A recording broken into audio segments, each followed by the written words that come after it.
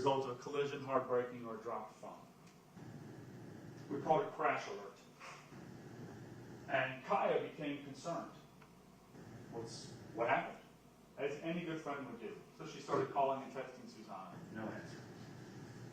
And what she realized when she looked at the Life 360 was that Susanna was no longer traveling down Singleton Road towards her home.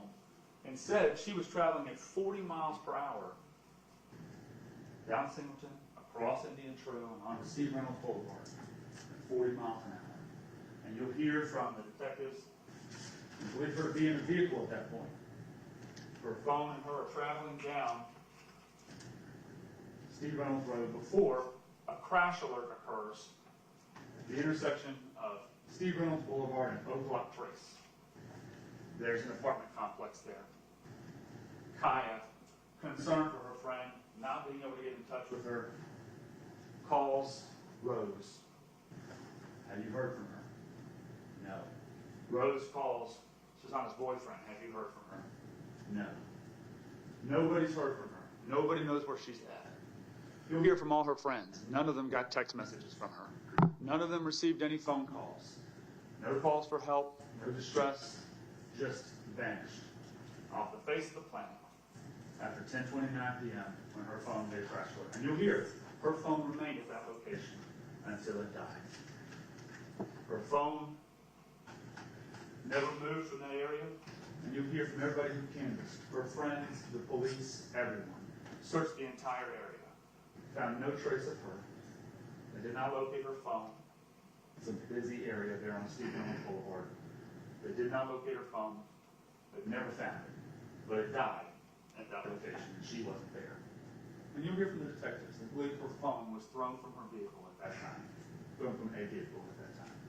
She did not drive. She didn't have a vehicle. She wasn't driving. She was in somebody else's vehicle. And we're going to argue to you, and you see evidence, that it was the defendant's vehicle. At that point, she was in his vehicle, and her phone got thrown out of her vehicle. 16-year-old high school girl, and her phone is separated from her and stays there until it dies. That area right there on Oak Block Trace looks just like that. There are some townhomes there, Steve Reynolds Boulevard, and you'll hear from her friends who looked through the whole apartment complex. Found no trace of her. Through all the roads, the woods, the rivers, the creek beds, everywhere, nothing. You'll hear from the police. There was no crash that night. No reported crash of any kind that occurred that night.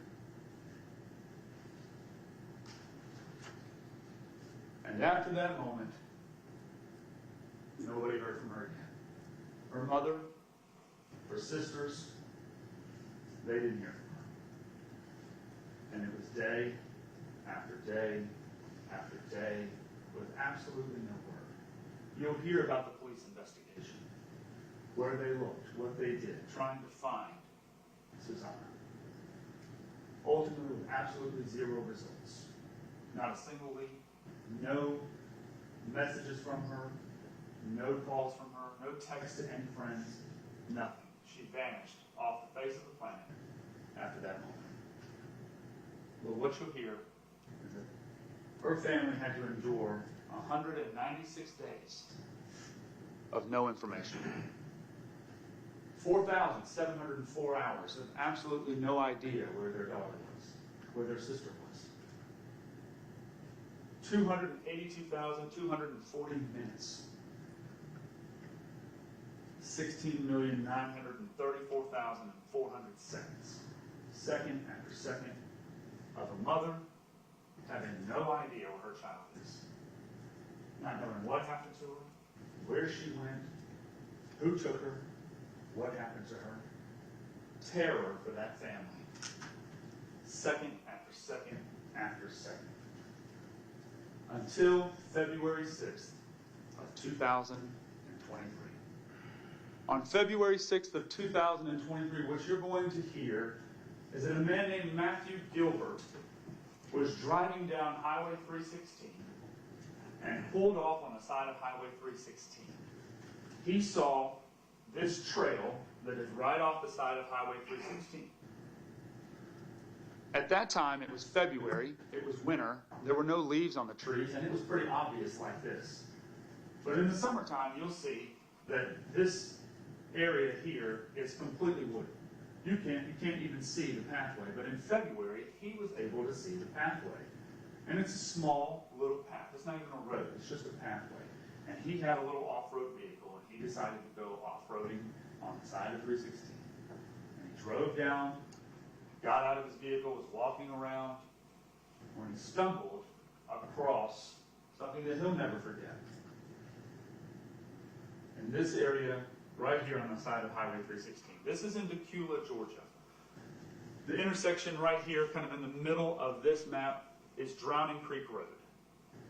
To the right is towards Athens, and towards the left is back towards Lawrenceville. But in the middle of the woods, on that day, Mr. Gilbert stumbled across human remains. And at that moment, he stopped. You'll hear from him. He'll tell you what he found. And he called the police. I found a human remains in the woods. It's unusual to find human remains in the woods. And he called the police, and the police showed up, and they started to investigate. The medical examiner came out. Crime scene specialist came out. Detectives came out. And they started looking into who could this possibly be. And you're going to hear that very quickly they identified these remains as that of Susana Morales. You're going to hear from the medical examiner, compared to dental records. You're going to hear that right there with these remains, or skeletal remains, they found her fingernails, still with the black nail polish she had painted on them. She had hair that was dark on the top, with blonde hair on the bottom. They found her hair still there. But what you're going to hear is that they found nothing else. They found no flesh, no tissue. She was completely skeletal. There was no forensic evidence to really pull from it because it had been 196 days since she went missing. She wasn't buried. Her body was dumped there in the woods. And you're going to hear very importantly that she was naked. Her body was left there in the woods, completely naked. They found absolutely not one shred of any fiber, any clothing, any socks, any pants, any shirt, any undergarments, anything. Her body was dumped naked in the woods. What is significant, the medical examiner who's responsible for performing autopsies conducted what she could of an autopsy on the remains of Susanna and found no cause of death. What does that mean? There was no obvious signs of trauma to her skeleton. Right? There was no obvious bullet wound because there's no flesh. There's nothing to look at. She just was able to look at the bones, didn't see anything on the bones that said it was a gunshot or broken bones. They found almost all of her skeleton. They found somewhere between 95 and 100% of her skeleton. There were a few bones missing. One including the hyoid bone, which is in your neck. It can be evidence of strangulation. You're going to hear from the medical examiner about how she performed the autopsy. And at the end, you're going to hear that she could not conclude an obvious cause of death for Susana Morales. And that is going to be a significant issue that the defense is going to argue to you. That you cannot find Mr. Bryant guilty of murder because there is no cause of death. I think at the end of the case, you'll be convinced differently. We're going to talk about that in a minute. But once the police identified her remains, they began an investigation. How did she end up here? What you'll hear is that nobody believed that she walked herself out into the woods naked and died there, but that it was at the hands of somebody else. That it was criminal, that it was homicide, that it was murder. And they began to investigate who is responsible. The very first piece of evidence was found the next day, February 7th of 2023, when the Gwinnett County Police Department, which will hear is that night, they found her body very late in the day, and it became dark very quickly in February. So they secured the scene, they collected what they could, left police officers there to secure the scene, and came back the next morning to continue searching. And the next morning, they located this. This is a Glock 19 9mm handgun, and underneath the barrel is an attached flashlight on this weapon. And when they found this weapon very, very close to Susana's body, they became immediately suspicious.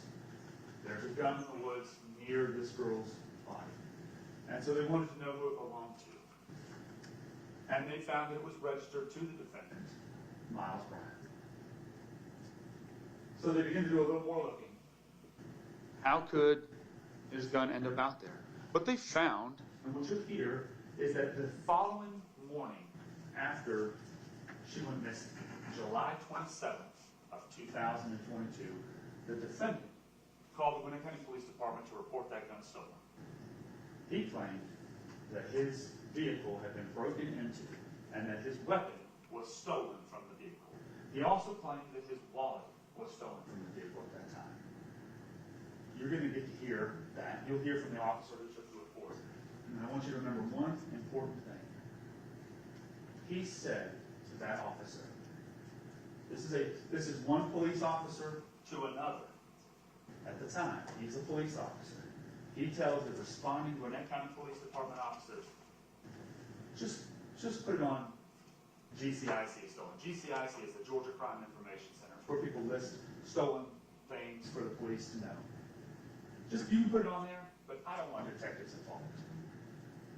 I don't want detectives involved. You don't need to worry about that. To an officer. You'll hear from that officer, Officer Merkley. Let me tell you, that was very unusual, especially for a police officer to not want his gun found when it could be picked up and used by somebody else or stolen and used in some other crime, to not want detectives involved in finding it. You're going to hear about cellular tower mapping. You'll hear from Detective Carter. She's going to be the last witness to testify. She's going to talk to you about a lot of different things. But one of the things that she's going to talk to you about is that in her investigation, once they found his gun had been stolen, they thought, well, maybe whoever stole his gun kidnapped her and murdered her. And it's reasonable. He lives in the apartment complex where she disappeared from, and he reported his gun stolen the next morning. That would have been a reasonable thought to have. So they continued to investigate and obtained the defendant's cellular phone records. He has two phones. One is a personal phone. The other one is a work phone that is issued by the city of Doraville for his police business. And what you'll see, you'll hear from an expert in cellular tower mapping, Investigator Wilbanks, who will tell you and show you his mapping. This is not his mapping, but he will show you that the defendant's personal phone was located in the woods right next to Susanna's body within 2 hours of her disappearance. Not just that, the defendant's work phone was also located in the woods right after Susanna's disappearance. This location is over 22 miles from the defendant's home and from where Susanna lived. In the middle of the woods in Tequila, Georgia. Nowhere near Norcross. And you'll hear from approximately 12:45 a.m. on the morning of July 27th all the way through 2 a.m. The defendant is right there. He'll give an interview that you'll hear over 3 hours to the police where he discusses this. But his phone has placed him right next to Susanna's body the night she went missing, within a few hours. Putting both him with Susanna and his gun in the woods the night she went missing. It was at that point the police realized that he was not telling the truth about the stolen gun report, because he was right where his gun went missing. And what were the chances that some random person stole his gun and kidnapped the individual, Miss Morales, who disappeared from his apartment complex where he was at, and then he ends up in the exact same location as both her body and the gun? At that point, they significantly suspected him. Ultimately, the defendant is charged with malice murder. That is the count of malice murder. What does it mean? It means he caused the death of Susana Morales with malice in an unknown manner.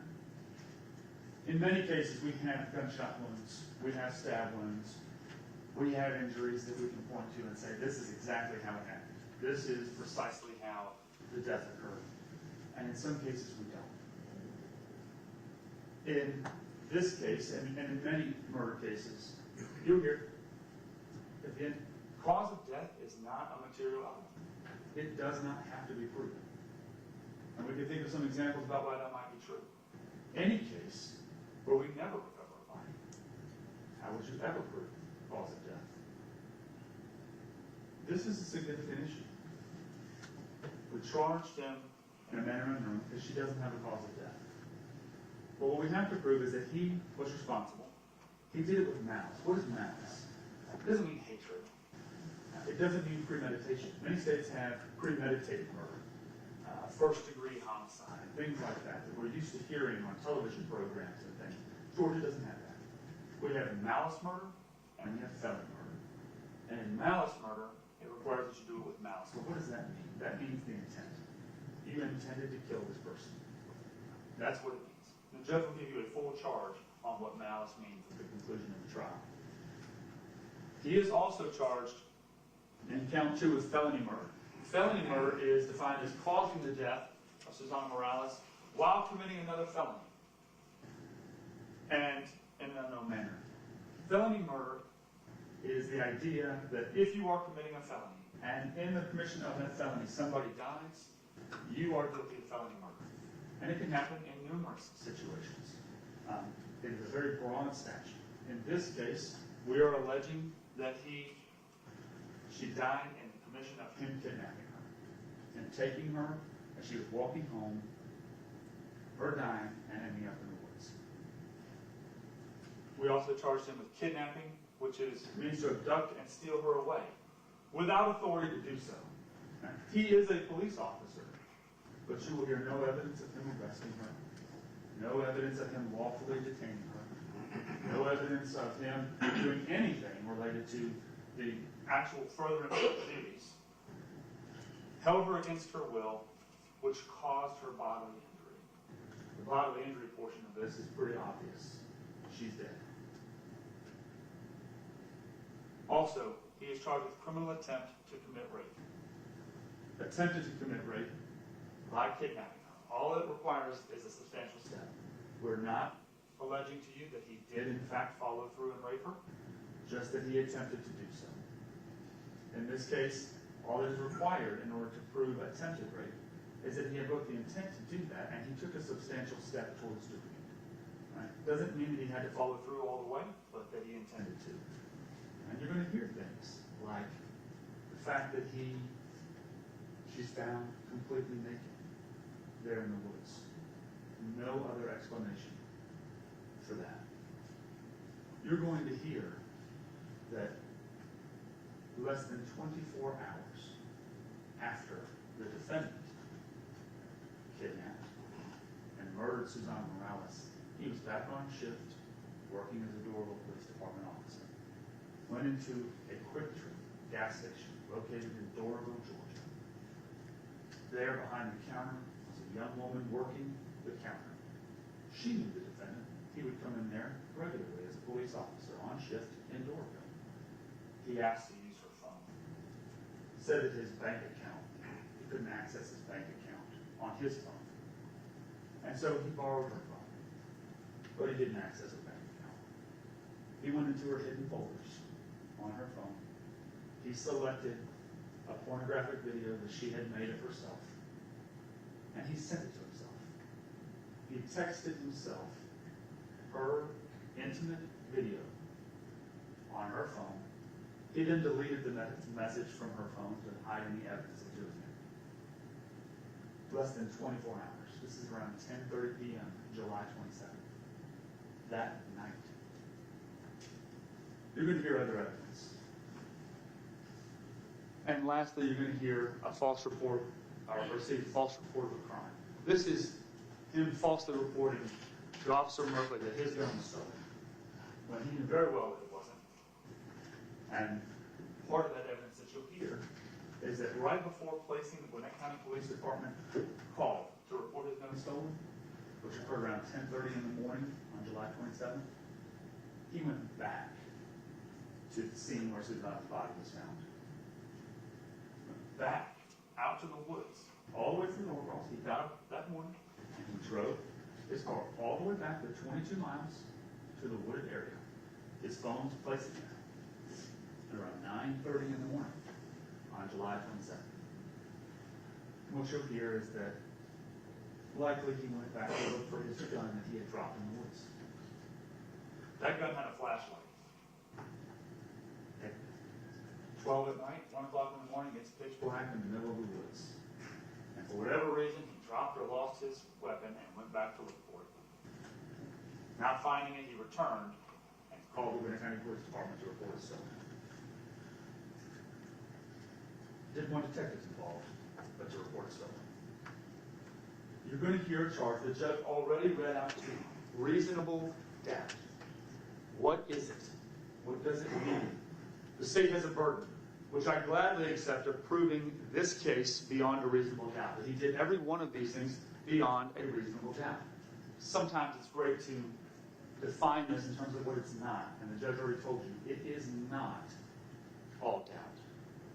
It is not to a mathematical certainty. It is reasonable doubt. Right? The judge used a word that I think embodies this concept the best. It's common sense. You all come in with common sense. You all have common sense. And you are being asked to use your common sense about what happened in this case. When you view the evidence, to use your common sense about what occurred in this case. I'm certain that you will hear arguments that, well, we just don't know how she died. We don't know the cause of death, so you can't say that it's murder. But when you look at all of the evidence at the conclusion of the case, when you see all of the evidence and everything that happened, I'm going to ask you to use your common sense and conclude that he did these things. And when we talk about another concept, direct evidence and circumstantial evidence. Your Honor, I hate to interrupt, but at this point he's explaining the law, which I do not think is proper in opening. Opening is to tell the jury what you expect the evidence to show.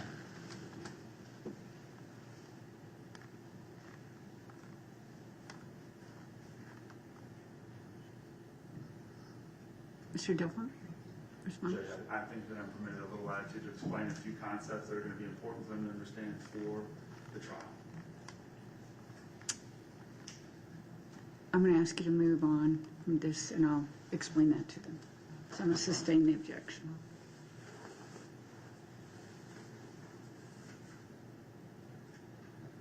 What happened to Susana? You are going to be faced with that question. You are going to have to battle amongst yourselves about what happened to her and what proof is there of it. Could it have been an accident? Could she have taken something and overdosed on something and died? Could there be some other explanation for what happened? Well, you don't have to wonder. You're going to hear the defendant tell you. You're going to get to watch over 3 hours of him telling you that he's never seen her before. He's never even laid eyes on her before.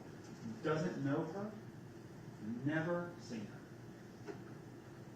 You're going to hear that he had absolutely nothing to do with it. You're going to say, I had nothing to do with it whatsoever. I don't know her. I've never seen her. I have nothing to do with it. And it's just a complete coincidence that his phones are there at the scene with her, that his gun is found at the scene. This is what you're going to hear from his own mouth. And then you're going to hear that Detective Carter asked him repeatedly, was it an accident? Did she fall and hit her head? No. I don't have anything to do with this. She didn't. Was it an overdose? Did she take something? No. It wasn't any of those things. It wasn't any accident. It wasn't anything. That's what you're going to hear from his own mouth. On February 13th of 2023, when he was interviewed by the police. And you're going to consider that he has told the police and everybody that there is absolutely no other explanation. He didn't do any of this, and none of this was an accident, it wasn't an overdose, and nothing else happened to her. And you're ultimately going to hear that his lies, repeated lie after lie after lie after lie, for 3.5 hours of having nothing to do with this. But the truth will come out. You will see what the truth is. And my job is to convince you beyond reasonable doubt that everything he said to you in that interview is a lie. I love this quote. There is nothing hidden that will not be disclosed, and nothing concealed that will not be known or brought out into the open. I expect in this trial that you are going to try and be convinced that something else happened to Susanna. This was an accident, that it was not intentional, he did not do it. Or that if he was involved in it some way, that it was an overdose, because she liked to smoke marijuana. Many of you will hear that one time in her past, she had tried what she called acid. Months before, one time, from her friends. They'll tell you that. I'm about to call them. You'll hear them say it. Maybe you'll be trying to convince that this is something, some accident. And of course, the medical examiner might have been able to give you a much better explanation about any of the things that happened to her if her body had ever been located before 196 days, before her flesh was gone, before all evidence was gone. But I'm going to argue to you at the end of this case that the defendant doesn't get to escape justice because he's good at committing a crime. Because he's good at covering his tracks. He doesn't get to escape justice. And in conclusion, I'm going to ask you to come back and find the defendant guilty of malice murder, guilty of felony murder, guilty of kidnapping, guilty of criminal attempt to commit rape, and guilty of false report of a crime. Does the defense wish to make an opening statement? Yes. All right, Ms. Drake. Good morning, ladies and gentlemen. Still morning. Always have to double check. As the judge has told you, what is said in opening is not evidence. But I want to point out a couple of things. Every death is not a homicide. Every homicide is not malice murder, and it's not felony murder. Now, the state said that I'm going to come up here and try to make all sorts of excuses. I'm not. At the conclusion of this trial, I'm going to come up and tell you, hold this man guilty for what he did during this time. Hold him guilty and responsible for the death of Susanna Morales, but it doesn't fall in any of those categories.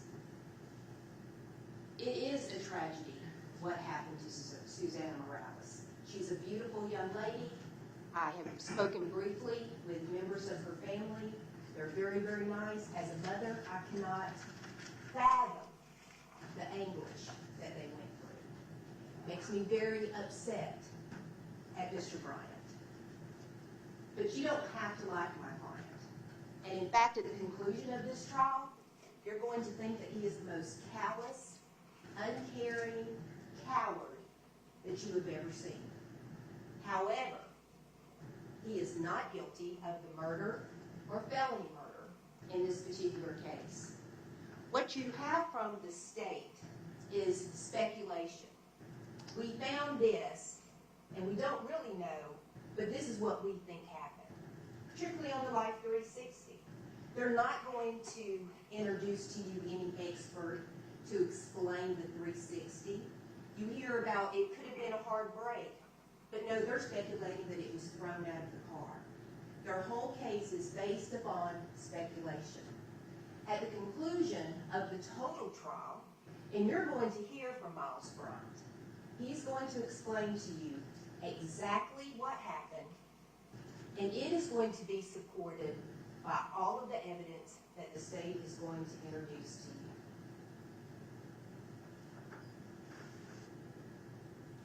They could have done some more testing to possibly determine a cause of death.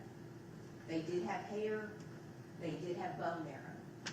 They did not test any of those. You're not going to hear any evidence. You're not going to hear any evidence that she did not willingly get into his vehicle, or even that that was the only vehicle that she got into that evening. No evidence whatsoever. You saw in his presentation a video of her walking down the road. There's not going to be any video from any of the surrounding businesses to show how, the manner that she got into the vehicle. There's not going to be any evidence of an intent to rape. That simply did not happen. At the end of this case, you're going to know the full truth. Why Mr. Miles lied to the police, and why he reported his gun stolen. And that is not going to be an issue for you. We will concede that at this point. He did make a false report of his gun being stolen. His gun was not stolen. And he's going to explain to you his thinking and why he made that report. At the conclusion, you're going to see that the state's case is based upon outrage, which is warranted, but speculation. You're going to have the actual truth that is supported by all of the evidence. And I can promise you, you are going to hate that young man sitting there. But at the conclusion of this trial, as he's going to come back and ask you to return a verdict of guilty, I'm going to come back up here and tell you it is fine to hate Miles Bryant. You can hate him all you want.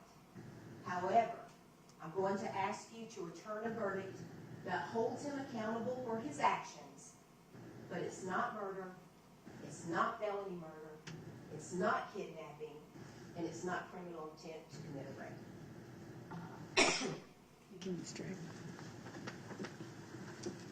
State ready to proceed with its first witness? We are. Okay. State's going to be called Guadalupe Manzanares.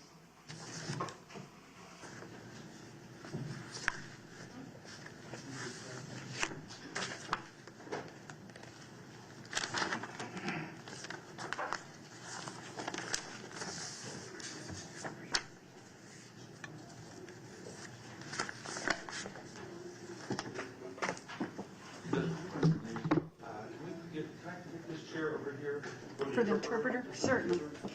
And let me swear the interpreter in.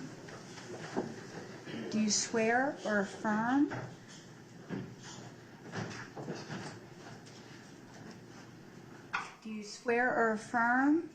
that you will interpret from English to Spanish and Spanish to English to the best of your ability?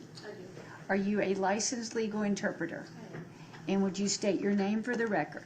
Sandra Gomez. Okay. You'll come right up here, ma'am. Thank you.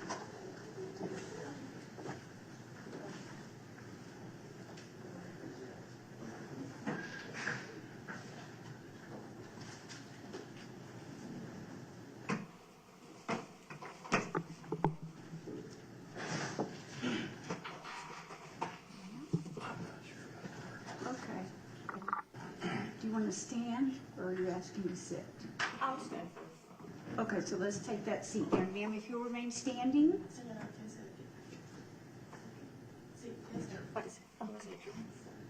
you'll turn and face me. Raise your right hand. Su mano derecha.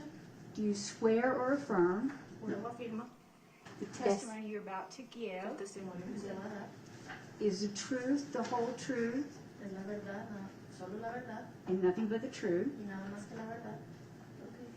If so, say I swear. Si así lo juro, diga, así lo juro. Así lo juro. I do swear. Thank you. Please be seated.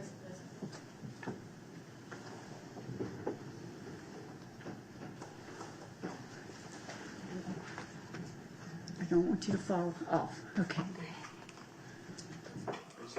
I am. Good morning, how are you? Buenos Good, días, thank ¿cómo you. está? Okay. All right, now, Hold on, ma'am. You may understand some English. ¿Usted entiende algo de inglés? I do not want you to answer or listen in English because we're making a record. And it's very important that you wait until the translator interprets from Spanish to English, from English to Spanish.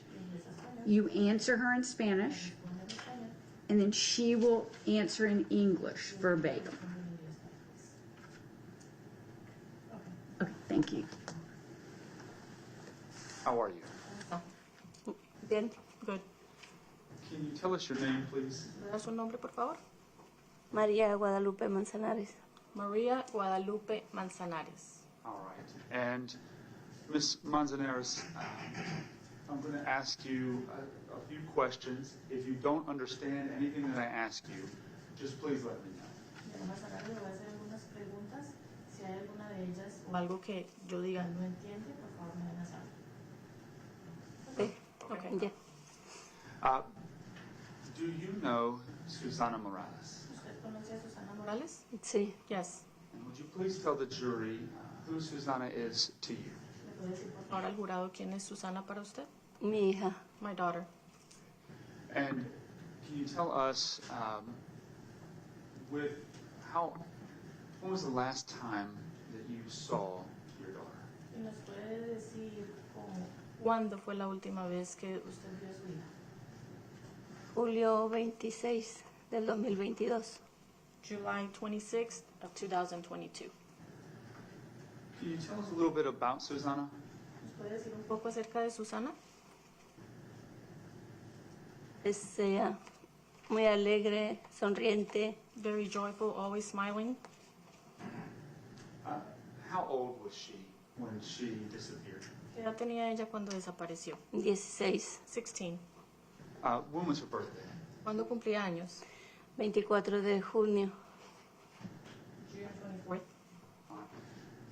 And can you tell us about where approximately you lived at? ¿Nos puede decir dónde aproximadamente vivía usted? Santa Ana Drive, Norcross, Georgia. Santa Ana Drive, Norcross, Georgia. Now, who lived there with you back in July of 2022? ¿Quién vivía con usted ahí en julio del 2022? Solo yo, ella y mi esposo. Just me, her, and my husband. When you say her, do you mean Susana? ¿Significa Susana? Sí, mi hija. Yes, my daughter. Sa- Do you have any other children? ¿Tiene más hijos? Sí, Yes. Who are they? ¿Quiénes son? Julissa y Jasmine. Julissa and Jasmine. How old is Julissa? ¿La tiene Julissa? 27. 27. And does she live nearby to you? ¿Ella vive cerca a usted? Como 20 minutos. About 20 minutes. And what about Jasmine? How old is she? ¿Y Jasmine qué edad tiene? Cumplió 21. She just turned 21. And does she live nearby to you? ¿Ella vive cerca a usted? Como 15 minutos. About 15 minutes. Where was, at the time in July of 2022, where was Susana going to school? En ese tiempo, en julio del 2022, ¿a qué escuela asistía Susana? La Meadow Creek High School. La Meadow Creek High School. Do you remember what grade she's in? ¿Recuerdan qué año cursaba? En el 10. 10th. 10th grade. I want to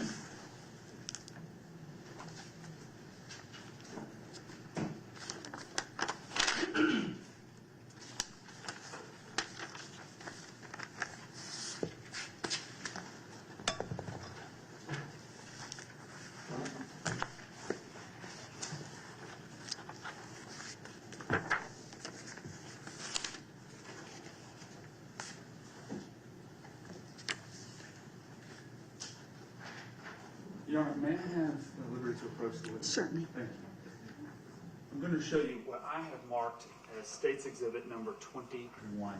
Do you recognize this? Le voy a mostrar lo que he marcado como evidencia del estado número 21. ¿Usted reconoce esto? Sí. Yes. And what is it? ¿Qué es? Es la foto de sus 15. It's her quinceañera's picture. Is this Susanna's quinceañera? Ya. ¿Es la quinceañera de Susana? Ujú. Okay. Is this an accurate photograph of her quinceañera? ¿Es una foto verdadera de ella? Sí. Yes. Judge, I'd move to admit State's Exhibit number 21 and request Pues, permission to publish. Okay, State's Exhibit 21 is admitted with no objection, and yes, you may publish.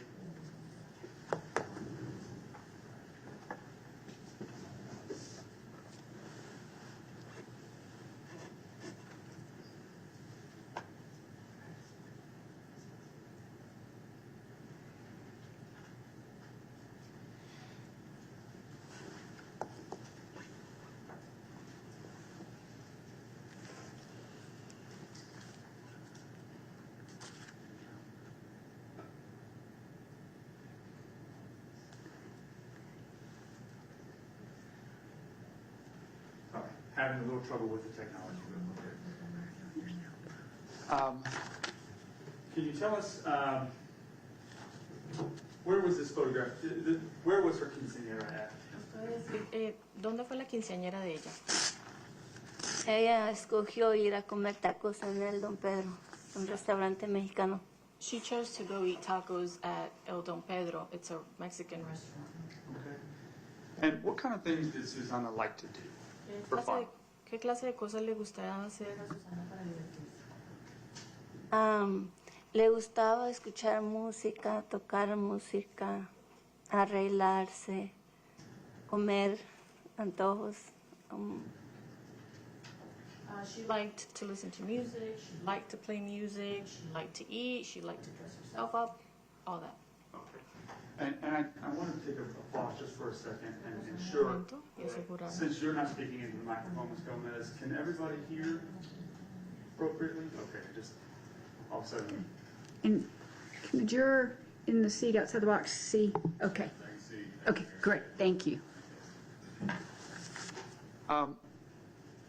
She liked to play music. What kind of music did she play? Le gustaba tocar música. ¿Qué clase de música le gustaba Le tocar? gustaba el piano y la guitarra. She liked the piano and the guitar. Did she sing? ¿Cantaba? Sí. Yes. Did she ever record videos, things like that? ¿Alguna vez grababa videos, cosas así? Solamente cuando estaba tocando piano. Una vez le grabó un video nomás, cuando estaba tocando guitarra. Only when she played the piano, and only one video was recorded when she played the guitar. Okay. How was your relationship with Susanna? ¿Cómo era su relación con Susana? Buena. Good. Would Susanna go and ever hang out with her friends? ¿Susana en algún momento iba y pasaba tiempo con las amigas? Sí. Yes. And tell us a little bit about her friends. Who was in her friend group? Díganos un poco acerca de las amigas de ellas. ¿Quién estaba en el grupo de ellas? La más cercana era Esmeralda y Kaya. The closest ones were Esmeralda and Kaya. And how often would she, if you know, how often would she see those friends? ¿Qué tan seguido, si usted sabe, qué tan seguido ella visitaba a esas amigas? A veces, 2 veces por semana, a veces casi siempre estaban. Cuando Esmeralda a veces no estaba en mi casa, estaba en la casa de ella. Pero casi siempre se visitaba. Usually 2 times a week, but sometimes if Esmeralda was not at our house, she was at her house, but they would always visit each other. Did Susanna have a phone? ¿Susana tiene celular? Sí. Yes. How much time did she spend on her phone? ¿Cuánto tiempo pasaba en el celular? A veces bastante, pero a ella le gustaba mucho leer. Sometimes a lot, but she liked to read a lot. Okay. And it seems like a lot of teenagers seem to be attached to their phones and carry their phones all the time, everywhere. Was Susanna like that? Parece que muchos de los jóvenes ahora están muy apegados a su celular y llevan su celular a todas partes. ¿Susana era así? Sí. Yes. Did you ever see her without her phone? ¿En algún momento la vio sin el celular? A veces cuando estaba tocando guitarra o estaba leyendo. Yes, sometimes when she was playing her guitar or reading. Okay. So if something else was in her hands and she couldn't have the phone, would she put it down? Entonces, Yeah. si tenía otra cosa Sí. en sus manos, ponía el celular a un lado. Sí, Yes. Did Susanna work? ¿Susana trabajaba? sí. Yes. And can you tell us a little bit about what she did for work? ¿Puede decir un poco acerca de qué hacía ella para el trabajo?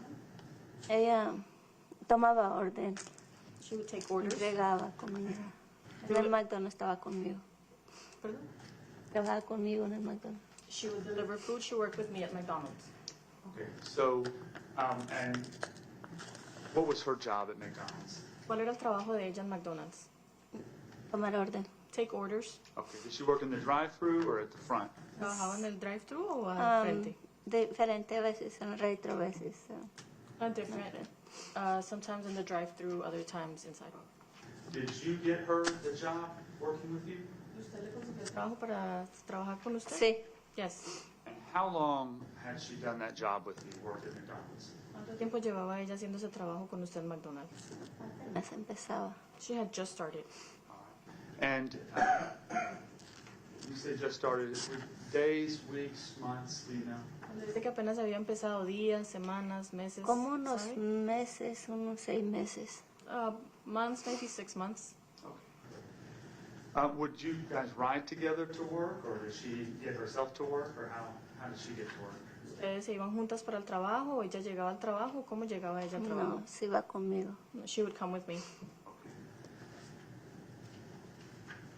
Did you know any of Susanna's friends named Kelly or Alyssa? ¿Usted conoció alguna de las amigas de Susana que se llamaban Kelly o Alisa? No las conozco. A Kelly la había visto un par de veces, pero a Lisa no. I didn't. Kelly I saw a few times, but Alisa no. Okay. And so, did you had met Kelly before? ¿Usted había conocido a Kelly anteriormente? Sí. Yes. And did Susanna spend time with or hang out with Kelly? ¿Susana pasaba tiempo o se juntaba con Kelly? No. No. And do you know why that was? ¿Sabe por qué era eso? Yo no la dejaba. I wouldn't allow her to. Why wouldn't you allow her to? ¿Por qué no le se lo permitía?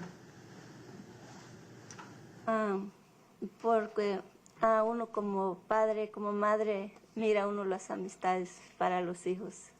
Because as a parent or as a mother, you see what type of friends you want for your children. Okay. Did you not approve of her friendship with Kelly? ¿Usted no aprobaba de la amistad entre ella y Kelly? No mucho. Not very much. And did you ever allow her? Let me strike that and ask it a different way. Did you tell her she could not go out and hang out with Kelly? ¿Usted le dijo que ella no podía salir y pasar tiempo con Kelly? Solo le dije una vez que no me gustaba. I only told her once that I didn't like her. Y ya nunca me dijo que iba para allá. And then she never told me she was going to head that way. On the night that this happened? ¿La noche que eso sucedió? No, ella nunca me dijo. Ella dijo que iba con Esmeralda. No, she never said it to me. She said she was going to Esmeralda's. Okay, so I want to talk to you about that night, July 26th. Can you tell the jury about that whole day? What was going on that day, earlier in the day? Quiero hablar con usted un poco acerca de ese día, del 26 de julio. ¿Le puede decir al jurado qué sucedió durante todo ese día? Durante el día estuvimos juntas trabajando. During the day we were together working. Cuando llegamos del trabajo como a las 4, When we arrived home around 4, ella se metió a bañar, yo me metí a cocinar ese día. she went to take a shower and I went to cook. Yo hice pescado ese día y That day I cooked fish. ella me dice que no quería pescado, que su amiga Esme la había invitado a comer alitas a su casa. She told me she did not want fish. She told me that her friend Esmeralda had invited her to her house to eat wings. And how far from your house is Esmeralda's house? ¿Qué tan lejos está su casa de la casa de Esmeralda? Como 6 minutos. About 6 minutes. Is it 6 minutes if you're walking or driving? Caminando. 6 minutos y va caminando o manejando. Caminando. Walking. All right. And when Susanna told you that she wanted to go to Esmeralda's house, did you let her do that? Susana le dijo que quería ir a la casa de Esmeralda. ¿Usted se lo permitió? Sí. Yes. And how did, approximately what time did Susanna leave to go to Esmeralda's house? ¿Aproximadamente a qué hora salió Susana para ir a la casa de Esmeralda? A las 6. At 6. And did she walk? Did she drive? Did somebody pick her up? Ella manejó, caminó, ¿alguien la recogió? Caminó. She walked. Did you see her leave? ¿Usted vio cuando ella se fue? Sí. Yes. And I can hear you whenever you say that, but you have to make sure you speak out loud so that the court reporter can take everything down. Okay. Was that moment as she walked away from your house, was that the last time that you ever saw your daughter? Ese momento, a medida que ella salía de su casa caminando, ¿fue la última vez que usted vio a su hija? Sí. Yes. Can you tell the jury what happened throughout the night? ¿Le puede decir al jurado qué pasó durante la noche?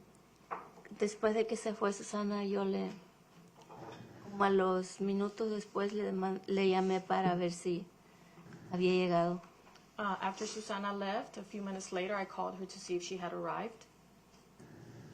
And No contestó, le mandé un texto para preguntarle y me dijo que sí, que está. Since she did not answer, I texted her and she replied yes, that she had arrived. what time, if you remember, did you call or text her? ¿A qué hora, si recuerda, la llamó o le mandó el mensaje? Pues luego, después de que después de unos 10 minutos pensando, tanteando la distancia que ya llegó ya. It was after about 10 minutes. I was calculating the distance that she had to walk. After she responded and texted you back, did you try to contact her again at any point that night? Después de que ella le respondió, esa noche, ¿usted trató de contactarse con ella después de eso, en algún otro momento? Sí, como a las 9:40 le llamé para ir por ella. Yes, around 9:40 I called her so I could pick her up. Around 9:40 you called her, is that what you said? Alrededor de las 9:40 ¿usted la llamó?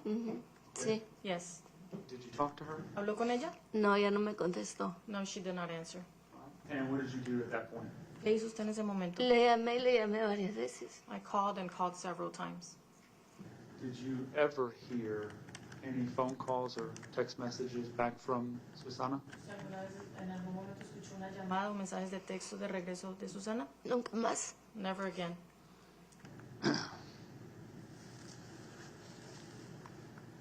When you tell the jury what was going through your mind once you weren't hearing back from Susana.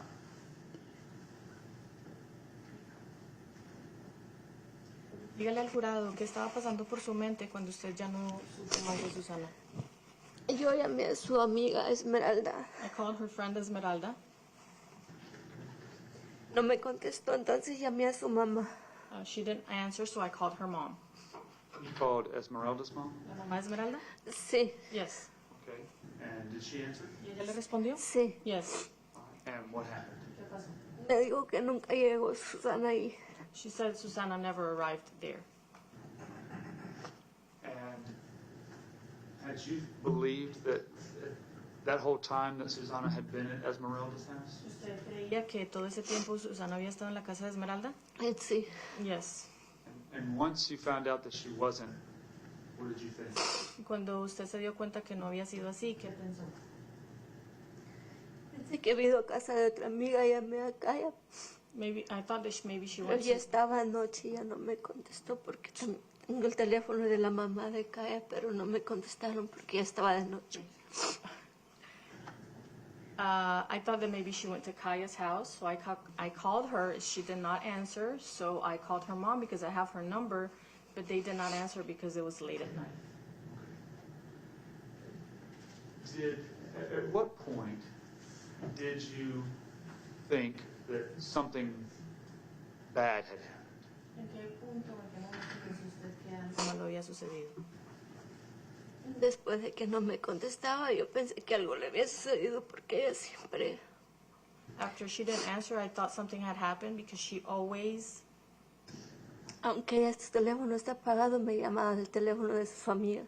even if her phone was off, she would call me from her friends' phones. And you received no phone calls or text messages from her? Usted no recibió ni llamadas ni mensajes de texto de ella. Nada. Nothing. After you tried talking to Kaya, and you tried calling and she didn't answer, what did you do?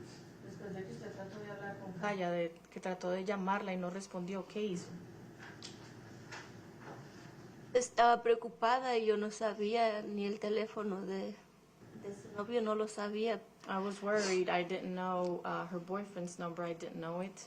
Pero esa misma noche Esmeralda me dio el teléfono de él, le llamé, pero tampoco sabía de él. But that same night, Esmeralda gave me his number, and I called him, but he did not know anything. Okay. So, after talking to Esmeralda, you contacted Susanna's boyfriend? Entonces, después de hablar con Esmeralda, ¿usted contactó el novio de Susana? Sí. Yes. And he said he didn't know where she was? ¿Y él le dijo que no sabía dónde estaba ella? Sí, él dijo que no sabía. Yes, he said he did not know. And that whole night, did you receive any information about where Susanna had gone? Durante esa noche, ¿usted recibió alguna información acerca de dónde había ido Susana? No. No. Did you, that night, after she didn't come home, did you go look for her? Esa noche, después de que ella no regresó a casa, ¿usted fue a buscarla? Yo fui, pero ya estaba anoche, no. Ya fui como a las 6 de la mañana, el segundo día, a la casa de unas amigas de ella del trabajo. I did, but it was late at night, so I went the next morning around 6 a.m. I went to some of her friends from work to their house. Okay. That kind of all night long, did you sleep at all, or were you awake all night? Durante esa noche, ¿usted durmió? En No. algún momento estuvo despierta toda la noche. No pude dormir. I was not able to sleep. Before this, had Susanna ever not come home or not told you where she was? Antes de esto, ¿Susana en algún momento no había regresado a casa o nunca le había dicho dónde estaba? Nunca. Never. Sometimes teenagers don't get along with their parents and they argue. Did Susanna ever not come home because you two were arguing about things? ¿Susana en algún momento no regresó a casa porque ustedes dos estaban discutiendo acerca de cosas? No. No. Did she ever run away from home where you didn't know where she was at? ¿Ella en algún momento huyó de casa al punto de usted no saber dónde estaba ella? No. No. When she didn't call and she didn't text you that night and you didn't know where she was that out of character for her? Cuando usted no sabía dónde estaba ella, ya no la llamó ni le mandó un mensaje, ¿eso estaba fuera del carácter de ella? Ella que estuviera molesta o la regañara yo, siempre ella me contestaba o en texto o me contestaba. Every time, even if she was mad at me or if I would get on to her, she would always answer, or if I texted her, she would reply. Had Susanna ever been in trouble with you before? ¿Susana alguna vez ha estado en problemas con usted? No. No. Ella era una buena niña. Como todas niñas, a veces uno los regaña porque uno no quiere que salgan o algo se molestan. She was a good girl. You know, sometimes you would get onto them for anything, and like any other girl, she would get upset. And like any teenager, they don't always listen? Como cualquier otro joven, no siempre escuchan. Sí. Yes. What kinds of things would you do if Susanna got in trouble? Would you take her phone away from her? ¿Qué clase de cosas hacía usted si Susana se metía en problemas? ¿Usted le quitaba el teléfono? Sí, le quitaba el teléfono, la computadora y no la dejaba ir con sus amigas. Yes, I would take her phone away, her computer, and I would not allow her to go see her friends. And I assume, but I want to know from you, she didn't like that when you would do that, right? Y asumo, pero lo quiero escuchar por parte suya. A ella no le gustaba cuando usted hacía eso, ¿correcto? No. No. But even when you would take her phone away, take her computer away, or not let her go see friends, did she always let you know where she was at and talk to you and things like that? Inclusive cuando usted le quitaba el celular o el computador o no le permitía ir a ver a sus amigas, ella siempre le decía dónde estaba y cosas así. No salía porque pues estaba en la casa. She wouldn't go out because she was at home. I understand. Okay. At some point, did you decide to contact the police about Susanna not coming home? ¿En algún momento usted decidió contactar a la policía porque Susana no llegó a casa? Sí. Yes. And can you tell the jury just a little bit about when that happened? ¿Le puede decir al jurado un poquito acerca de cuándo sucedió eso? Llamamos a la policía, fue el día siguiente. That we called the police, it was the next day. Do you remember around what time? ¿Recuerda qué horas más o menos? Como las 9. Around 9 In the morning? de la mañana. Yes. Did the police come and talk to you? ¿La policía vino a hablar con usted? Sí. Yes. And when did the police do anything at that moment when they came out to look for her? ¿La policía hizo algo en ese momento cuando llegaron ahí? ¿Hicieron algo como buscarla?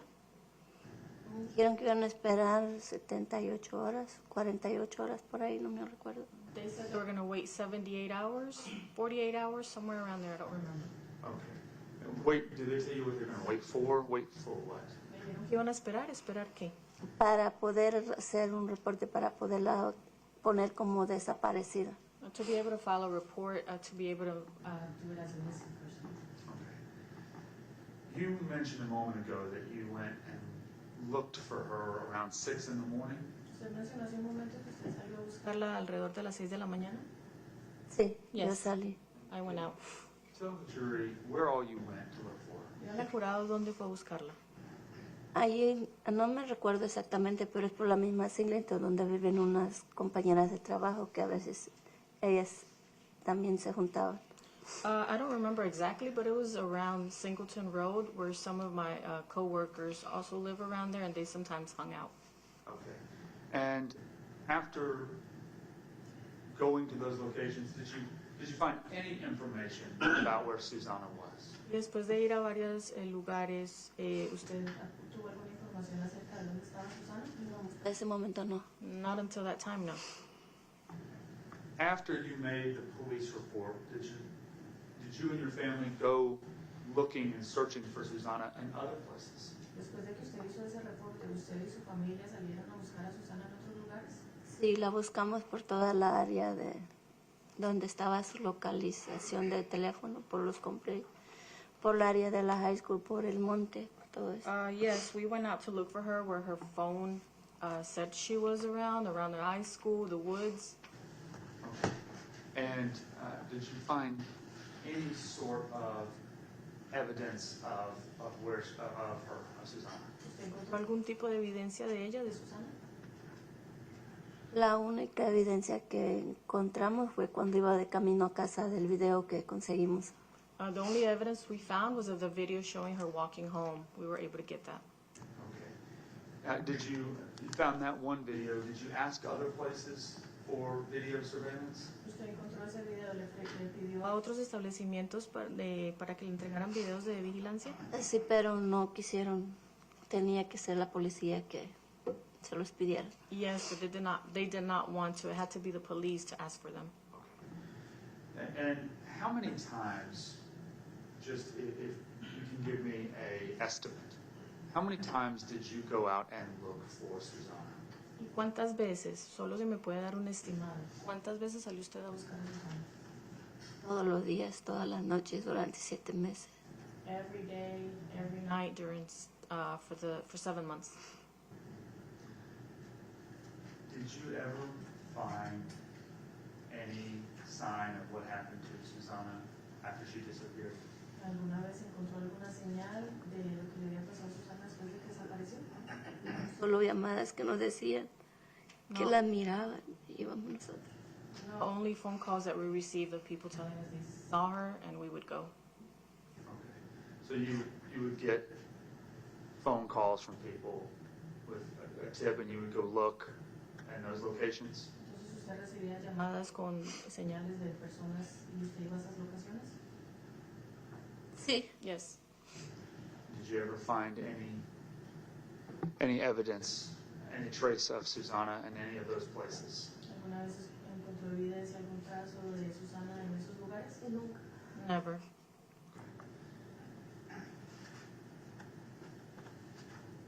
Prior to Susanna's disappearance, did you ever know that she would smoke marijuana? Antes de la desaparición de Susana, ¿usted tenía conocimiento de que ella fumaba marihuana? Sí, Yes. And how did you find out that she smoked marijuana? ¿Cómo se dio usted cuenta de que ella fumaba marihuana? porque me llamaron de la escuela. So I got a phone call from the school.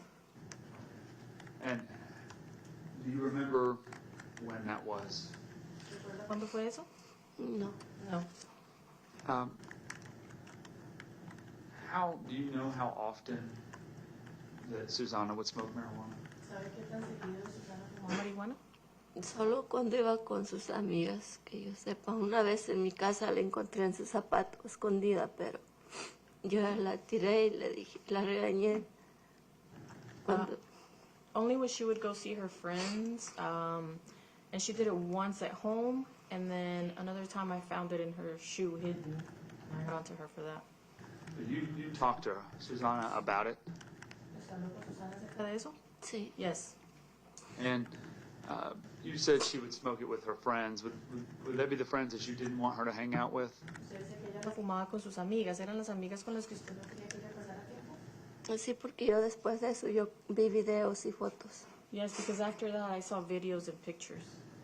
Okay. And did you ever hear Susanna tell you, or anybody hear Susanna tell you that she did anything else other than marijuana?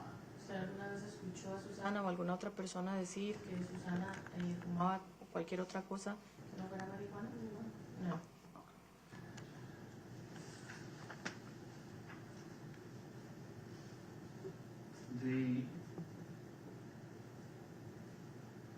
Did you continue to talk to the police department after Susanna disappeared? ¿Usted continuó hablando con el departamento de la policía después de que Susana desapareció? Sí, Yes. Who would you talk to from the police department? ¿Con quién hablaba usted ahí en el departamento de policía? con el sargento,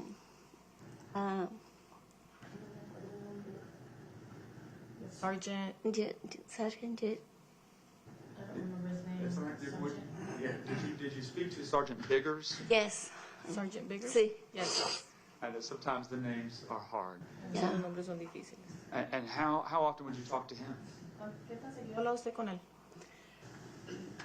a veces todos los días le mandaba mensajes, yo o Jasmine, porque yo no sé escribir en inglés. Almost every day I would send him text messages, either me or Jasmine, because I don't know how to write in English, A ver si sabía alguna noticia o algo. to see if he had any news or anything. And so from the time that Susanna was taken, how long was it until you heard anything about them finding her body? Desde el momento en que Susana fue llevada, ¿cuánto tiempo pasó hasta que usted supo que encontraron el cuerpo de ella? Entendí. I didn't understand. How long was it from when Susanna disappeared to when the police found her body? ¿Cuánto tiempo pasó desde el momento en que Susana desapareció hasta que la policía encontró su cuerpo? Casi 7 meses. Almost 7 months. When did you find out that the police located her? ¿Usted cuándo se dio cuenta de que la policía la había localizado? En febrero, no me acuerdo el día exacto, la fecha exacta. In February. I don't remember the day exactly or the exact date. And how did you find out? ¿Y cómo se dio cuenta? Fue la detective Angela, It was the el detective. sargento y otro. It was the detective Angelique, the sergeant, and someone else. So Detective Carter came and told you? El Carter vino y le dijo? Sí. Yes. What went through your mind at that moment when you heard? ¿Qué pasó por su mente en ese momento cuando escuchó? No quería eso. Yo no quería esa noticia. I did not want that those news. Yo la esperaba I was waiting for her, y la sigo esperando. and I'm still waiting for her.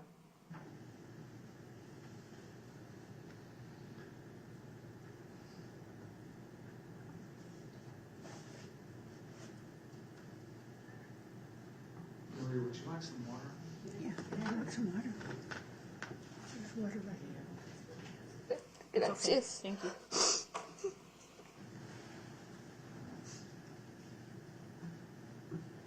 Can I ask you,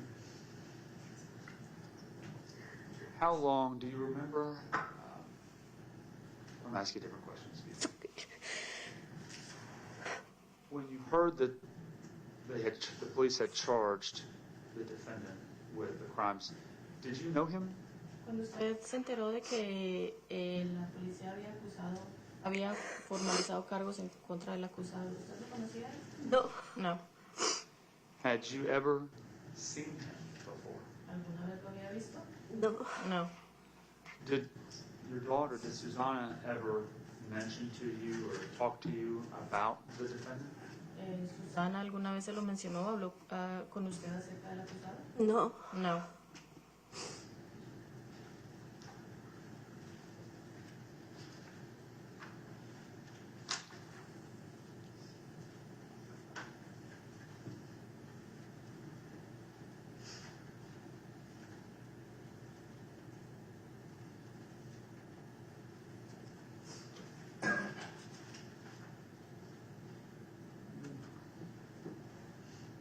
During the period of time before the police found Susanna, did you ever notice anybody outside of your home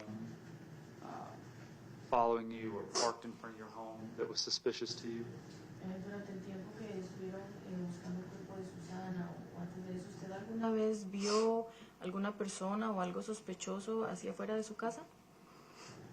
todo se me hacía sospechoso. Everything was suspicious. Were you keeping an eye out, looking for things that might be suspicious? ¿Usted mantenía pendiente de cualquier cosa que fuera sospechosa? Sí. Yes. Did you ever notice any black trucks parked in front of your home or around your home or following you? ¿Usted alguna vez notó camionetas negras estacionadas al frente de su casa, cerca de su casa o siguiéndola a usted? Siguiendo no, pero rondando a veces sí. Following me, no, but driving around, yes. Driving around where?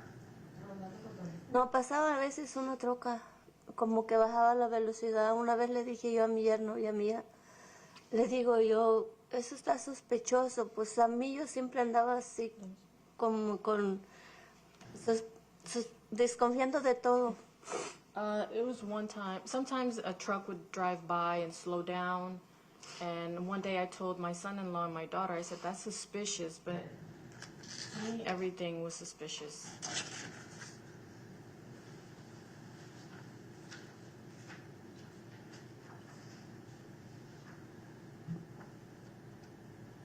Maria, at this point, I think those are all the questions I have for you.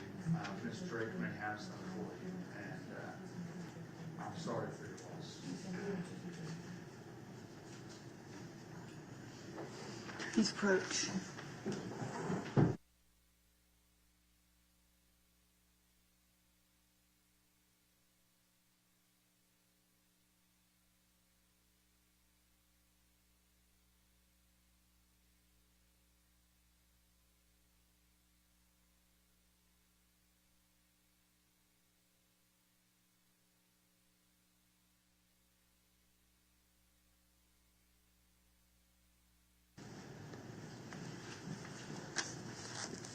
All right, ladies and gentlemen of the jury, at this time, we're going to take our lunch break. I am going to ask that you stay together, eat in the jury dining room, and Gwinnett County will pay for your lunch at the cafeteria. So we're going to take about an hour break.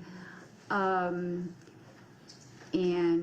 we will see you at about, hopefully we can get started at 1:10. Okay. Thank you.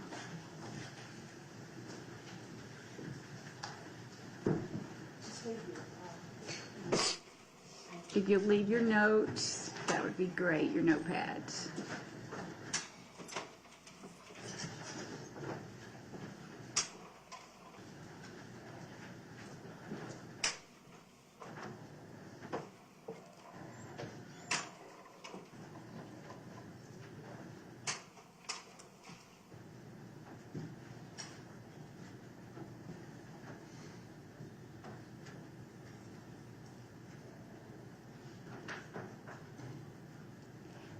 Ma'am, I'm going to ask that you don't, I'm going to ask that you don't speak to anyone about your testimony.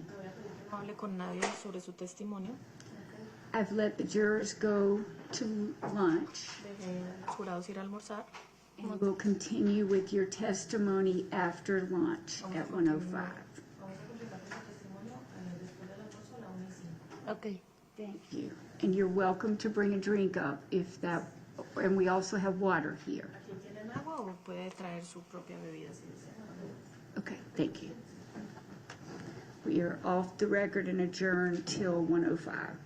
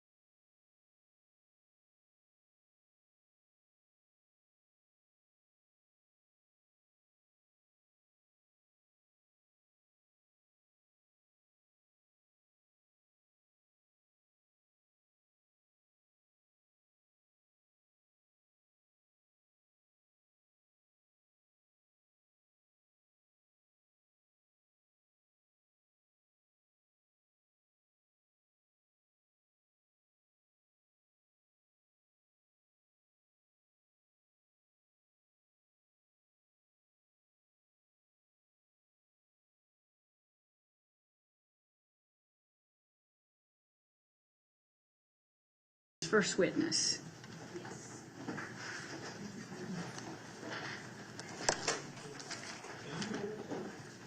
Judge, just for the record, Certainly. I don't think either of us announced it earlier, but we wanted to move us both to a little sequestration. Okay.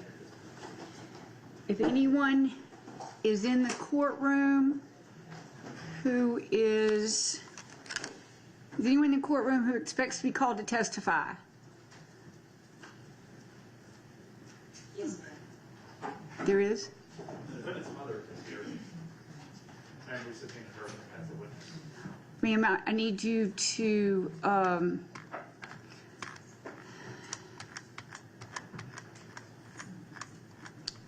just a second. Ma'am, you are required to remain outside the courtroom until you are called to testify. You're not to discuss with any other witnesses any testimony which you have given or will give in the trial of this matter. You're permitted to discuss your testimony with the attorneys or their investigators if you choose so. However, these conversations shall be outside the presence of the parties or any other witness in this case. Witnesses must not discuss among themselves at any location what their testimony was or will be. Witnesses shall follow these instructions until the evidence portion of the trial is concluded or you've been excused from further appearance. So, ma'am, I'm going to ask you to leave at this time.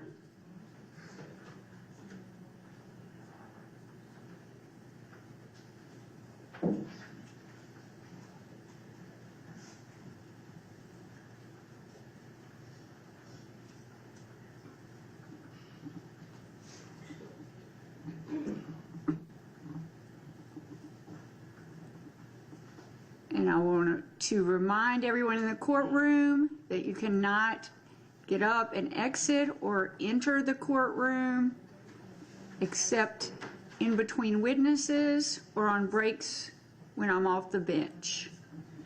That is because the constant slamming of the back doors, people in and out, distract the jury, and it could impair the defendant's right to a fair trial.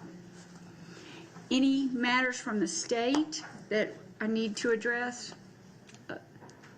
other than the rule of sequestration, which is now in effect? I don't think so, Judge. How about from the defense? No, ma'am. And would you prefer if I be seated when the jury comes in? It doesn't matter. It's okay. All right, Patty, if you can bring the jury in.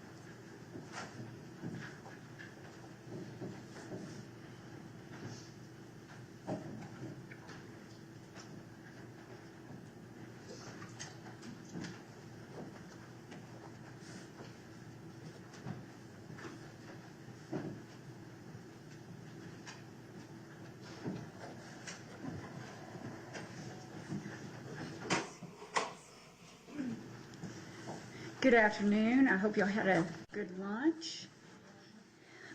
We had finished the state's first witness direct, and now the defense may have some cross. Yes, ma'am. Good afternoon, ma'am. Buenas tardes. Good afternoon. We haven't officially met. My name is Tracy Drake, No nos hemos conocido oficialmente. Mi nombre es Tracy Drake. and I am terribly sorry for your loss, and I appreciate you being here today. Terriblemente siento mucho su pérdida y aprecio mucho que usted esté aquí. I just have a couple of questions to ask you, Solo tengo unas cuantas preguntas para hacerle. and then you can leave. Ya se puede. You indicated that you did not approve of Kelly. Usted indicó que usted no aprobaba a Kelly. Why was that? ¿Por qué era eso? Como lo dije al principio, hay ciertas amistades que a uno como madre, como padre no les gustan a vuestros hijos. Like I said in the beginning, there's certain friendships that, as parents, we just don't like for our children. And you had communicated that to your daughter, that she was not to hang around her. ¿Y usted le había comunicado eso a su hija, de que no debía pasar tiempo con ella? Sí, Yes. When you called to make sure that she made it to Esmeralda's house, she texted you back, correct? Cuando usted llamó para asegurarse de que ella había llegado a la casa de Esmeralda, ella le mandó un mensaje de texto de regreso, ¿correcto? sí. Yes. And she also told you in that same text that her phone was dying and didn't have a lot of power left.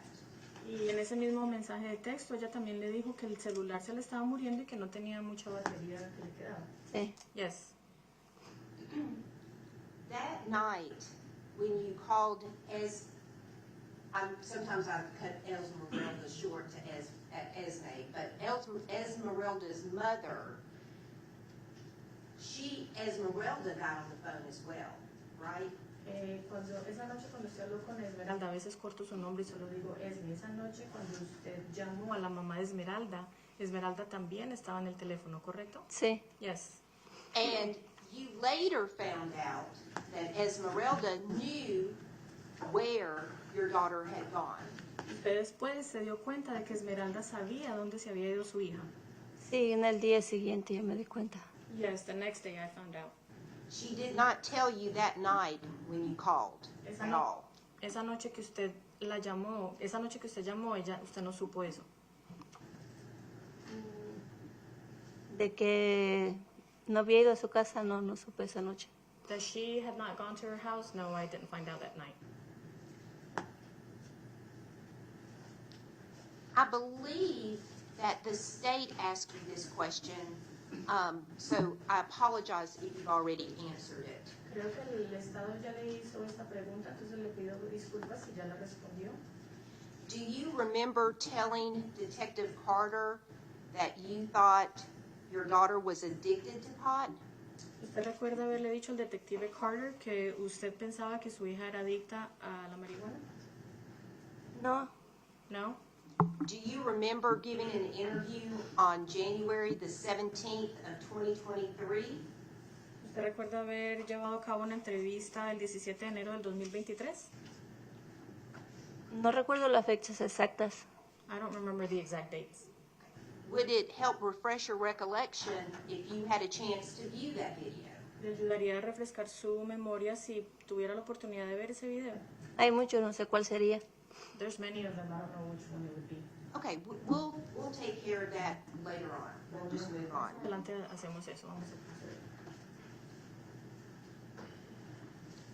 Did you or your daughter, to your knowledge, find Susanna's diary? ¿Usted o su hija, hasta donde usted sabe, encontraron el diario de Susana? Sí. Yes. Was that turned over to Detective Carter or another police officer? ¿Eso se le entregó al detective Carter o a otro oficial de la policía? No, No.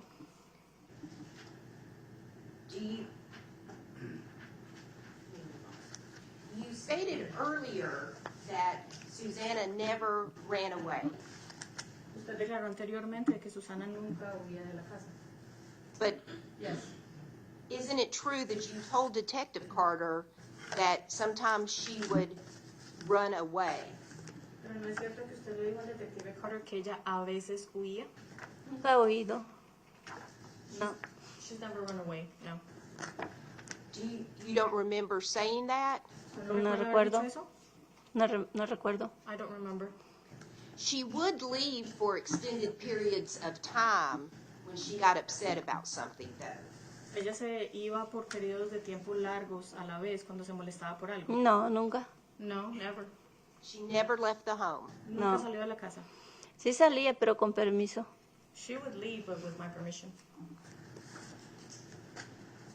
And how again did you find out that she was smoking pot? ¿Y cómo fue que usted se dio cuenta una vez más que ella estaba fumando marihuana? Me llamaron de la escuela. I got a call from the school. Did she get in trouble at school? ¿En la escuela se metió en problemas? No, solo fumaron. Just smoking. She never got suspended from school? ¿Nunca la suspendieron de la Sí, escuela? la suspendieron una vez. Ma'am, I'm gonna ask you to wait until the interpreter gives you the question in Spanish and answer in Spanish. You're answering the English question, and I just want to make sure you completely understand the question. Okay. I'm sorry, Judge. Yeah, You stated earlier that Susanna would always answer the phone if you called her? Usted declaró anteriormente que Susana siempre le respondía al teléfono que usted la llamaba. Sí, Yes. But she didn't answer multiple times prior to 10 o'clock that evening, correct? Pero no contestó en múltiples ocasiones antes de las 10 de la noche esa noche, ¿correcto? sí. Yes. Did she have a curfew? ¿Ella tenía un horario para estar en casa? ¿De qué era? Así, pero siempre le dejaba una hora más. No había un horario exacto que regresara, Yes. pero but- antes de las 11. Yes, but there was not always. Sometimes I would allow her another extra time, but it was always before 11. If I can have just a moment, please. certainly. Oh, I do have one more question. The black truck that you saw driving around, did you ever see the driver of that truck? La camioneta negra que usted vio rondando o manejando por los alrededores, ¿usted alguna vez vio a la persona dentro de esa camioneta? No, No. If I can have just a moment now, Certainly. please.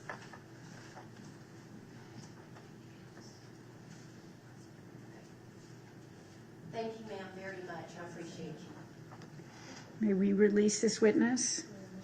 Your Honor, she is currently under my subpoena as well, and I may recall her since she didn't remember some statements. Tal vez vuelva a llamarlo por lo que no Stay in here. Okay.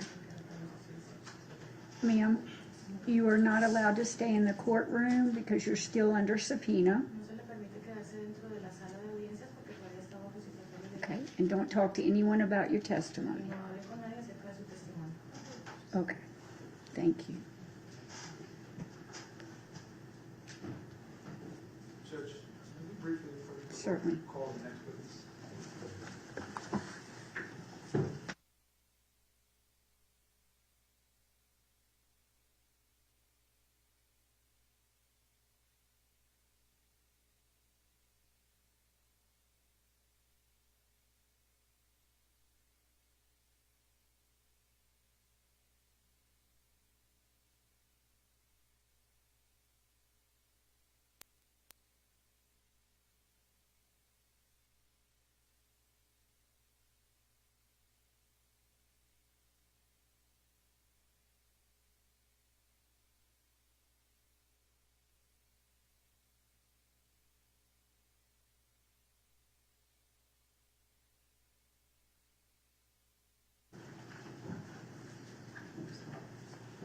And would you bring the witness back in? Thank you.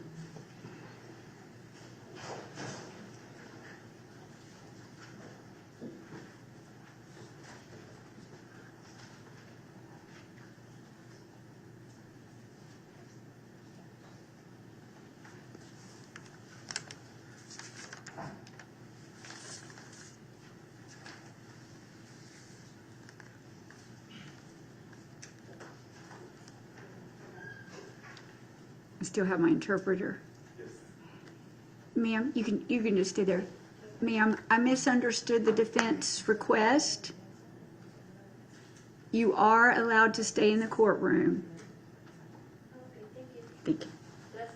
Yes. All right, state call second witness. Thank you, Your Honor. The state is going to call Jasmine Perez.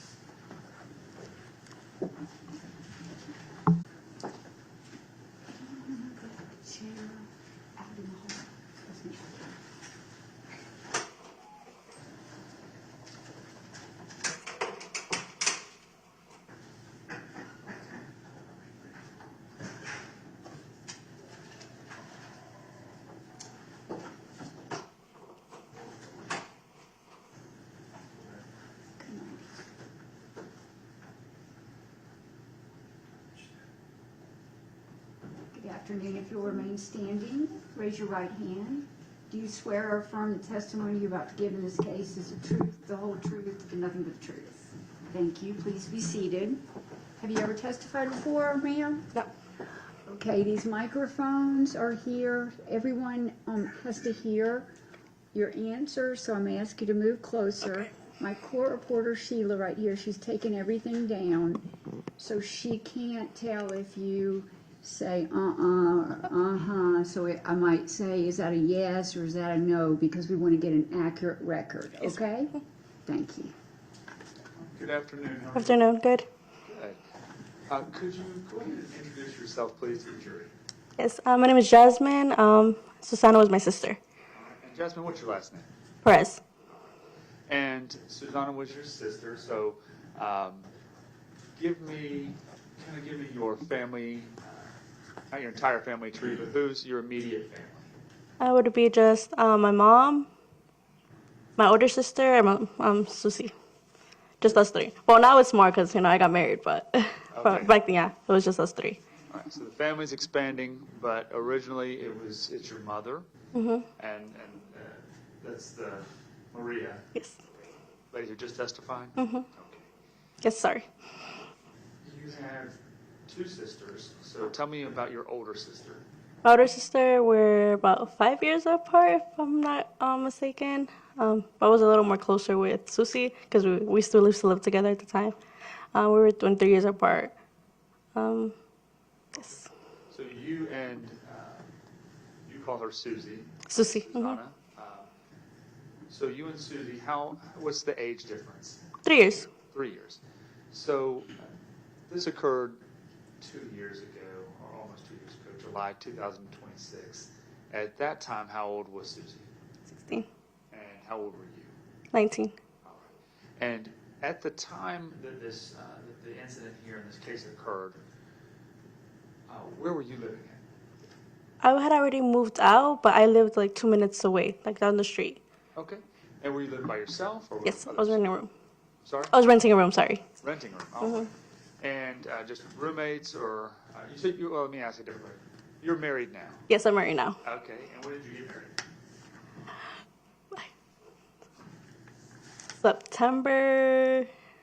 In September of that year.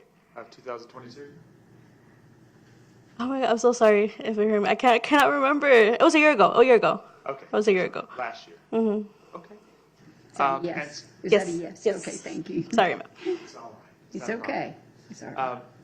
And of course, as we go through these questions that I have for you, if you don't understand anything, you can let me know. Yes. And there's also some water right here if you need some Thank you water. so much. Okay?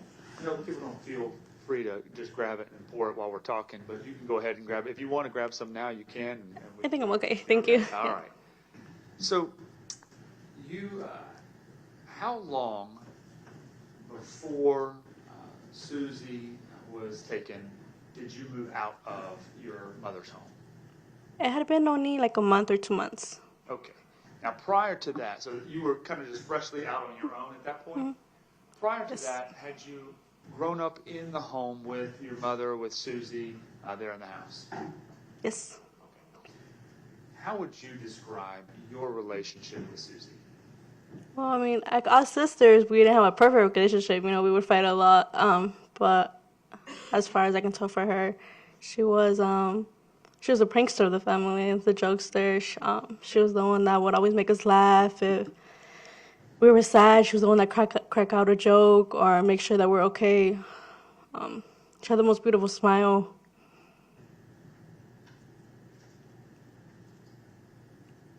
And an amazing voice.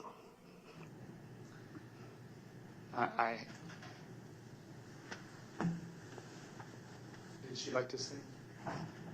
All the time, all the time. And what kind of things would she do for fun? She was really into her self-care, so she always doing like trying new hairstyles, doing her makeup. She was like going out with her friends. She was learning the piano. She learned like a few songs already, and she was starting to play the guitar as well. Okay. How often would you speak to? And I say speak. I'm not huge on texting.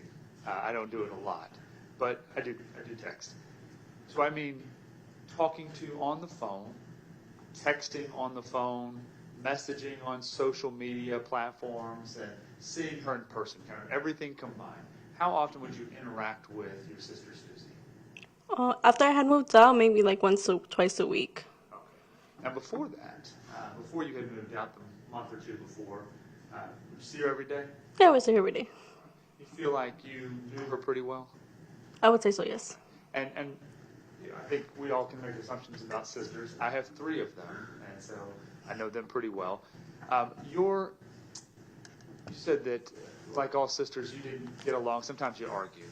Was it about sisterly things, things around the house? And She would take my makeup. She would take your makeup. Okay.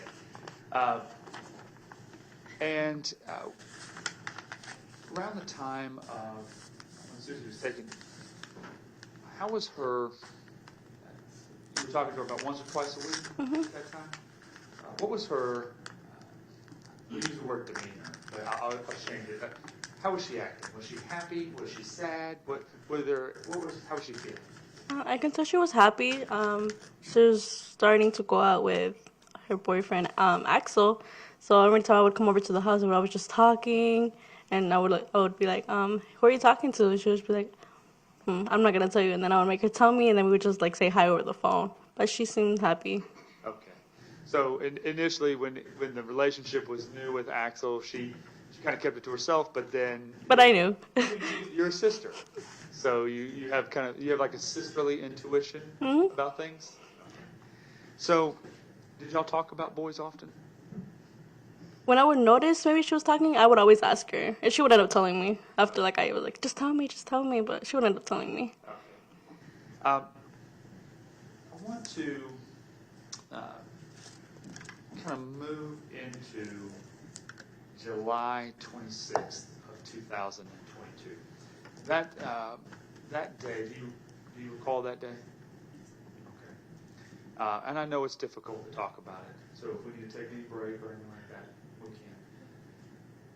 Tell the jury kind of the first thing that happened that day that was odd in relation to this case, in relation to Susanna disappearing. The only thing that it was my mom called me. I think I was already asleep around that time, but she called me at night asking if I had heard from Susie because she wasn't answering any of her text or phone calls. And at that time, I really didn't think anything bad. I told her, it's okay. Let's just wait for tomorrow. Maybe her phone died, or maybe she fell asleep at her friend's house. That's what happened that night. And do you have any recollection about what time approximately that was? I would say from 10 to 11. I can't say for sure what time. That's all right. So after you got the call, what did you weren't overly concerned at that point? I wasn't. About anything. What did you do after the phone call with your mother? I do believe I tried calling her, and then when she didn't respond, I just texted my mom back. She didn't answer me. Did you receive any other calls or texts from anybody about Susie that night? No. Did any of her friends reach out to you in some way and say, anything about Susie? That night, no. Okay. So after you talked to your mother that night, just kind of walk us through what the rest of your night looked like. I was already asleep, so I think I just fell back asleep. Okay. And what was the next thing that happened in relation to your sister disappearing? The next thing, I went to work the next day around 6 a.m. So I remember that morning, like 2 hours into my shift, I believe, my mom called me. She's like, hey, Susie still hasn't come back home. I'm worried. And that's when I also started to get worried. So I told her just to give me a couple minutes. I'm going to talk to my bosses to see if they can let me go home. Because we wanted to make a police report. I was like, okay, wait for me. I'm about to be there. And I left, and that's when we called 911. Okay. And what kind of work do you do? At that time, I worked at a warehouse. At a warehouse? Mhm. Okay.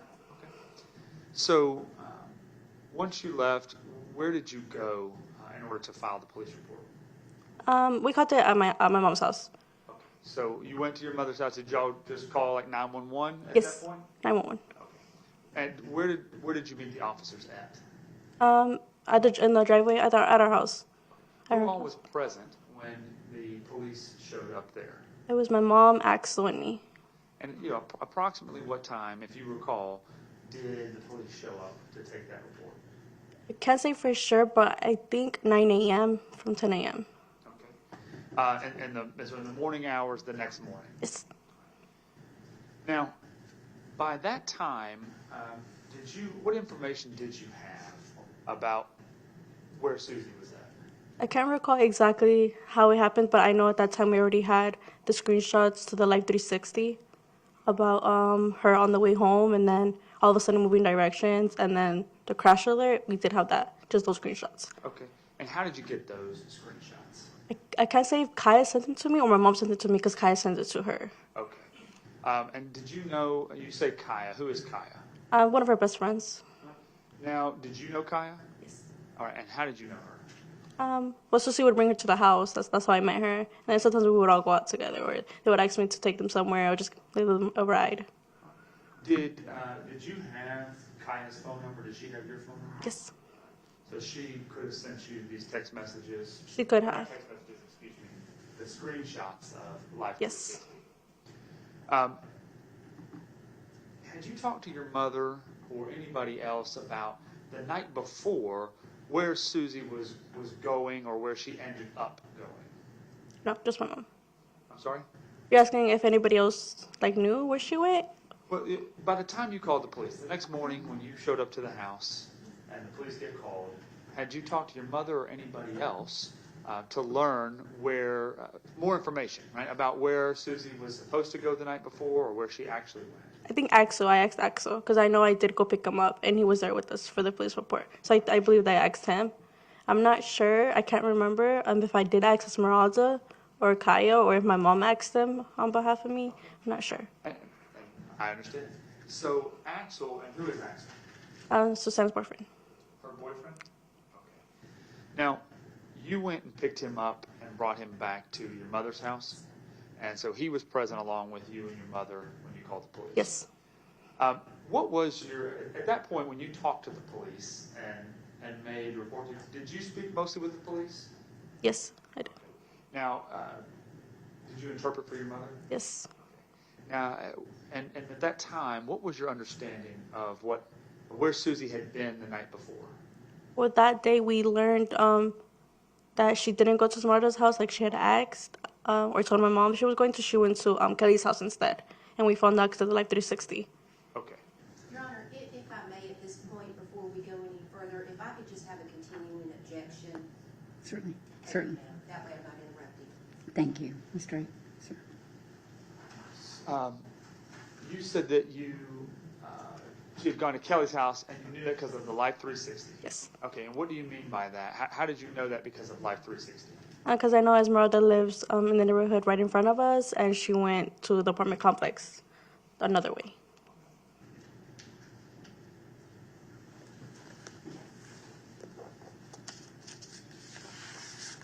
So, once you made the report, did you tell the police all of this information that you're sharing with us? Did you tell the police that then? Yes. What did you and your family do at that point? At that point, since we knew where we imagined she would have walked, we started walking that same area, and we talked to any stores that are on that street, and we also passed duplexes as well. So we were looking for cameras for the rings. So we were just trying to get to see if anybody could maybe have seen her. So that's what we were doing that about the following day. I understand. Well, you said, right now, 1 minute, I'm going to grab this board over here. Let me take this opportunity, all cell phones must be turned off. The deputies will collect cell phones if the people in the courtroom cannot abide by that rule. I just heard a cell phone go off. Sorry, Mr. Delphont. Can I respond to that, please? Certainly. May I approach the witness? Absolutely. I'm going to show you, I've marked this as State's Exhibit number 32, and I'll publish it here in a moment to everybody and hopefully turn it. But this State's Exhibit number 32, do you recognize what is depicted here? Yes. All right, and what is it? It's the road where we live on and the road where the Life 360 was going towards. Okay. Is this kind of a map of the general area around where you live and some of the events in this Yes. case happened? Yes. All right. Is it a fair and accurate map or depiction of the area? Yes. All right, Judge, I move to admit State's Exhibit number 32 into evidence. No objection. Okay, State's Exhibit 32 is admitted without objection. And Judge, may I publish to the jury? Yes, you may. And I'm going to, y'all are fine to stay right there. I'm not going to hit you. I'm just going to move this back.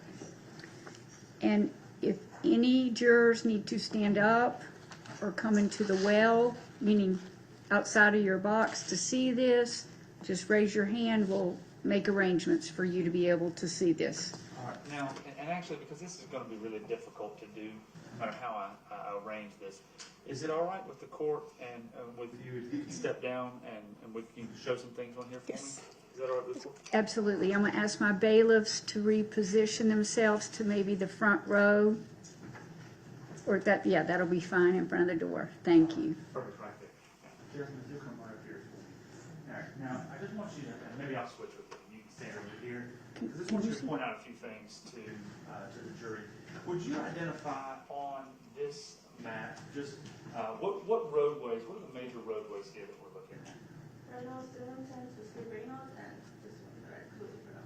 I think Indian Trail. And ma'am, I'm going to ask you to speak up because you don't have a microphone, and my court reporter needs to make sure she gets down your testimony, okay? Singleton Road, State Reynolds, and then Indian Trail. Those are the main roadways. And can you point out to the jury where it is that Susanna and your mother lived at the time? Okay, and you're pointing there, and that's actually labeled in red as Susanna Morales at home. Is that Mr. correct? Delphont, I want to ask you to move back the juror right there. I just want to make sure that juror can see. Yeah, we're trying to. I know. Trying to get this available for everybody here. All right. Can everybody see? Okay. Where in relation to the home, did you used to live in that same home? Yes. Okay, so your old home, where in relation to that is the apartment complex, the Sterling Glen apartment complex where Kelly lived at? So I know there's, if I'm not wrong, this is the exit way, and then here's the entrance way. So all these apartments right here. Okay, so this area right here on the map that's got labels for Kelly Pagoda home and Miles Bryant home, that's the apartment complex? Yes. All right. A moment ago, you testified that you and your family started going around on the way she walked home. Yes. Looking at the way she walked home. Can you show the jury how she would have walked from, or how anybody would have walked from Sterling Glen apartments back to your home, or your mother's home on Santa Ana Drive? Yes. So we weren't sure which way she would have taken, but we did walk from the exit way because this is only a one-way entrance. So this is the only way in. But you can go out as well. This is the exit. So we walked all this right here. So we weren't sure if she left through here or she did the whole. Okay. And just so I can be a little bit more descriptive here, this apartment complex, does it have, it has a main entrance? Yes, it has a main entrance. All right, so can you enter and exit from that main entrance? Yes. All right, and where is that? You point out to the jury where that's located, the main entrance. Mr. Delphont. Mr. Delphont. Ah, you're doing that. Stay right here. At the corner. So that's on Indian Trail Road, that main entrance? Yes. All right, so there, you said there was another exit way. I think you said it was an exit only. And point out to the jury where that's at. It's right here, if I'm not mistaken. Okay. And you're pointing at, is that on Singleton Road? Yes. Okay. So you said that you weren't sure which way Susanna would have taken home at the time. So did you, what areas did you walk to look for things? We walked on this road right here. There's a lot of grass and pavement there, so we did search to see maybe if we saw anything of her personal belongings, and we did go into the apartments as well. Okay. Now, you said you went into the apartments. When you got into the apartments, where did you go or what did you look for? Everywhere we would ask anybody around if they seen her. We would just walk around, see if we could see anything. We weren't really sure what was going on, so we would just honestly look anywhere. Especially we had the food people. There's a food people. It's a restaurant. No, this is a grocery store. So we would always go up there. Okay. So at the apartment complex, is this the next morning or the next day that y'all are walking these areas? It was that same day we walked. Okay. How many folks do you think you spoke to in the apartment complex asking if they've seen anything? I can't recall, but I know anybody that would have talked to us if we asked. And sometimes it's helpful to give kind of a range or something, but you think it was more than 10 or more than 50? More than 10. More than 10, okay. Now, did you also, so you looked obviously, you pointed earlier at Singleton Road that you kind of walked down. Did you end up walking from like the Winscape Village, the main entrance here on Indian Trail, up to Singleton in this area here? I don't think we walked, but I know we drove. Okay. But we did walk right here because I know that's where the last location being. So we did walk all through it and we went into the forest to see if we saw any type of monkeys as well. Okay. Now this over here, and you pointed, and there's obviously labels on this already, but would you show the jury, when you received the Life 360 screenshots, what was it indicating about Susanna's location? That she could have been there, but it mostly indicated that her phone died there, and it indicated there that there was a crash detection there. Okay. And you say there. Can you point on the map to the jury where there is, where that crash alert thing? Okay. There was two screenshots, I believe. One can point right here, and one can point more into, but I can't say for sure if it's accurate. But we did ask all those bulletins right there. Okay. They had seen her. Understood. So and the buildings you're talking about here, there's a label for Oak Lock Trace. Is that the area you're talking about? Yes. All right. Now, you and your family also went and canvassed that area? Yes. Okay. And again, just best that you can remember, ballpark kind of, how many people did you speak to in that area? Probably around 10 or more as well. And in talking to people at both locations, the Sterling Glen Apartments and here, did you receive any information from anybody, any leads as to where her location was? Okay. You also mentioned Food Depot, and I think you pointed out this building over here, and I'm going to get back out of the way, but this building over here, you mentioned that's a grocery store that's there on Singleton Road? Did you go there? Yes, we went there. I think we put flyers all around this area. So all around the Food Depot, this is the Checkers, so we would go everywhere putting the flyers. And did you go to all the businesses kind of up and down there looking for information? Yes. Did you ask them anything about video? Yes, we did. That's where we got the camera footage on this place. All right, and you're pointing at that place. What is that place? It's an academy. I think it's a daycare and also for old people. Okay, Sorry. so I don't know the right term. so it's you think maybe a daycare, but they also want to take care of elderly people as well. I think so, yes. But that business, Yes. You obtained video footage from that business? Yes. All right. Were you able to obtain video footage from any other business other than that one? Did you attempt to? Did you try? Yes. Checkers, we tried, but they said they needed law enforcement to go, so we did let our lieutenant at the time know. And a couple of these duplexes right here had Ring cameras. I believe one of these did, and then a duplex right here as well. And I remember one of the cameras here as well had it. Houses had cameras, but they weren't home at the time, so I didn't even know, but they needed back home, so like weeks later. Okay. And when you say weeks later, is that an issue as it relates to the footage? It was, because I left a note, and it said that their camera stores. No, I'm going to object to your saying. I'm going to sustain that objection. Okay, let me ask a different one. Are you familiar with Ring? With those kind of devices?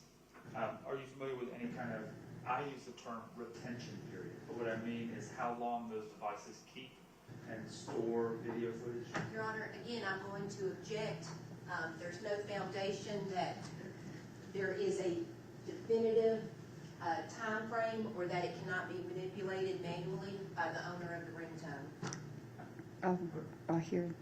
I think she's saying that this witness does not have the expertise.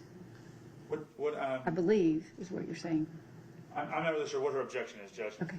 But what I'm asking the witness is, in her personal experience, does she have any idea how long videos stay on the Ring camera? I think if she knows the answer to that, she can answer it. I mean, certainly if somebody saves it or does something different, that's maybe a different answer. That's not what I'm asking her. I'm asking. She knows. I do have a ring personally, but if I reply it wasn't a ring, it was just like the camera, like an outside camera. Okay. All right. And so do you have any idea or knowledge about what kind of camera that was or service? Not the brand, no, I don't. Did you ever get any other video footage from anyone other than the one from Cupid? Okay. I have more questions for you, but I think that's all I have as it relates to this chart right now. So if you want to, you can have a seat back on the stand.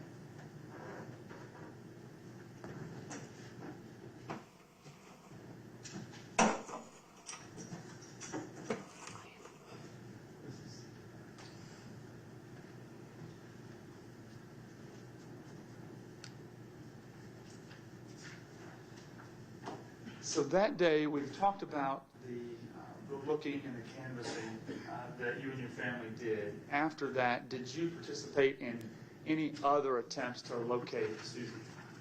Yes, we did hang around flyers around that certain area, but we also looked at the main intersection, like the busiest places near us. So it would be like Jimmy Carter, up by the high school, Meadow Creek. So we would go around with either the flyers, but we also made like this poster that you have right here. We would put her picture there, missing, and so we would just like stand at the intersection and just hold it up for everybody to see. So we would do that several times a day.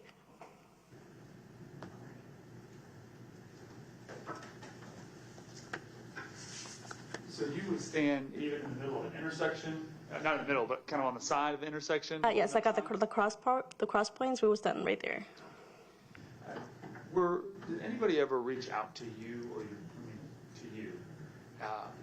and call a random stranger, call and say they've seen Susie anywhere? Yeah, a lot. How many different calls do you think you got? From that first day, it was like about 10 a day or more, at all hours. Okay. Any idea in total how many times people called you and said we've seen her here or there? More than 100. Okay. Did you and your family ever follow up on those? On all of them that we could, that were like in our hands to, yes, we did. Did you ever, when you went and looked at different areas, did you ever find anything related to Susie's disappearance? Oh. Okay. Did you ever tell the police about those? Yes, every single one. Okay. So every time you got a call, you would relay that to the police? Yes. Okay. And who was at the time, in the initial part of the investigation, who was the police officer that you would talk to? At the time, Sergeant Biggers. Okay. I want to show you what is marked as State's Exhibits 18, 18.1, 18.2, 18.3, 18.4, 18.5, and 18.6. You take a look at them, and after you've looked at them, let me know if you recognize them.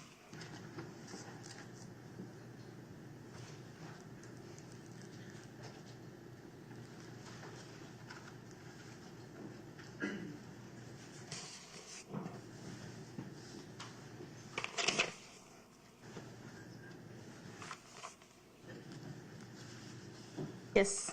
Okay. How do you recognize them? Under the screenshots, the Live 360.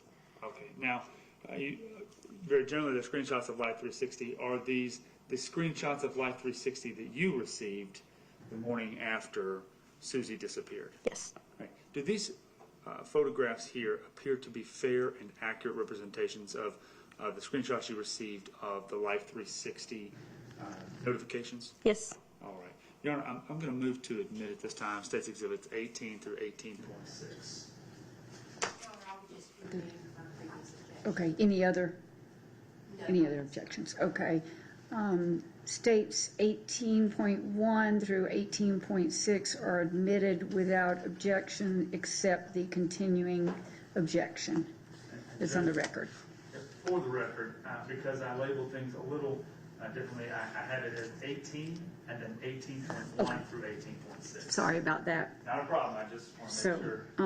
18.0 through 18.6 are admitted without objection, except for the continuing objection. All right.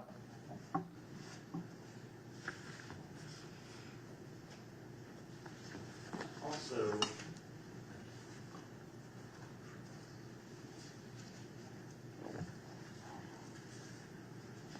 I'll show you a few other things. I'm going to let Ms. Drake see these first.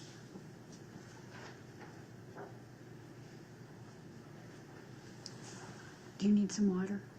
Okay, thank you. Now, may I have permission to publish 18 through 18.6? Yes. And if you can, could you go ahead and publish number 18?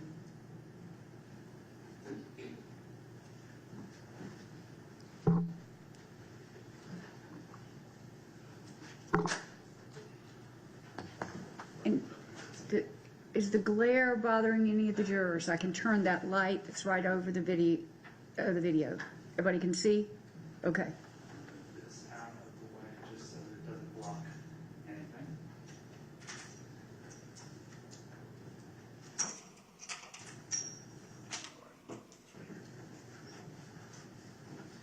Now,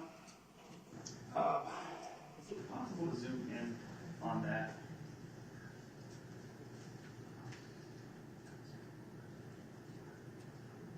There we go. All right. This is State's Exhibit number 18. Jasmine, can you see this? Yes. And you also have a screen to your right. It might be a little Okay. easier for you to look at as well. This screenshot, did you receive this screenshot the next morning after Susie disappeared? Yes, I did. All right, and what does this say? I have never used Life 360, so you'll have to forgive me. There's a lot of technology that I haven't used before, but can you explain to the jury kind of what we're looking at here on this screenshot? It's just an approximate time that she was at a certain place. So it says 7:28 to 9:58. All right, so let's say that a little. So you say this is a approximation of, I'm sorry. Can you say it again? I'm not trying to. It's an approximate time that she was at a certain location. Okay, approximate time she did it. What was the on here? What is the documented time of this screenshot? 7:28 to 9:58 And does it indicate AM or PM? p.m. on both. Okay. So this is the evening of July 26th, Yes. 2022, 7:28 to 9:58 p.m. And what location is it that is referenced on this screenshot? It's pinging on Sterling Glen Apartments. It's at the Sterling Glen Apartments? I'm not sure if that's the name.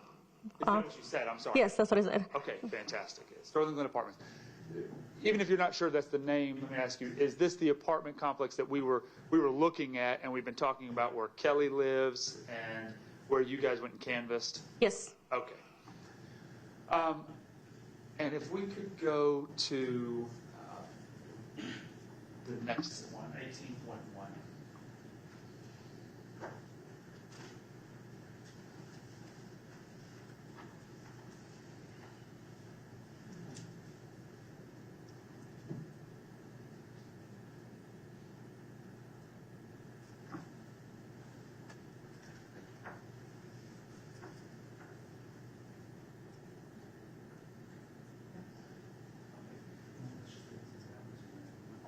You can zoom out for me just a little bit. Your Honor, would the court mind if I stood up there just so I You could could see? feel free to move wherever you need to, Ms. Drake. Thank you. It is hard. Okay, so can you see that, Jasmine? Yes. All right, we have 18, this is the State's Exhibit 18.1 that's on the screen. And I'm going to ask if I can for you guys to, well, before you zoom in, are you familiar with Life 360? Yes. Okay, and when you see, can you describe to the jury what we're seeing in this image? What is this documenting? It's just showing when she started moving, so she left. I'm guessing 9:58 she left the apartments and traveled back that way. I was always a little confused about this screenshot, but that's what it's showing, just the trip that she made at that time. Okay, so let me ask you a couple other questions. Life 360, does it document trips that you take as you're walking or driving? Yes, everything. Okay, so it documents everything. Yes. Okay. Now, on this, does it document a starting location from where a trip would start?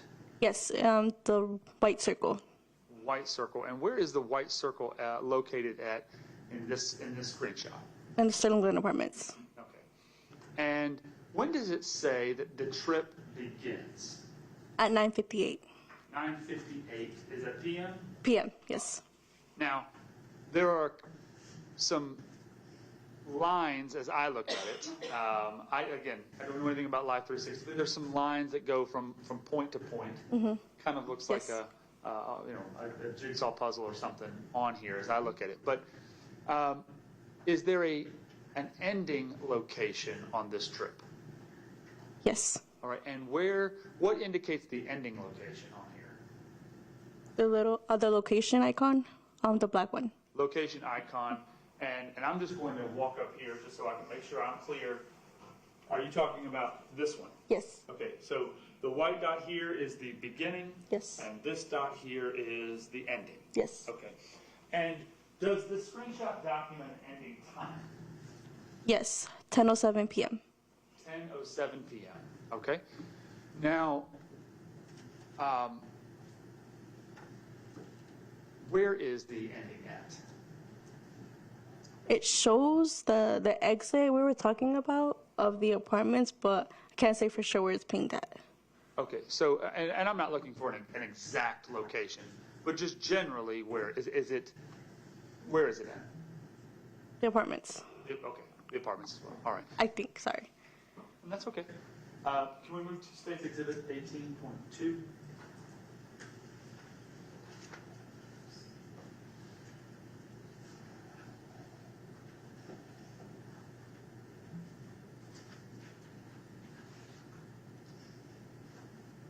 Can you see that, Jasmine? Yes. Okay, 18.2. Would you describe to the jury what we're looking at here? This is just showing another trip she made. It was a drive.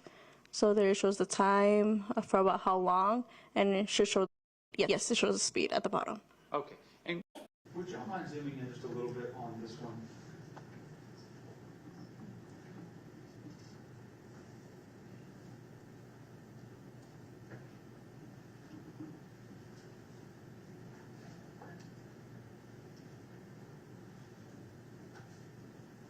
Okay, we're a little closer there. Okay, there we go. All right, now, again, where is is it the same on this one where the white circle indicates the beginning and I think you said the location icon indicates the end? No, it's different. Well, I'm not saying they're the same location. Oh. But does on all these trips that are taken, does the white circle indicate the beginning? Yes. All right, and the location icon, does that indicate the end Yes. of the trip? Okay. On this one, where approximately is the white starting location for this trip? It just shows at the intersection of Sillington with Indian Trail. Okay. And then, where is the ending point? Near O'Clock Trace. All right, near O'Clock Trace. Give us the time at when this trip began and when it ended. It began at 10:21 p.m. and ended at 10:26 p.m. Okay. Now, I'm going to move on to State's Exhibit. Just move on to 18.6. We'll skip over a couple, we'll come back.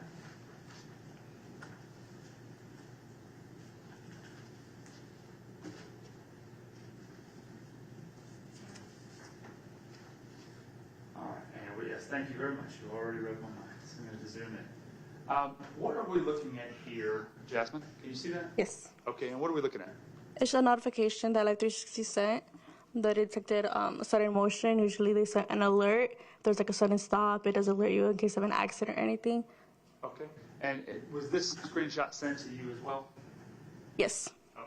Now, what is the time at which, and I guess let me ask you, could you, it's hard to read for me, and I know that many of the viewers might have trouble reading that text. Can you zoom in just a little bit more, please? Okay, let me try this. There we go. All right, that's a little better. My eyes are going, so. Does that help the jury? Okay. Okay. And it might just be easier, Jasmine, can you read out the message that was sent? Life 360 detected sudden motion on Susanna's phone. This could be the result of a collision, hard braking, or a drop phone. We suggest that you call Susanna to check on them, and it provides her number. It says when we hear from them, we'll let you know, and then it sends a link to view her current location. Okay.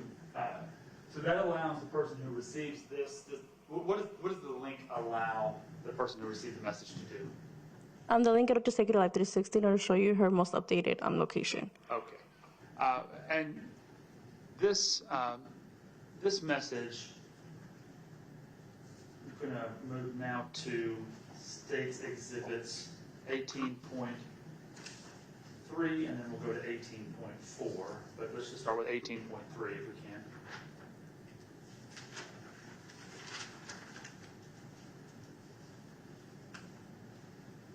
All right. Now, when you clicked on that link, did it show you this location here at Oak Block Trace?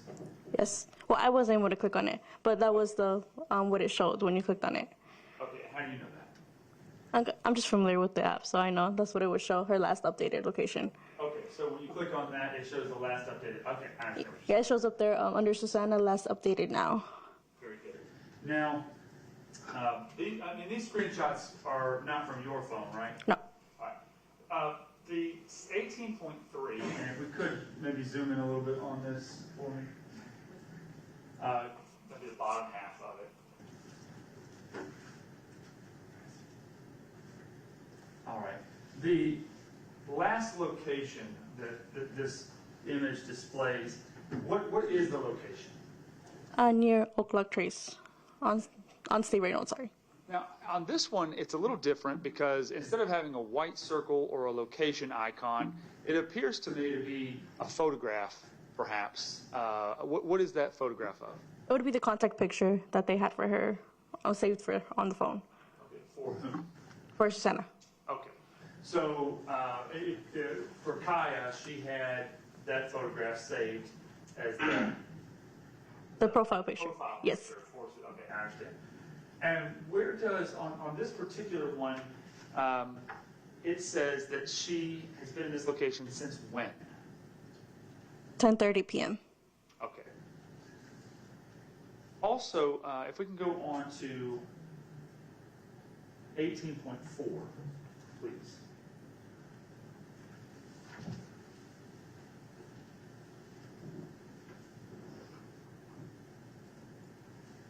And same thing if you could zoom in for me, please. All right. And now, if you can point out, and I'm going to give you these two photographs because it's easier, I think, if you look at them side by side. I just don't know how to get them both on the screen at the same time. But the one we just looked at and this one, 18.4, what is, has anything changed as it relates to these two photographs? Yes. And explain to the jury what the difference is. On the one that we just seen, it shows more of location on the road, and then the one that's displaying right now, it shows her more inside of Oak Block Trace. And that area there, is that a neighborhood? Yes, it's a neighborhood. Okay. In fact, I want to go ahead and show you at this point what I have marked as States Exhibit 51. I've previously shown this to Ms. Drake, and do you recognize what's in States Exhibit 51? Yes. All right, and what is it? It's a satellite view of Oak Block Trail. Okay, and I say Oak Block Trail? Yes. All right, is this the same Oak Block neighborhood we're talking about on these screenshots? Yes. Does this appear to be a fair and accurate depiction of that neighborhood? Yes. All right, Judge, I move to admit State's Exhibit 51. No objection. Okay, State's Exhibit 51 is admitted without objection. All right, now, and I don't have a, unfortunately, this one I didn't scan in. This is the only one that I didn't get scanned in, and so I don't have it to put up here on the screen. But if I may, Judge, I'm going to ask the witness a question, and I'm going to ask to publish this to the jury, and just I'll let it pass it between the jurors, if that's okay. Yes. All right. That's fine. Can you put State's Exhibit 18.4 back up for me? On this area here, I'm just going to give you my pen. Can you circle on State's Exhibit 51 kind of the general area where it says that, and you don't have to be exact, just general area where it says that location is, her location is on Oak Log Trace. Probably should have given you a Sharpie, but that's what we have. Judge, I'm going to show this to Ms. Drake with the alteration to it. Where she circled here. All right, may I publish this to the jury? Yes. All right, thank you. And the jurors can just maybe take a look at it and pass it once they're done.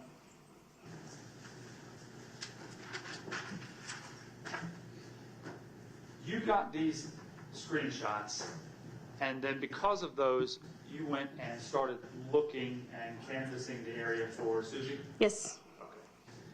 Did you go into the neighborhood, the Oak Log Trace neighborhood, and look for her? Yes. And did you find her phone? The phone, it says here, has been there since 10:30 p.m. Did you find her phone? No. Did you find anything suspicious at that point, a crashed vehicle or anything like that? No, we didn't. Did you find any evidence whatsoever of Susie being there? No. Okay.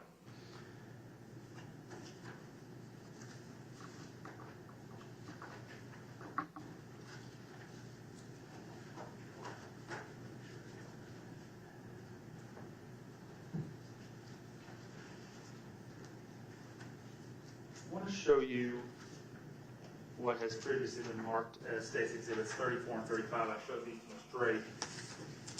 Do you recognize these photographs? You can look through them and just let me know if you recognize them. Yes. All right, and what are they images of? Or what are they? Excuse me. Satellite images of my mom's neighborhood. Okay.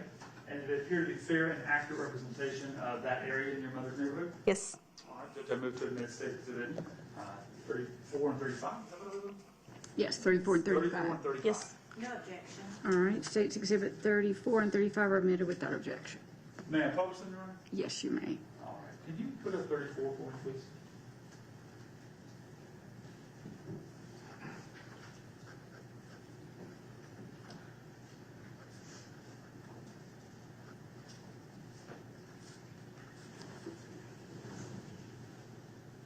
All right. So on this, there's obviously a red location icon. Can you tell us what that is representing? My mom's house. Okay, that's your mother's house. Since over here to the right-hand side, are you familiar with what this area is over here? The apartments. You say the apartments. Can you be more specific? The Sterling Glen apartments. The Sterling Glen apartments. Okay. Yes. And have you ever measured how far it is from your mother's house to the edge of those apartments? No. Give me your best guess on how far you think it is. I'm sorry, I'm gonna be a little. Is it like walking through like here or around? Just as we're looking on this image, you can turn and look right here. From your mom's house here to this building here, this neighborhood complex. Just ballpark how far you think it is. If you know, and if you don't know and you can't answer it, that's okay. I don't. Sorry. No problem. I don't want you to guess. And I'm going to go to 35. You can just flip one.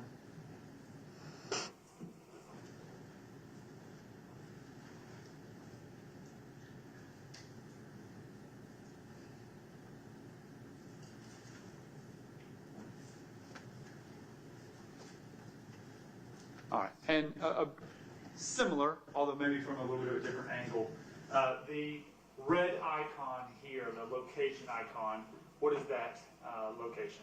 My mom's house. Okay. And again, down here, got a little bit of a bigger view, but down here in this area where we've got the Windscape Village Lane labels here, do you know what that area is? Yes. And what is that area? Sterling Glen Apartments. Sterling Glen Apartments. All right. Thank you.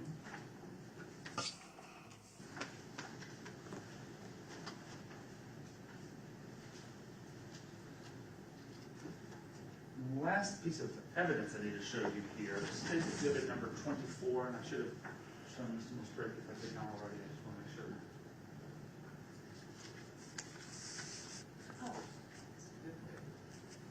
I'm going to show you State's Exhibit number 24. I want you to take a look at that and let me know if you recognize it. Yes. All right. What is it? It's camera footage of the video we got at King David's Academy.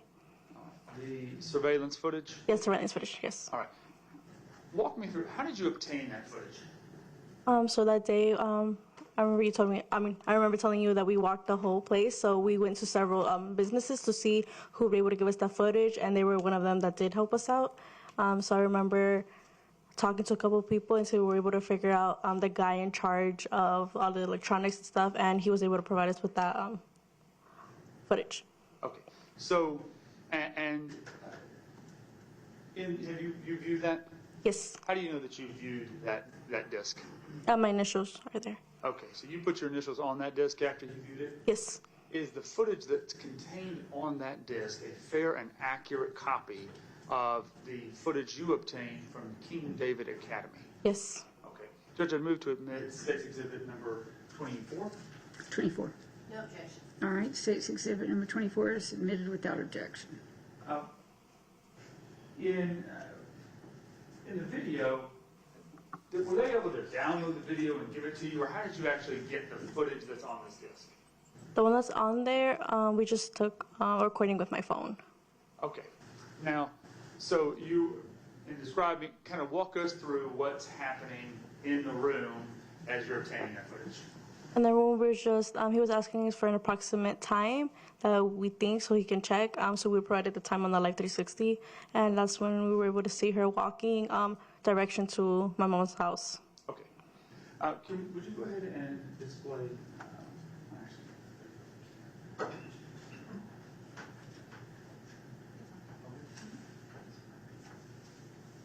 Go ahead and display State's Exhibit number 24. Tell you what time it is. It's literally 9:46. That is her. That's her. Sí, es ella. Wow. Entonces sí la levantaron de ahí, mami. Thank God. Oh my God. Ahora sí se la llevaron de ahí, entonces. No sabemos nada más. Jasmine, as you watched that, and now I'm sure you've watched it many times, but I'm going to take you back to the first time that you saw it in that video. How did you know it was Susanna? The curls, I just know her body, and more specifically the shirt she was wearing, the yellow tank top, and the blue jeans, the white Crocs. Okay. So you knew what she was wearing. Yes. The last time she was seen. You also, I think you mentioned, you know your sister? Yes. You know what her body looks like, body type, stuff like that? Yes. Okay. Did you recognize her immediately when you saw that? Immediately. So you obtained that footage, and then what ultimately, was that the next day, or was it sometime later? I can't remember exactly. It would have been either that same day, the 27th, or the following day. Okay. We've talked a lot about the efforts on the, and I say on the day, it's technically the next day, July 27th, all of the efforts that you and your family went through.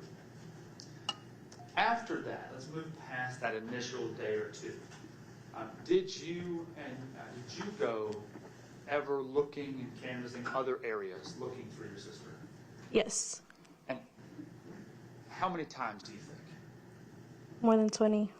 More than 20. And for, I guess, over what period of time? Maybe if you can recall, what was the last time that you went out and looked? I can't recall the exact time, but it was all those months that we until we found out her remains were found. Okay. So another way of saying that, did you ever stop going out and looking for your sister? I couldn't hear that. No, sorry. Got to speak right into those microphones. They don't pick up too great. So your sister, was she? How did she feel about her phone? She was attached to her phone. She was attached to her phone. Attached to her phone. Okay. And this, I imagine, pretty common for teenagers in general. Yes. Is there? Have you ever seen her willingly give up her phone or throw it out or get rid of it? No.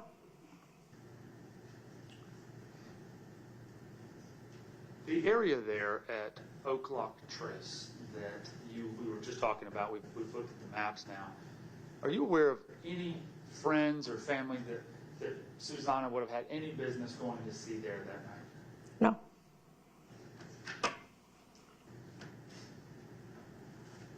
Now, I want to ask, did you ever know Susanna, I'll call her Susie, that's what you call her. Did you ever know Susie to run away from home and not come back? No. Let me ask you, sometimes, and I'm a little bit further from being a teenager than you are, but sometimes teenagers, their parents get upset at one another and have arguments, don't get along, and leave the house. Right? A teenager might leave the house because they don't want to be there.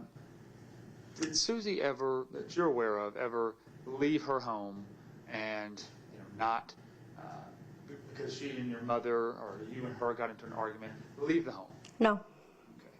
Now, was there ever a time that you can recall where, and I'll ask you this first, that Susie was somewhere and you should have known about it, but you didn't know that she was there? Not that I can recall. Was there ever a time that you recall your mother telling you about, or in the family, just in that family dynamic, knowing about, that Susie didn't tell you guys where she was at? No. Okay. Did you know her friends? I'll start with Rose. I think her name is actually Esmeralda Castillo. Did you know her? Yes. All right. And how long had you known her? Years. Would you ever spend time with her? Yes. And what about and you also said you knew Kaya. Yes. As well. And how well did you know her? They were all friends since middle school, so maybe about 3-4 years. Okay. What about Kelly? Do you know Kelly? I think I had heard of her, but I didn't know her personally. All right. And what about Alyssa? Did you know Alyssa? No. Okay. Now, did you know that your sister smoked marijuana? Yes. All right. And how did you know that? I would smell it on her. That's mainly how I found out. Did you ever talk to her about it? Yes. Okay. And I said, as a sister, was it just a conversation, or were you confronting her, or kind of what's the nature of the conversations you're having with her? Kind of everything, confronting her. I would try to tell me like why she's doing it, what makes her want to do it. I'm trying to get her to stop. Did you ever know Susie to, other than marijuana, did you ever know her to use any other kind of drug? I did find pops in the room. What are that? What is that? Excuse me. They're like they're vapes. Okay. I'm not really sure exactly. Okay, so you found like a vape pen that people use and smoke? Yes. Okay, and Susie was 16, so I know generally the laws about tobacco and minors. She shouldn't have had those? No. Okay. So other than a vape pen and marijuana, did you know anything else? Susie, did you do any other drugs? No. At any point, did you go through Susie's journal or diary? Yes. Was there anything in there related to her use of any other kind of drug than marijuana? Yes. I recall in the diary she mentioned something about trying. I can't recall exactly the name. I don't know if it was Crystal. I can't remember, but I remember her talking about she didn't want to do it or she didn't like it. I can't say for sure the name of the drug, sorry. Okay. A few questions about that. There was something in the diary. She mentioned a name of some kind of drug. Yes. You may recall Crystal, but you're not sure. I'm not sure.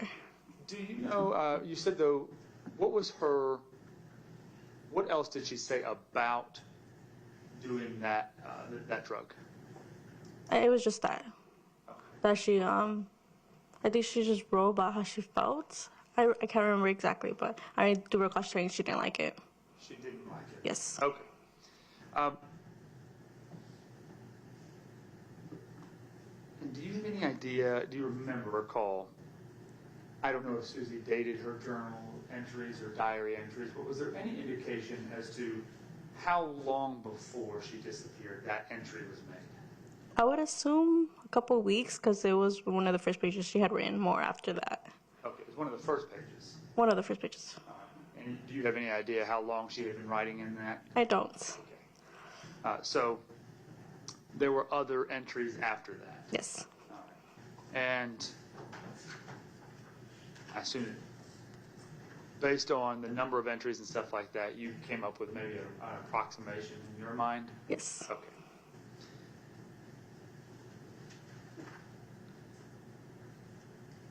After Susie disappeared, we've talked about a lot of looking, a lot of people calling and talking to you. Did you yourself ever receive any, I use the general term communication, text message, phone call, social media, anything? Any messages, communication whatsoever from Susie after she disappeared? No. When was the last time you talked to her? Probably 3 days before.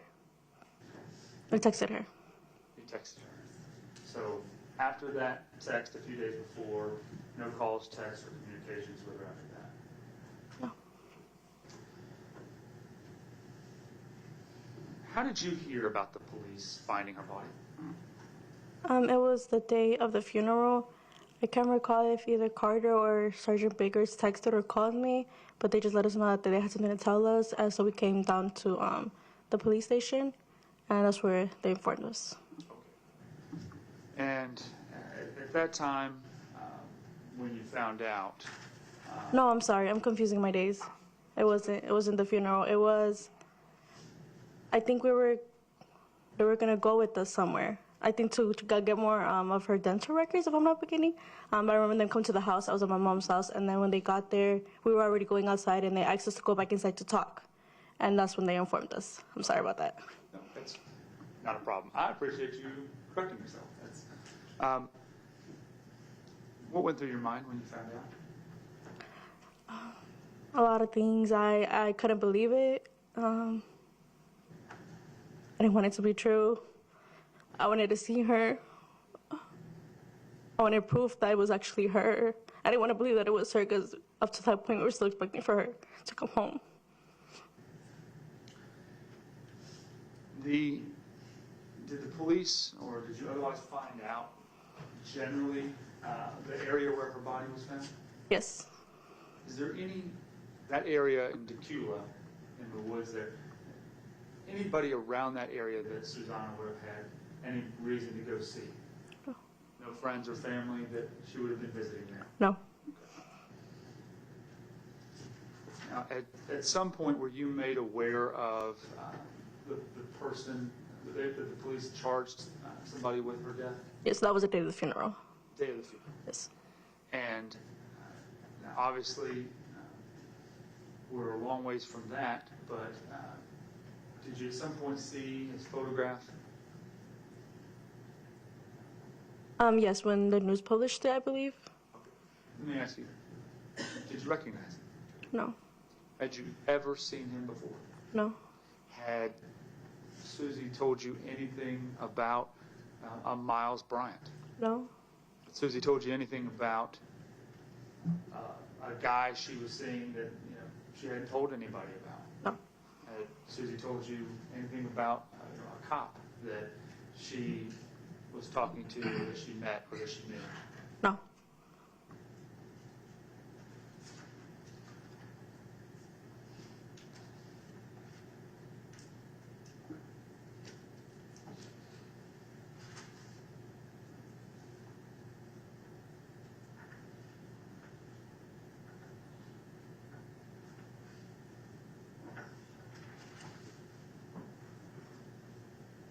I think those are all the questions I have for you at this time, Jasmine.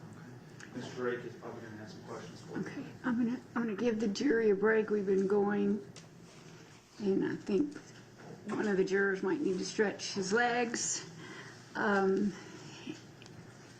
We will reconvene at 2:45. Can I get it? Just one moment, I'm sorry. If the attorneys will approach.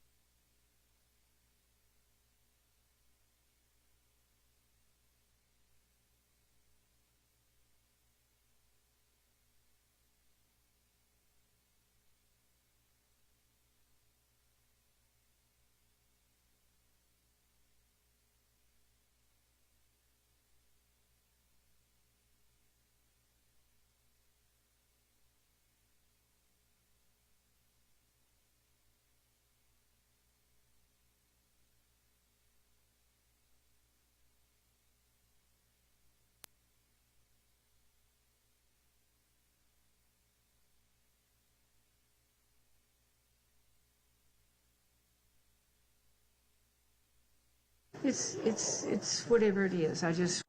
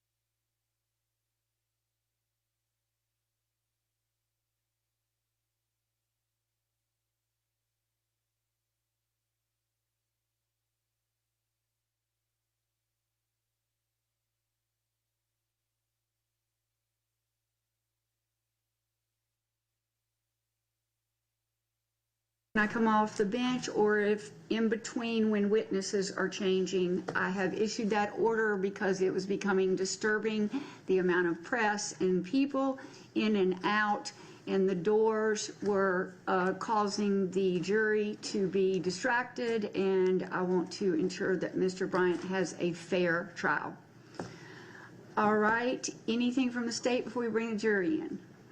Nothing from the state, Your Honor. Anything from the defense? No, ma'am. Okay, to bring the jury in.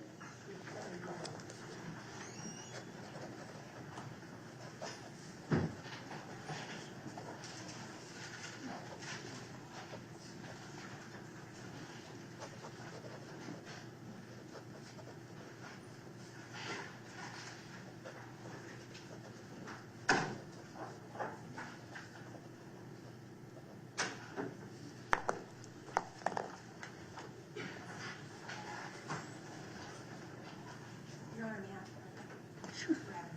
Sure. And that DVD, you took that DVD back to your desk? Okay, okay. I'm making my notes.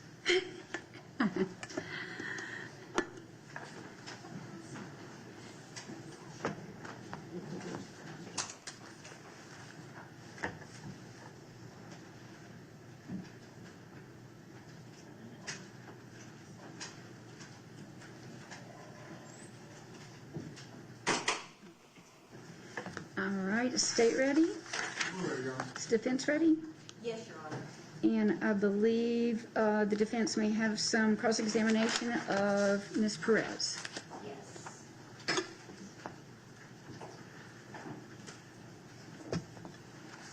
Good afternoon, Ms. Jazz. Good afternoon. I know we've seen each other, but I don't know that I've ever officially introduced myself. My name is Tracy Drake. I appreciate you being here Of today. course, thank you. I just have a few questions for you. You indicated that y'all had put out flyers. Yes. Originally, whose name was on the flyer to call? Mine and Esmeralda's.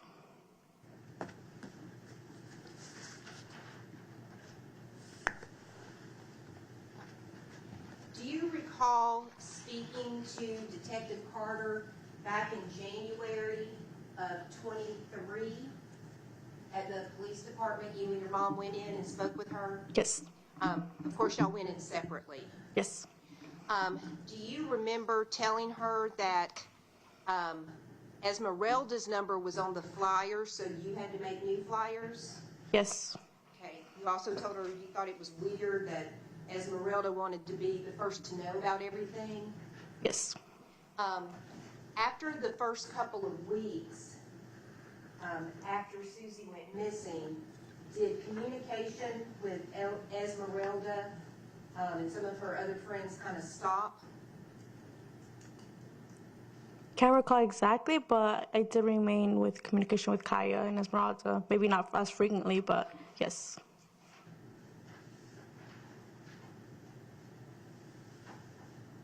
I want to go back to her diary. Actually, let's talk about some other stuff first. So, I'm going to show you what's already been marked and shown to the jury.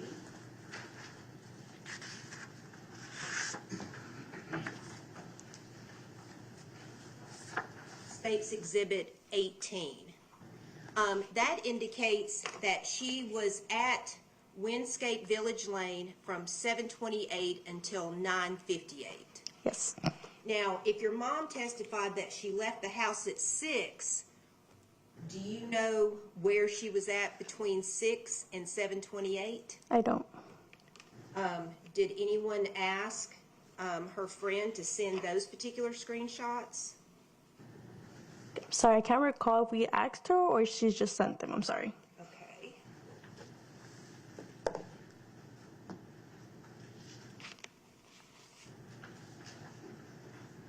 I wanted to ask you a couple more questions.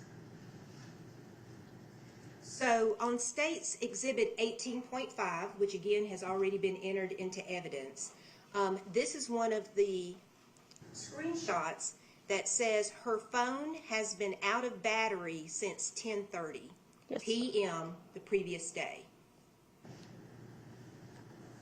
So on the night that she left, her battery was dead at 10:30. Yes. Correct? I'm going to object because she's not asking a question, she's making a statement. Okay. So I'd ask her The to form a pro- question. Okay, I'm going to sustain that objection, Mr. Okay, I That's said okay. correct, but okay.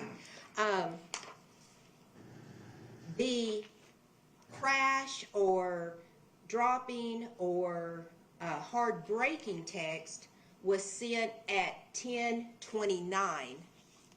I need you to ask a question, not make a statement. Okay, was sent at 10:29, correct? Yes. So 1 minute after this was sent, her battery died, Yes. according to these. Yes. Okay. Ms. Drake, I'm going to ask you to ask questions. I think, Okay. What is this little side piece in 18.3? Do you know? It just shows that she's on a FaceTime call while taking the screenshot. Okay, thank you. I always wondered that. I wasn't sure. And you're familiar with Life 360? Yes, ma'am. And in States Exhibit 18.3, it shows a specific location and it states near Steve Reynolds Boulevard. Is that correct? Yes. On States 18.4, however, it's different. What is different between 18.3 and 18.4 as regarding her location? On 18.3, it says near Steve Reynolds, and 18.4 near Oak Log Trail, and the location being If different. you will look at the picture, what is different from this marking of location and this marking of location? 18.3 shows more on the main street, and then 18.4 shows more into the neighborhood. Okay.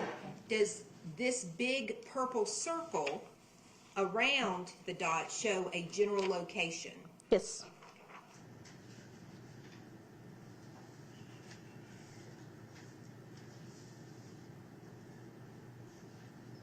Now, do you know who lives at 3251 Windscape Village Lane? I don't. And do you know on 18.1 is what I'm referencing, does it show that she left Kelly's apartment or that address at 9:58? Sorry, repeat the question one more time. Does it show that she left 3298 Windscape Village Lane at 9:58? Yes. And she walked somewhere and then came back at 10:07 to 3251 Windscape Village Lane. Would that be correct? Yes. Do you have any idea where she went and crisscrossed back? I don't.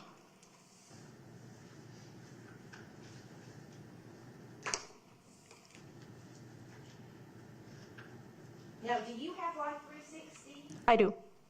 And you're familiar with it? Yes. And you're familiar with crash detection?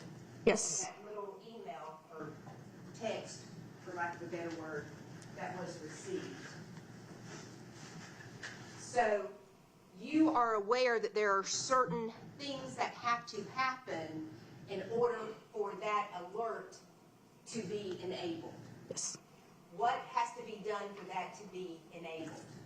I'm assuming a hard stop while maybe on a drive. Well, since you're familiar with Life 360, are you aware of certain conditions that have to be happening for it to be working? Exactly conditions? No, I don't. So you're not aware that, let me see if I can refresh your memory real quick. Judge, I'm going to object at this point because she's asked the witness if she's aware of any of these conditions that have to be met. She said no. At this point, Ms. Drake is going to be testifying by just trying to interject some testimony that this witness has already said she doesn't know the answer to, and she's not trying to refresh her recollection. She doesn't know it. It's not that she doesn't remember it. Ms. Drake? I think I can ask her another question. I have her on cross. If she remembers anything about what the battery life has to be on the phone. Okay, is that, I'm a little unclear, is that a condition? Yes. She's already, I'm gonna sustain the state's objection. Okay. So you don't know anyone at Oak Trace Apartments? No.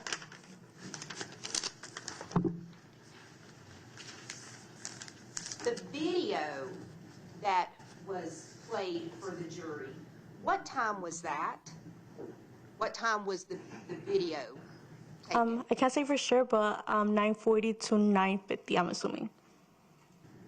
9:40 to 9:50. So it was actually before she finally left Sterling Glen Apartments, correct? Yes.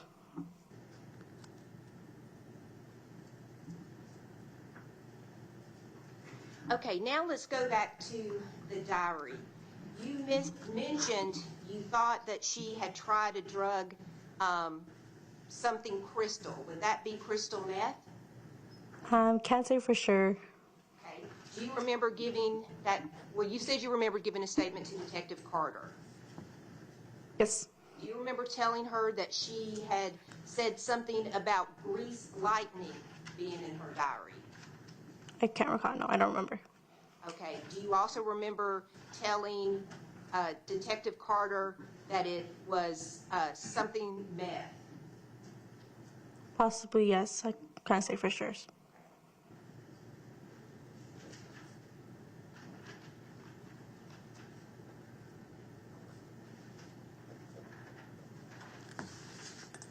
Do you recall, well, let me just ask you, would Susie have gotten in a car with someone that she did not know? No. If I can have just a moment, please. Certainly.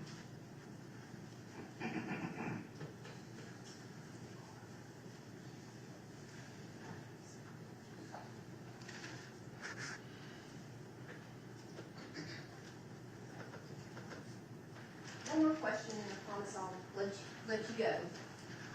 Do you remember telling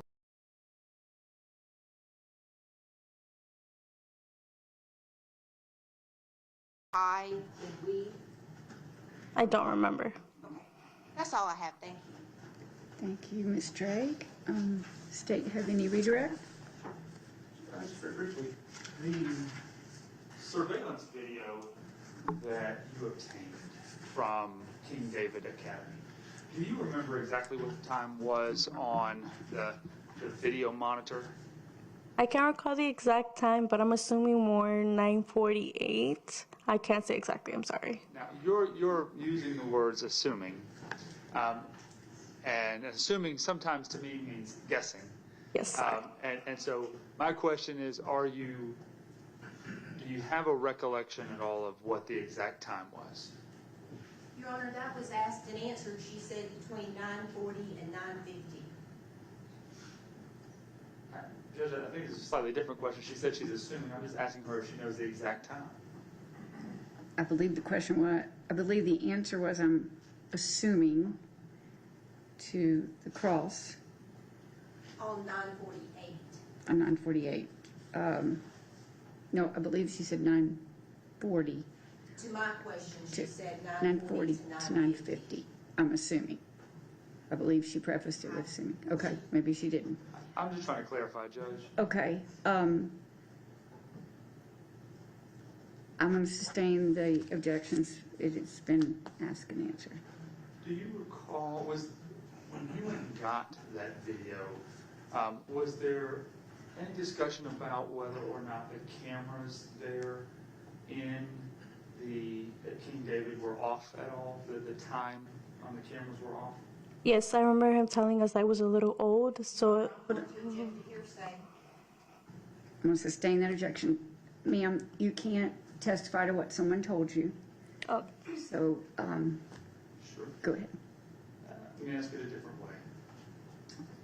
The times that you just testified about, 9:40 to 9:50 or 9:48, is that with the time, is it the correct time, or is that before you adjust the time for any time that was off on the camera? Your Honor, I'm going to object. There's no evidence of such, and this witness would not be privy to that knowledge. She was privy to the knowledge. Your Honor, I'm going to object if it calls for hearsay. I'm going to sustain the objection.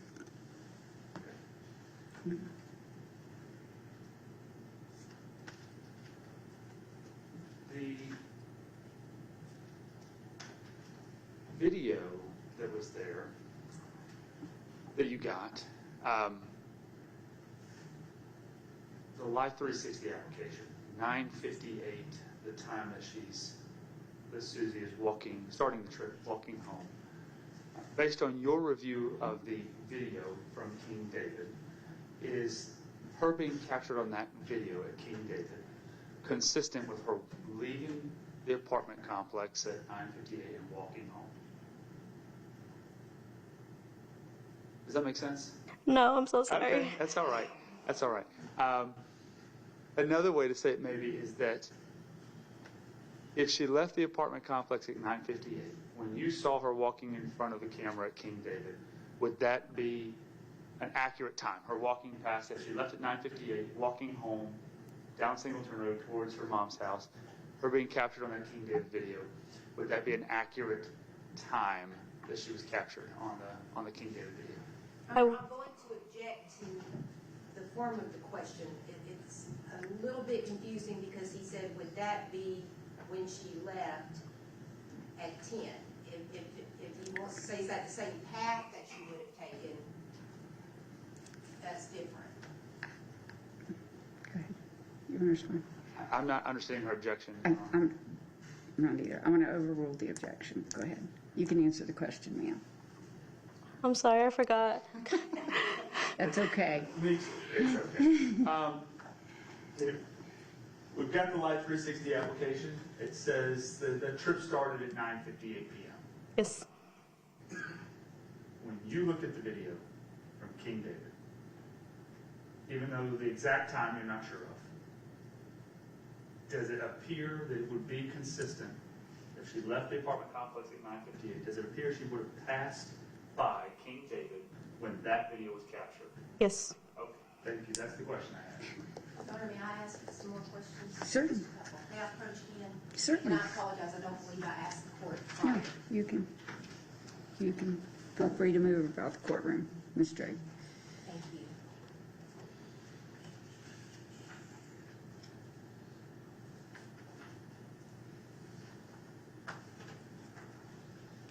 you. (18.1) at 9:58 p.m. This is when she left 3298 Windscape Village, correct? Yes. The judge asked and answered. If this is where we're going. Sustained. Does this 18.1 show her walking by that location? Yes. At what time? It says she's left at 9:58. She left at 9:58. Does it show her going back to Windscape Village Lane and arriving back at 10:07? Yes.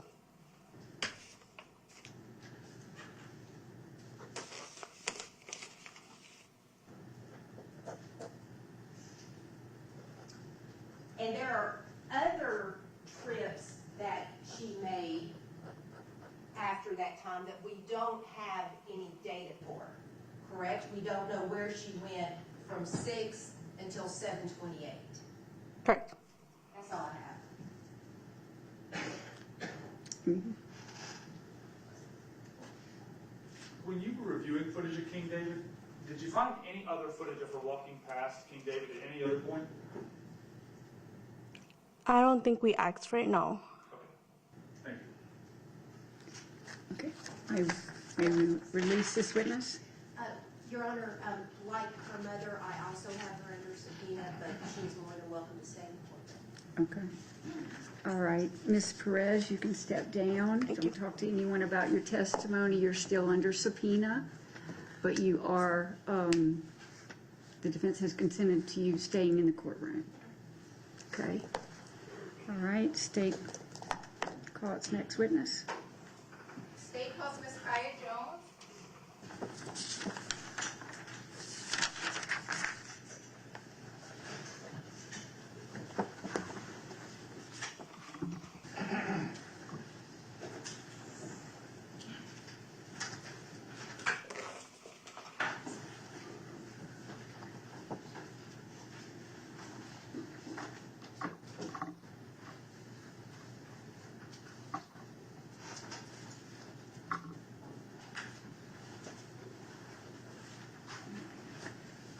Here, miss.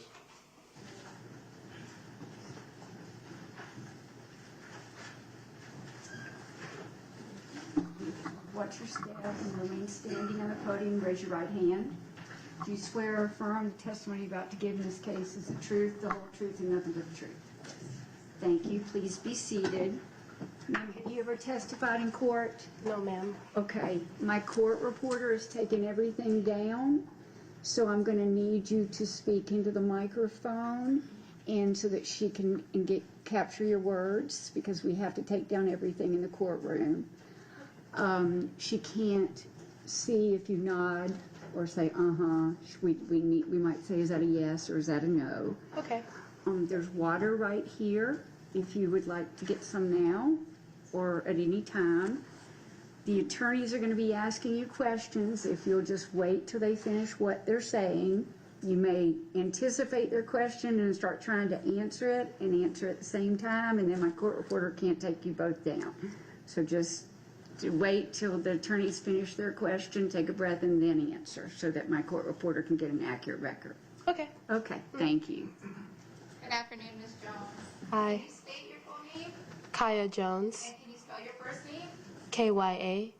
And Ms. Jones, how old are you? I'm 18 years old. Okay, and are you working or in school? I am working currently. Where are you working? I'm working at a restaurant. Okay. And what do you do at the restaurant? I do hosting, to-goes, and serving. Okay. And what about school? What was your last grade you finished in school? I just graduated not that long ago, on the 22nd of last month. Congratulations. Thank Where you. did you graduate from? From Meadow Creek High School. Okay. And did you go to Meadow Creek your whole 4 years of high school? Yes, ma'am. And did you know Susanna Morales? Yes. How long did you know Susanna? We went to school together since elementary school. Okay. Were you friends since elementary school? We knew of each other, but we weren't very close until 6th grade. Okay. What school were you in 6th grade with Susanna? Radloff Middle School. And what did you call her? I called her Susie, Susanna, Sue, just Okay. whatever. And you said friends since 6th grade? Yes. How old were you in 6th grade? 11 or 12. What kind of stuff did you guys like to do together? We would go get food, we'd do makeup, we'd learn dances and songs. She used to play the ukulele, so she would learn songs on that as well. Just hang out. Awesome. Who else was in your friend group with you and Susie? It was me, Susanna, and Esmeralda. Did Esmeralda also go to school with you? Yes. Both of you? And you and Susanna were in the same grade? Yes. Who was older? I was older. How much older? A couple months. My birthday is in October and hers is in June, so I think like 5 or 6 months, I believe. And you said she liked music? Yes, she loved music. Okay. What kind of, you said the ukulele. How long did she play the ukulele? I'm not sure. She's always had one since I've known her. She got really interested in it maybe when we were freshmen. Did she play any other instruments? Yeah, she had a piano as well, and then we also used to play the violin together in middle school. Were you guys in any band or groups at school for music? Just orchestra and chorus. And back in July of 2022, what grade were you about to enter? What? I was a sophomore, I believe. Or I was about to be a junior. Okay. So you had finished your 10th grade and were in the summer before 11th grade? Yes, ma'am. And was Susie in the same grades then? Yes, ma'am. Mm-hmm. Back then in July of 2022, which area were you living in? I was living in Duluth at the in-town suite still. Okay. And where did Susie live? She lived in Norcross on Singleton. Were you, how were you able to see each other? It just depends. If it wasn't at school, it was like somewhere outside of school. We used to have cheer practice together. I would go to Esme's house and she would also go there. We would hang out at the mall, a bunch of different places. And you said Esme, what? Oh, Esmeralda, sorry. Esme is what you call her? Yeah. Okay. And how was Susie like that summer? You said after sophomore year going into junior year.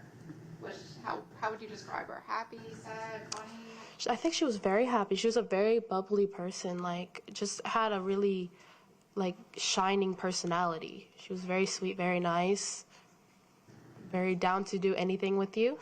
Okay. And back then, was she still doing music in high school too? I believe so. I believe she was still in orchestra and chorus. And you mentioned cheer. You both cheered? Yes, ma'am. Was that for Meadow Creek? Yes. And how would you communicate with her? You guys call, text, social media? Yeah, all of that. All so, that? like, social media, FaceTiming, phone calls, texting. What social media apps did you and Susanna use? We use TikTok, Instagram, sometimes Snapchat. Yeah. Did you guys make TikToks or Snap videos? Yes. What kind of videos did you guys make? Usually it was dancing videos, or, you know, because she was Hispanic, she would teach me a lot of dances as well, so we would do those. Was she a good dancer? Yes. Were you a good dancer? I'd like to believe so. Okay.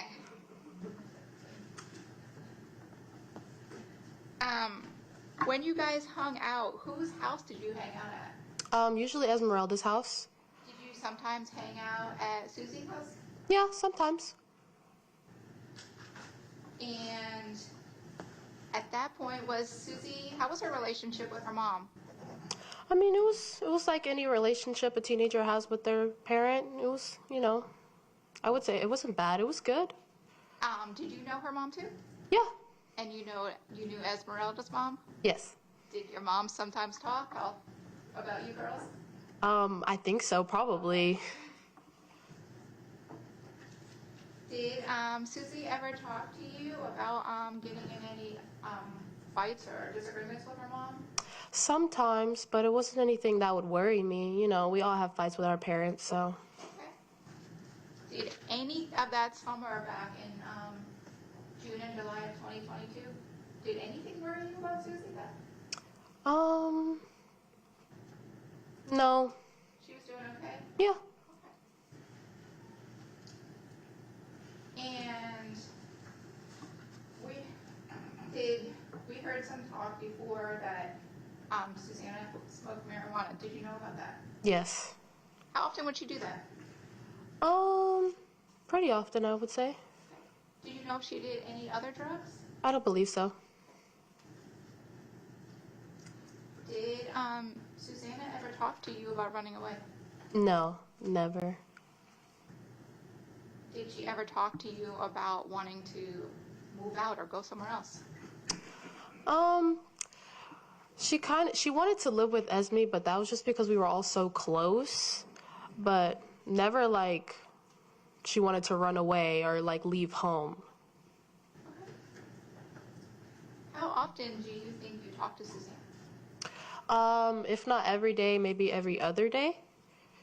And with that, what form of communication would you talk to her on when you guys were talking every other day? I would like to say it's probably mostly texting or FaceTime, but it was definitely at least a text or like a video on social media that we would send each other.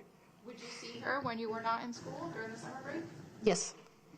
How often do you think you saw her in person? Maybe like every week, at least. Do you know when the last time you talked to her was? I think it was a couple of days before she went missing. And are you familiar with the Life 360 app? Yes, ma'am. Do you have that on your phone? Yes, ma'am. Tell us what Life 360 is. It's an app where you can add people to your circle. You can add friends, family members, and it'll tell you their location, and you can like name places, so it'll tell you if they're at work or if they're at home. Okay.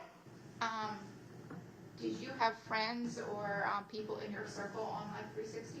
Yes. Who was in your circle group or your friend group on Life 360? We had a friend named Andrea Lees. Susanna was in it. Esmeralda was in it, and then one more friend named Kiara. When did you first get the Life 360 app? Do you remember? I believe 7th grade. Okay. And back in 7th grade when you first got it, do you think you were friends with Susanna on it back then? Yeah. Do you still have Life 360? Yes. So you have used it consistently since 7th grade? Yes, ma'am. Do you also communicate or are friends with your family on it? Yes. Who in your family are you on 360 with? My aunt, my uncle, my grandma, my mom, all my siblings, my dad, and my uncles, a lot of them. So you use it a lot? Yes. Okay. How often do you think you look at it? Every day. Every day you look Every at it? day. Yes, ma'am. Why do you look at it every day? I would like to know where people are without having to text them, but I think the reason why I look at it every single day now is to check up on my family members and my friends to make sure everything's okay. Why do you do that now? Because Susanna went missing. When you look at Life 360 at you can see someone's location. Yes. Are you able to see if someone is walking, driving, running? Yeah. How do you find out if they're walking or driving? It'll say how many miles per hour they're going. So, whenever you open Live 360, you don't even have to click on the person. It'll if somebody's driving or if there's multiple people driving, it'll show a little car next to them. Okay. What if they're walking? It'll show a shoe. Okay. And if their phone is just sitting in their home or not moving, what does it show? Just their picture, their icon. And when you have your friends in your Life 360 circle, do you get to choose their pictures on how they show up in the app?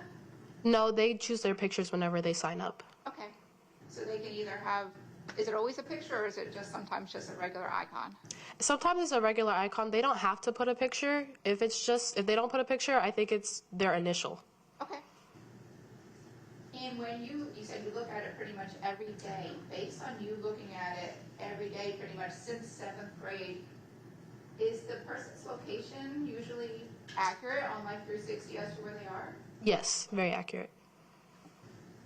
And are you able to know, if your mom is at your house with you, are you able to see her at your house on 360? Yes. Do you check on where your mom is? Yes. And is your mom when your mom is in your circle, can she see where you are? Yes. So everyone can see where everyone is at as long as you're friends in the app?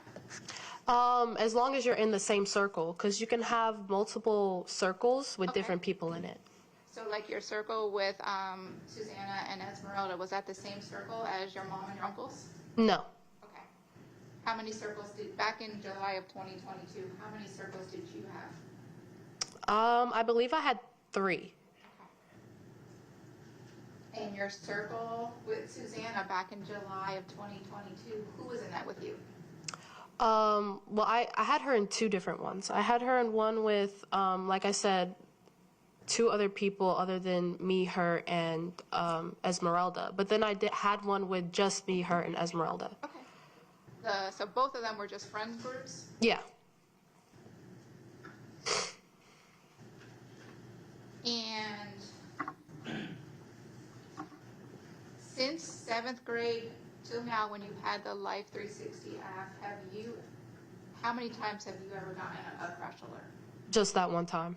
Tell us what a crash alert is. They send a text to your phone saying that they are worried, saying that there might have been hard braking or a crash, and to check up on that person, and it sends a link to their location. And you said that you looked at it every day pretty much since 7th grade to now, and you've only gotten that message one time? Yes. Do you have permission to request this? Certainly. Ms. Kai, I'm going to show you some pictures that have already been admitted into evidence. These are numbered states 18 through 18.6. If you could take a moment and look at those, okay? Mm-hmm.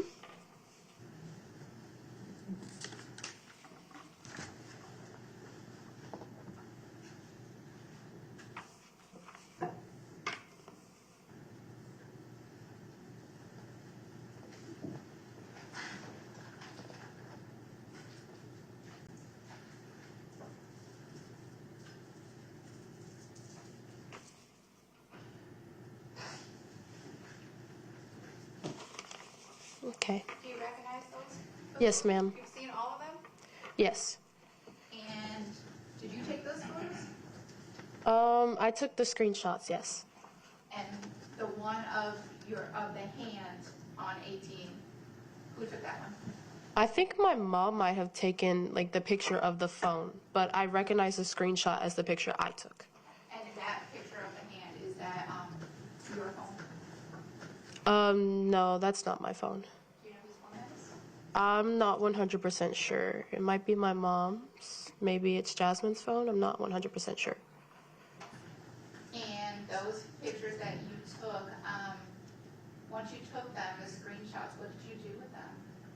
I sent them to Jasmine, to my mom. I sent them to Esmeralda, I believe, as well, just to try to make sense of what. Let's talk about that night. So that night you said July 26, 2022. Where were you that night? Your mom? I was at home. Was Susanna with you? No, ma'am. Did you know where she was? No, ma'am. Were you looking at her location ever that night on 360? No. At some point, did you get a contact as to what was going on with Susanna? Yeah, I got that text from Life 360. And before you got that text, had anyone reached out to you? No. And that text that you're talking about, Mm-hmm.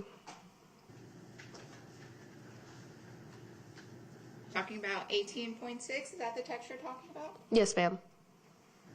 You have permission to publish 18.6? Yes.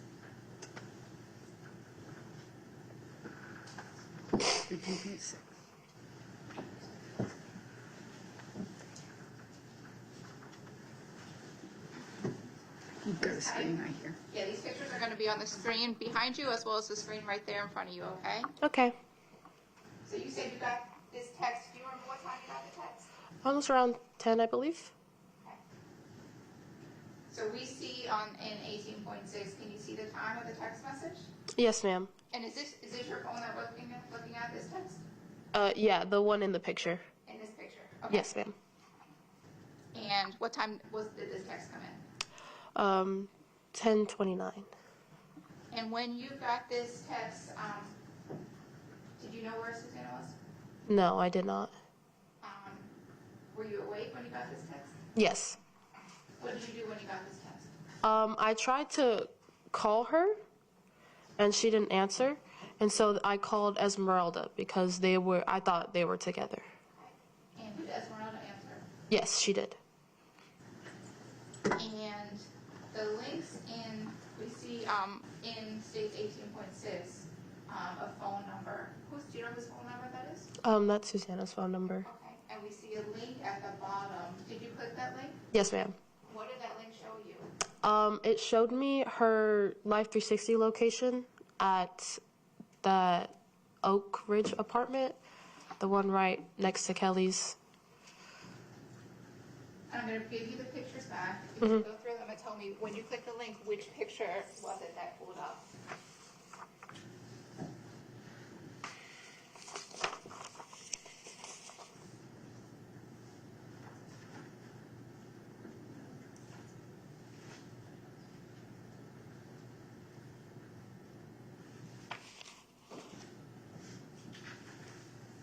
This one right here.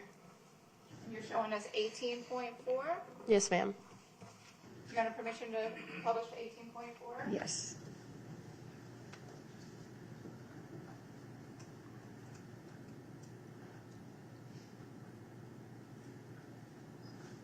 And again, this is on the screen. Tell us here, for those of us who don't use 360, what we're looking at so we understand. That is her location. Her icon says that it was there. So that picture we see in the picture with the multiple girls, whose picture is that? Susanna put that picture up. It's me, Susanna, and Esmeralda. Okay. Is that the picture? So she would have put that as her icon on 360? Yes, ma'am. Okay. And where is that showing? What is that showing us? The picture? I believe we're at the arcade. No, I'm sorry. I get the picture is at the arcade of the three you girls? Yes. Okay. So where is the ring on the 360 app showing that she is? In the neighborhood right there, the Oak Lock Trace. Do you know that neighborhood? No, I have a friend who lives there, but I'm not very familiar with it. That friend that lives there, was that a friend of Susanna that she would go to? No. Did you know any reason why Susanna would be at that location that night? No. And near, we see her, it says near Oak Lock Trace on the bottom.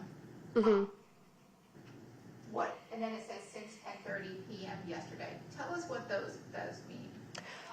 It says that her location has been there since 10:30 p.m. So, like, she hasn't moved since then from that area. Okay. And that's what you got when you opened that link? Yes, ma'am.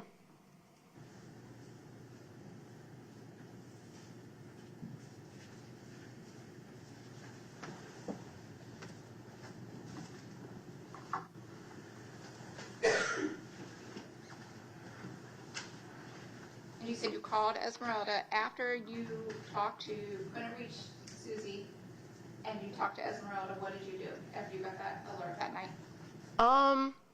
After speaking with Esmeralda, she went out there and checked it out because we were thinking she got into a car accident. She couldn't find any debris or anything, so we just assumed that she was sleeping over at a friend's house, and we slept on it.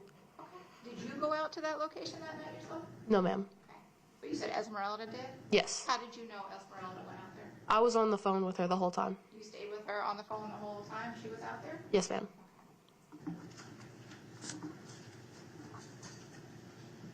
And if we could pull up picture 18.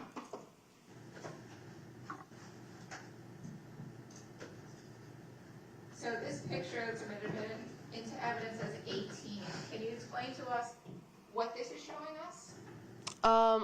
The details of her location. Okay, so that location of 3298 Wednesday Village Lane, do you know that location? I believe that's Kelly's house. Have you been to that house before? Yes. And it says that under there sometimes 728 to 958. What does that mean? That's like how long she was there. Okay, so looking at that time, if she got there at, let's say, 6:30, would it show on the app? Yeah, if she got there at 6:30, it would. Okay. What if she was somewhere else, like the living room or the bedroom, a different place than like her phone moved? Would that change the time? No, because if it's in like a very small area, then it wouldn't. What if you're walking around in the parking lot of the apartment complex? Would that change the time? Yes. Okay. And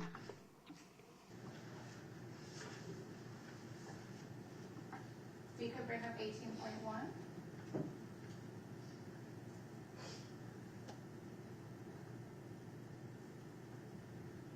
Ms. Carr, looking at 18.1, that's been admitted into the evidence, one of the screenshots you took. Can you explain to us, first of all, what is the time on this that it says on the phone? It says 9:58 p.m. to 10:07 p.m. Can we make it bigger so we can see the top? Okay, we see the top of the phone, Mm-hmm. the 856. Yes, ma'am. Whose phone is that? The 856. That's my phone. Okay, and the battery, the little LTE yellow battery, that's your phone? Yes, ma'am. Okay. And we see the short trip, the 958 to 1007. Tell us what that means and what we're looking at here. So it's basically a trip is anytime you make movement that's big enough for it to capture. So like if you go on like a car ride to the store and come back, it'll show you the trip, like the highest miles and stuff like that. Or if you go walking across the street or something, and that's what it means. So we see that path there with the white dot to the black dot kind of crisscross. Yes, Do you know ma'am. what that would mean? I'm not entirely sure. And if we could look at 18.2.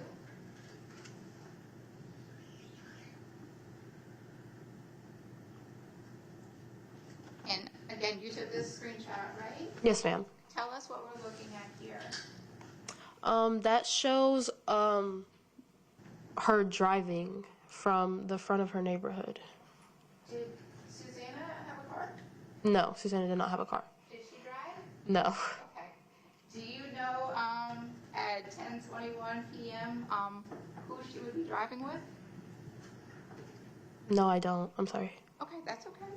And we see that location that says Steve Reynolds Boulevard at the end. Can you explain to us from the white dot to the black dot up top what that means? It means that she started at where the white dot is, the Steve Reynolds Boulevard. She started there, and then she ended where that black dot is. That's where the trip ended. Okay, and we see on the bottom the speed, the phone usage. Explain to us what those mean, the top speed. Yeah, so the top speed will just tell you like the fastest speed, like on the whole trip, the fastest that you've gone. The phone usage, it'll see how much she's been on the phone. The other ones, the other three, I don't have like the gold membership, so I'm not familiar with those. So is that why we see that little lock? You Yeah. That stuff? Okay. That location of Steve Reynolds Boulevard, do you know why Susanna would be over there? Yes. The top location where it stopped at Steve Reynolds Boulevard location? Where she ended? Yes. No. Do you know any friends, you guys in your friend group have any friends over there? No. And if we can look at 18.3.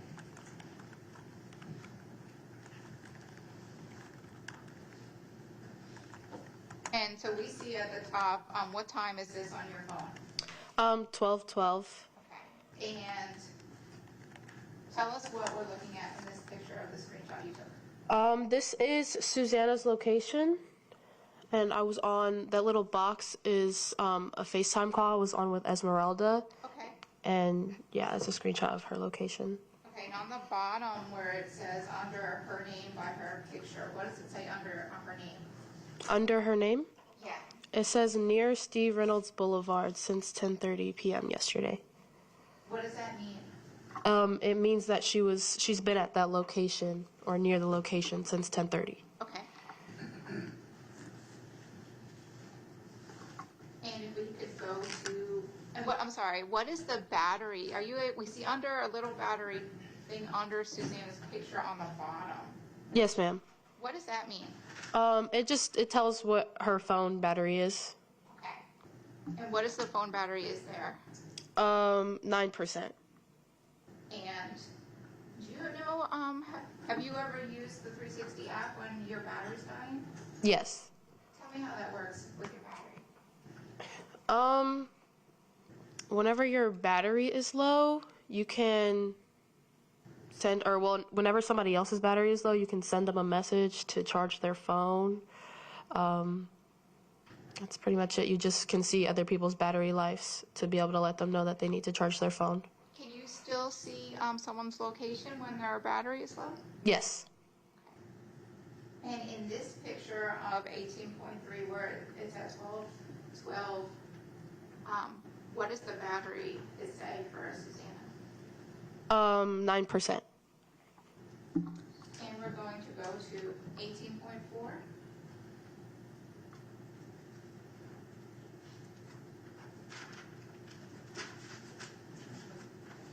And this picture, 18.4, this also you took the screenshot? Yes, ma'am. And tell us what we're looking at here. It's still her same location, so it said that she had been there since 10:30, so she's still there. She's still at that location? Yes, ma'am. Okay. And is that the same location where the crash alert you got was located at? Yes, ma'am. And what time is it now on your phone when you took this? 12:22. And the battery at Susanna, what is her battery at this point, 10 minutes later? I believe that says 7%.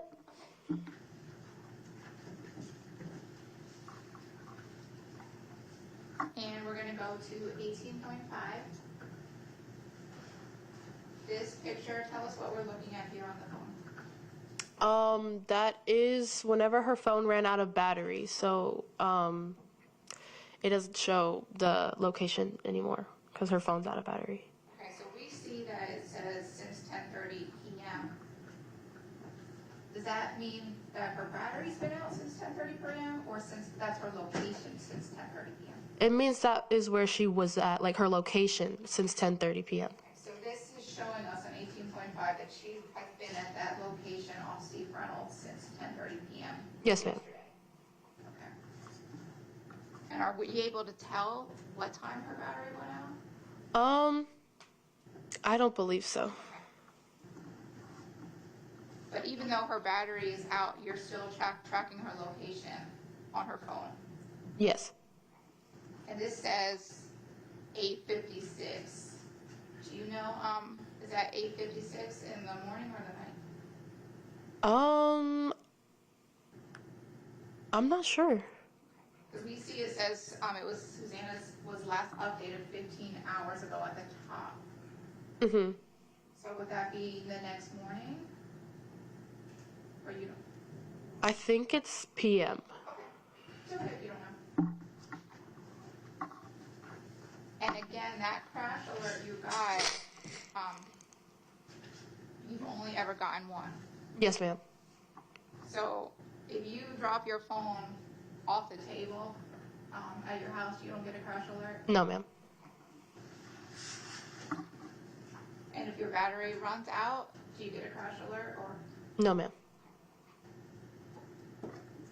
And you said you talked to Esmeralda that night while she was at the location and didn't see anything, signs of a crash. Yes, ma'am. Were you ever able to reach Susanna that day? No. The next morning, what did you do? The next morning, I woke up and I checked my phone, and Esme had told me that she still hadn't been in contact with anybody and that her mom had filed a police report. And at that point, had you heard from Susanna? No. And did you check your other social media to see if she had any signs on Snap or TikTok or anything? Yes. And did you see her on any other social media? No, ma'am.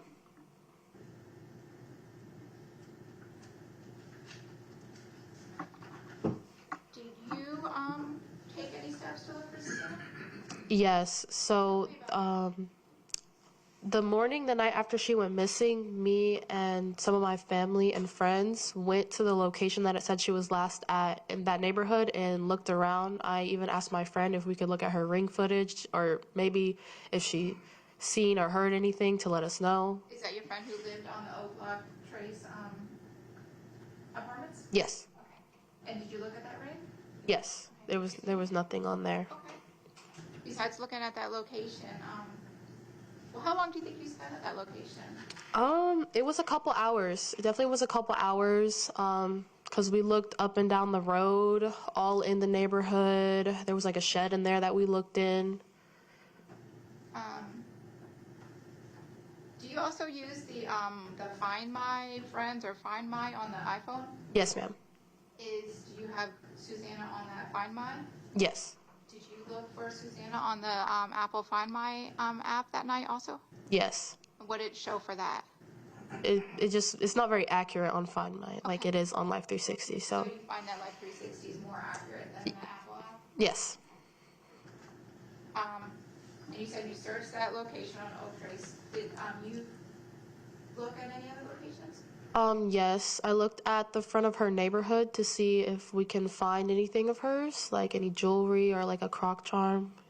To see if we can see like skid marks. I used to look for her in parks and stuff. When you were out there at the Oak Trace location, were police there too? Oh, yes. Who else was there with you besides you and police? Her mom was there, her sister, her boyfriend Axel, Esmeralda was there, my mom was there, my uncle was there, my sister was there, her boyfriend. It was a lot of us. So all of you were looking? Yes. Okay.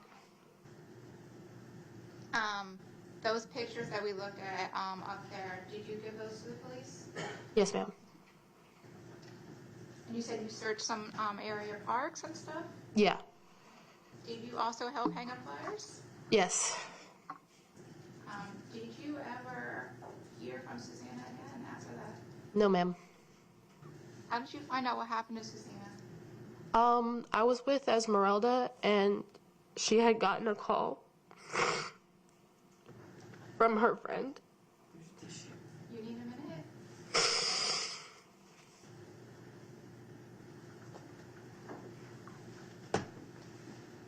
Hey, you want some water? Yes. Take your time.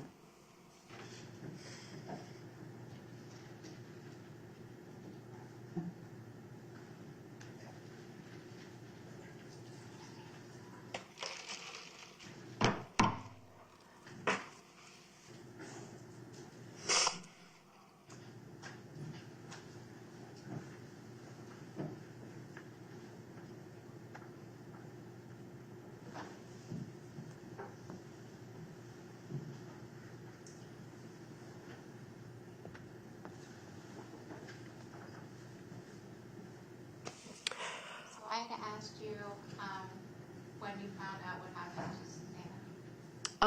Yeah, I was at Esmeralda's house. We had just both come back from school, and she got a call from one of her friends.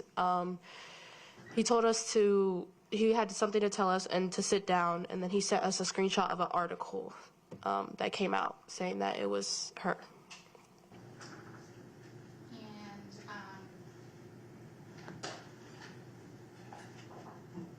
did you ever know anyone who wanted to hurt Susanna? No. Did she ever talk about getting in a fight with anyone or anyone trying to hurt her? Nothing like violent or anything. The man that's charged with doing this, Miles Bryant, did you know him? No, I did not. Did Susanna ever mention him to you? No. Had you ever seen him before you saw his picture on TV? No.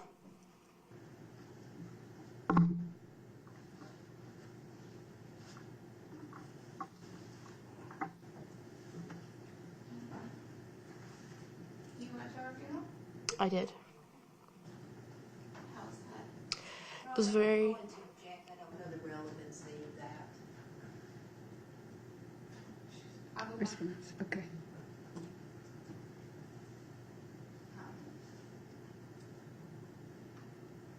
When you found out that what happened to her, what were you thinking? At first I was in denial. I was thinking that maybe it couldn't have been her. Maybe it was somebody else. I think I was in shock. One moment, Anna. Thank you. I have no other questions for Ms. Scott. Thank you so much. Ms. Thank Rick, may I you. have some questions for you?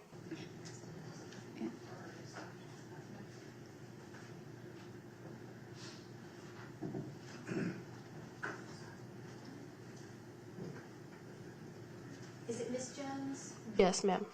Hi, Miss Jones. My name is Tracy Drake. We haven't met yet. I just have a couple of questions for you. So you were not watching Life 360 in real time, correct? Like whenever she... You were not watching all of her movements as she was going as they were happening, correct? Correct. In fact, you only checked Life 360 after you got this alert, correct? Yes. Now, I'm going to ask you a couple of questions. Again, 18.5. This indicates, does it not, that her phone is out of battery since 10:30 p.m. yesterday. So since 10:30 p.m. yesterday, that is where her location stayed at. But the phone out of battery is just her phone was out of battery. Okay, does it show a location here? Relative, but not exact because her phone is dead. Where does it show her location on here? Where's there an icon showing her location? There's no icon. Okay.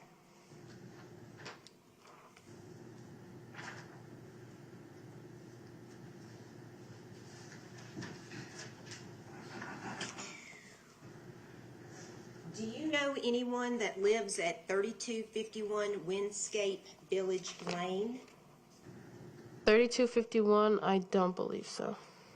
Okay, do you know who lives at or near 3298 Windscape Village Lane? I don't know the exact number, but I know that's Kelly's neighborhood. Okay.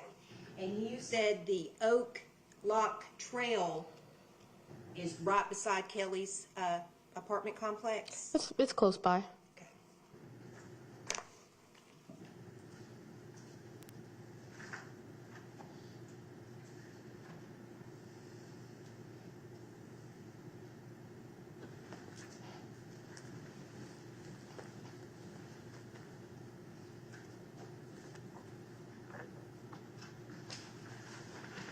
On the, don't laugh because I'm totally going to mess this up. Is it Find My? Yes, ma'am. Okay. I knew what Snapchat was. I got that. On the Find My app, did you get a crash alert or anything like that? On Find My, no.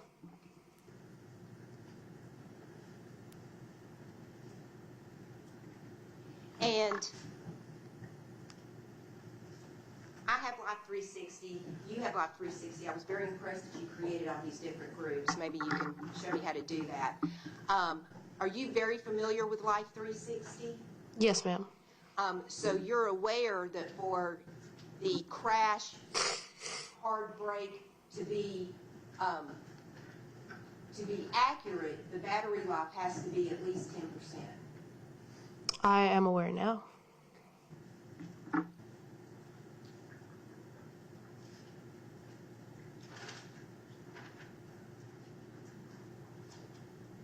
And the last contact you had with her was a few days before? I believe so.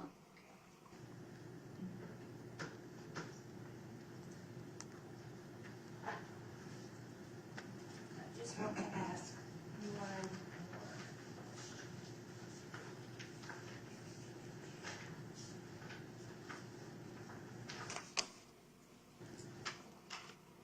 So on 18.6, which is the text that you got, it keeps being referred to as a collision or a crash alert. But doesn't it say that detected sudden movement, Yes, ma'am. which could be a dropped phone, hard braking, or a collision? Yes, ma'am.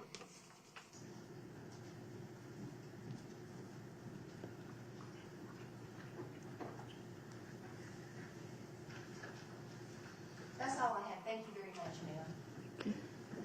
Ms. Montucci? Just briefly, Your Honor. Sure. Thank you.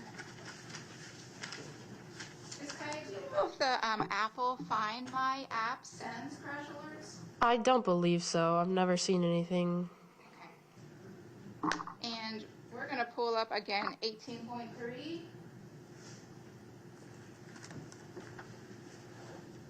So here on 18.3, it says 12, right? Is that correct? Yes, ma'am. And the battery life is 9%?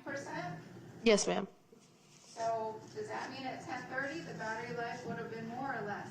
More. And looking at 18.4, at 12:22, is that correct, the time there? Yes, ma'am. And the battery, what does it say there? 7%. So it's going down from 12:12 to 12:22, correct? Yes, ma'am.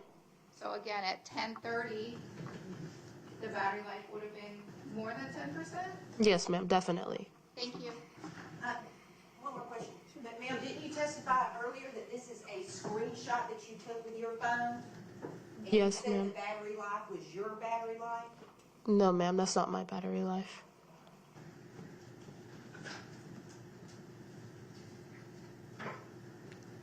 No more questions. Sorry.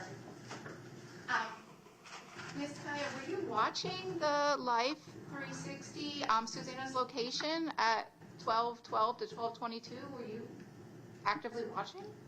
I was looking at it. I was in between texting her and texting Esmeralda, but I was mainly on there. So you were monitoring Susanna's location after you Yes. got that crash alert, is that correct? Yes, ma'am.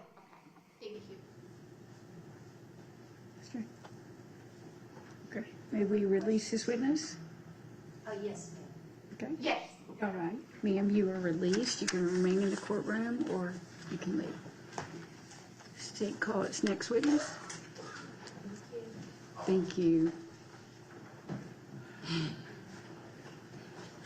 State's gonna call Alyssa Marvin.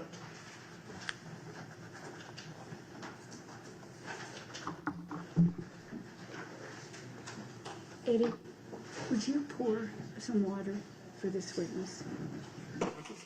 Pour some.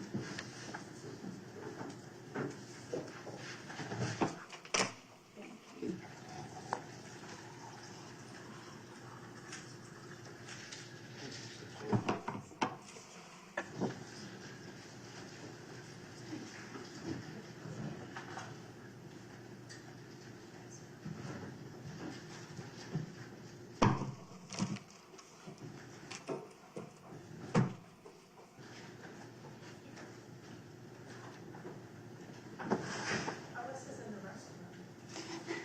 Okay. Of course. Okay, Can I indulge the court for a minute or two? certainly, Thank you. She has a flight to catch back, and I want to make sure we get her absolutely, testimony done. absolutely. It's only 7 till 4. I know. It may feel like 8 p.m. Your Honor, may we grab some exhibits while we wait? Certainly. Y'all can walk around the courtroom. You don't have to ask me each time. And if the jurors want to stand up while we're waiting on the witness, if anybody needs to stretch their legs.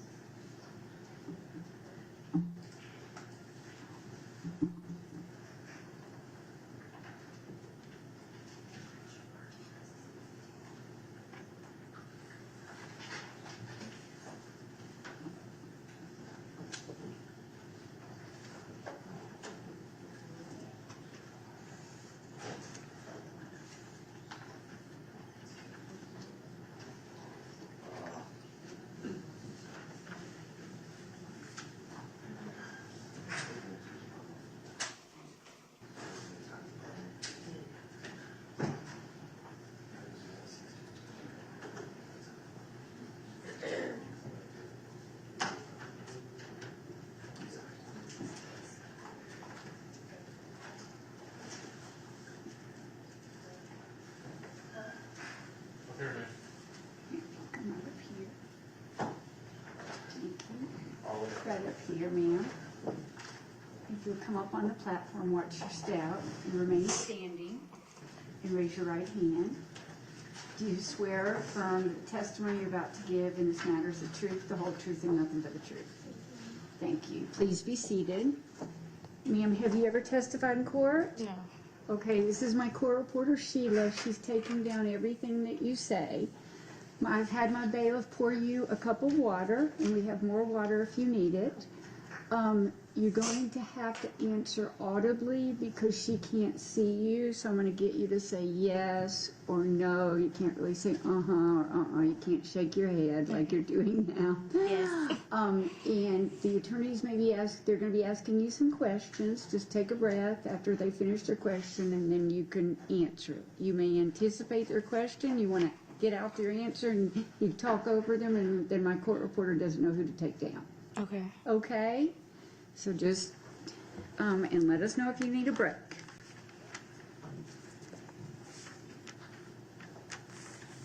Good afternoon. How are you? I'm okay. All right. Can you go ahead and tell us your name, please? My name is Alyssa Marvin. All right. And Alyssa, how do you spell your first name? Alyssa. And your last name? Marvin. All right. And Alyssa, where do you live currently, generally? In New Jersey. Okay. And your presence here, did you get on a plane yesterday, fly down here for this trial? Yes, I did. I want to take you back a couple years, July 2022. Where were you living at that time? In Sterling Glen Apartments. All right.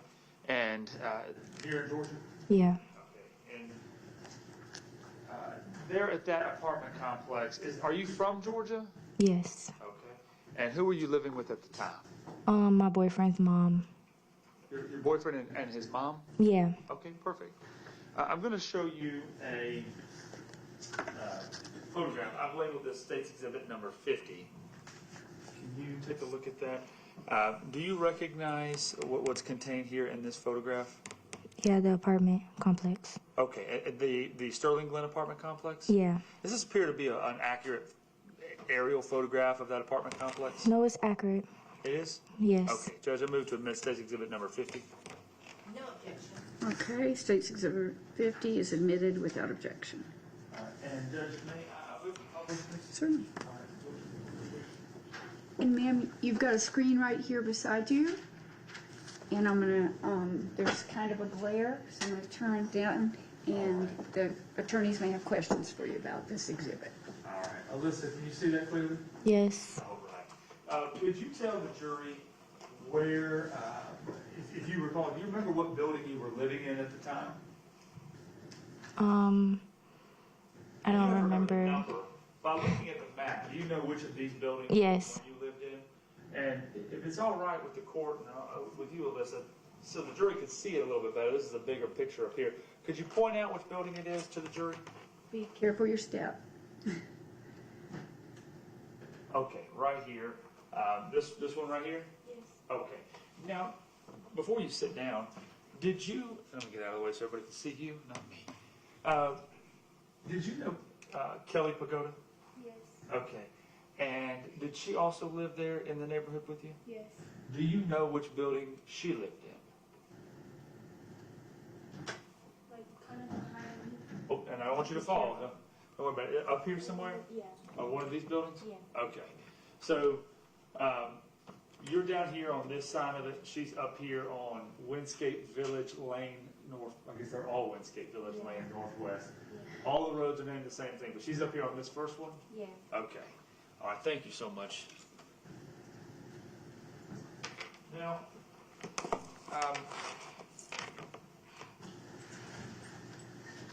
tell me, how did you know Susanna Morales? I knew Susanna through Kelly. They were walking through the neighborhood one time, and I just saw them, and I was like, y'all are some pretty girls. And I didn't have friends, so that's really how it started. And I said they were pretty, got their number. It started from there. Okay. And, you know, how long had you known Susanna before she died? I don't remember an approximate date, but it was during that summer, around June. Okay. June and July. All right. So, by July 26th or so you might have known her a month or two? Yeah. At that time? Yes. Okay, I got you. Now, how often would you spend time with Susanna? I would say we've been around each other at least 4 or 5 times, maybe. All right. And where would y'all hang out at? Just the neighborhood. At the Sterling Glen apartment? Yeah, Sterling Glen. All right. When you would hang out with Susanna, would it also be with Kelly each time? Yeah. All right. What kind of things would y'all do? We would just like talk, smoke.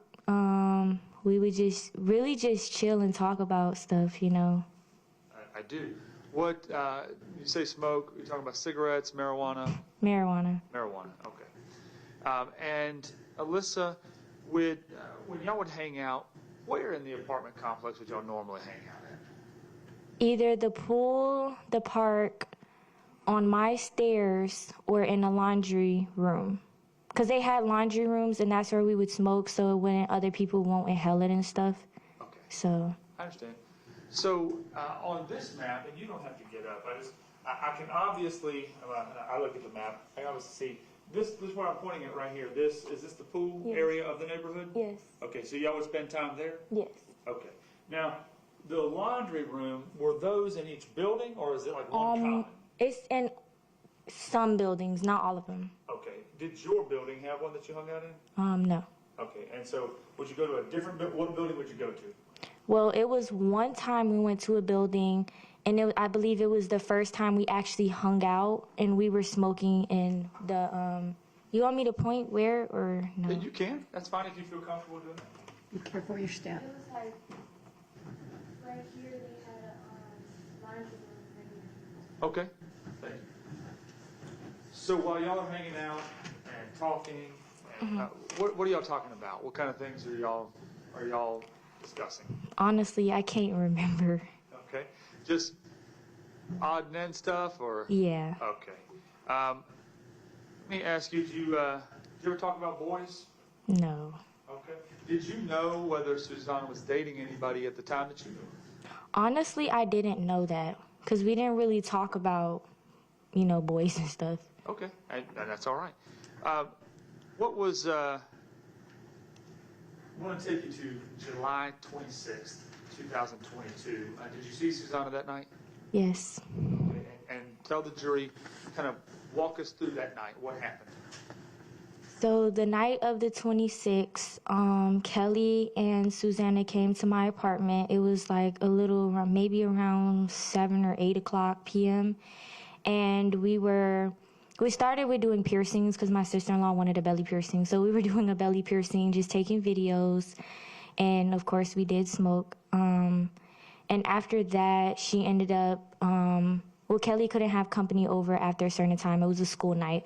So after that, she ended up leaving my apartment. Both of them walked away from my apartment around like 9:30, somewhere around that time. I can't remember specifically what time, but it was around that time they ended up leaving my apartment. From there, I don't know what happened until the day I found out that she was walking with Kelly to the golf court, and then Kelly went home, and then she went, as we thought, home. So the last time, what was the last time you saw Susanna? That night when she walked away. All right. And I'm going to show you what I've marked as State's Exhibit number 49. I want you to look at this and tell me if you recognize it. Yes, that was the video we took. Okay. And obviously this is a piece of paper, so this is not a video, but is this just a still shot of a video? It's a video, yes. Okay. Well, would y'all go ahead and turn that off for a second? Thank you. Is this a fair and accurate screenshot of that video that you took that night? Yes. Okay. Judge, I move to admit State's Exhibit number 49 and ask for permission to publish. No objection. Okay, State's Exhibit 49 submitted without objection, and you may publish. No. Okay. Can you see that? There's a glare, and you can also look at it on this screen. Yes. Can the jury see that? Okay. Can you tell us just kind of who's who in this photograph? That's me, the white girl. That's Kelly in the middle, and that's Susanna on the left side. Are you taking this video with your phone there? Yes. Okay. I love memories. What's that? I love memories. Memories. And this says 9:04 p.m. Yes. July 26th at the top. Is that a reference to the time in which this video was taken? Yes, that was right after the piercing. Right after the piercing. And Yeah, you can kind of see, if you kind of zoom in, you can see where the piercing is, because that's like also part of my phone gallery. Where the so you mean over here in one of these photographs? Yeah, you can see like the time frame, and then that was like the last video we took, and then you can see the next video is a video I took when I went inside. Okay, I understand.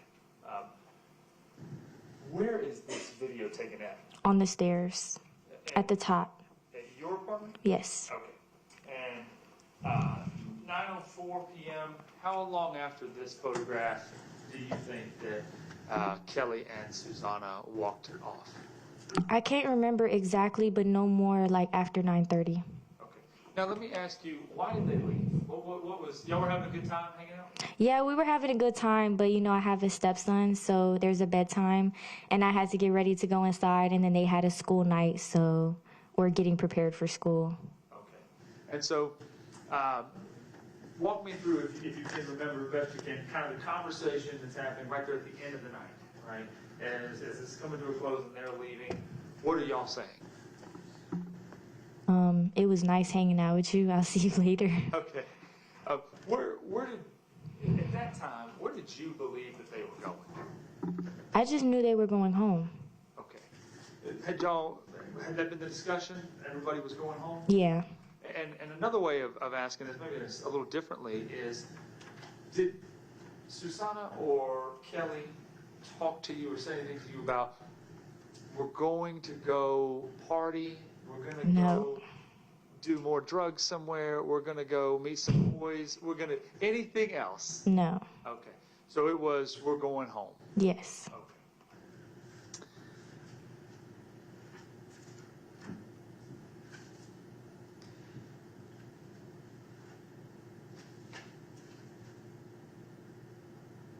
That night, how was Susanna acting? To me, normal. And what I mean by that is, was she happy? Yes.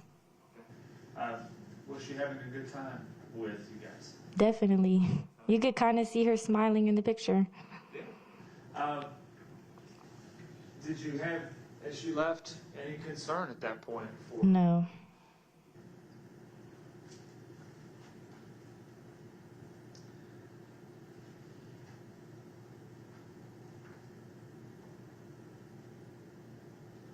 You mentioned that you didn't, after they left and then walked away, Kelly and Susanna, after they walked away, you didn't really know anything else happened odd or weird until the next day? Correct. Okay, and what was the first thing that you heard? The first thing I heard was, well, it wasn't hearing, it was a text from her best friend, Rose, Esme, they call her, and she was just asking me, did I know where Susanna was? Okay. You know what time that was? Not really, but it was like early in the morning. And you mean like daytime early in the morning, or Yes. like middle of the night early in the morning? Like after 8 a.m. That's morning. All right. Okay. Gotcha. Had you heard from Susanna at all? No. Any calls, text messages, social media, anything? No. After she left? No. All right. Did y'all have each other's information? You had each other's phone numbers? We only had each other's Instagram. okay, so did y'all communicate on Instagram? Sometimes, yeah. Did you have any conversations, communications whatsoever with Susanna on Instagram after she disappeared? Oh, no. Did you, were you able to participate in looking for her at all? I was able to. Okay, and what did you do? Well, when we were doing one of the flyers, like putting out flyers, I would put out flyers when I got the chance to, but I was going through a lot at the time, so it was hard for me to focus on what was going on because I was going through a lot. I understand. That evening, did you notice anybody, as y'all were at the apartment complex, did y'all spend the whole time at your apartment that night? Yes. Okay. Did you notice anything unusual that night? Anybody watching or anything? No. The defendant, Miles Bryant, have you seen him before? Yes. In person, have you seen him? Yes. Okay. And did you, at the time that this happened, did you know who he was? Yes. All right. And tell the jury, how did you know who he was? We all knew it was a cop in our neighborhood, so we knew him as the cop. Okay. Did you know where that he resided there in the neighborhood? Yes. Did you know what building he was at? Yes. All right. And I'm gonna, if we could, put back up exhibit number 50.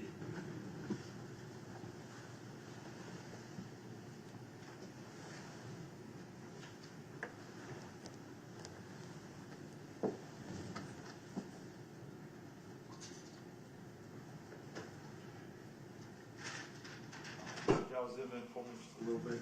Thank you. Are you able to see in this photograph the building that the defendant lived in? Yes. All right, and could you point it out to us? Yes.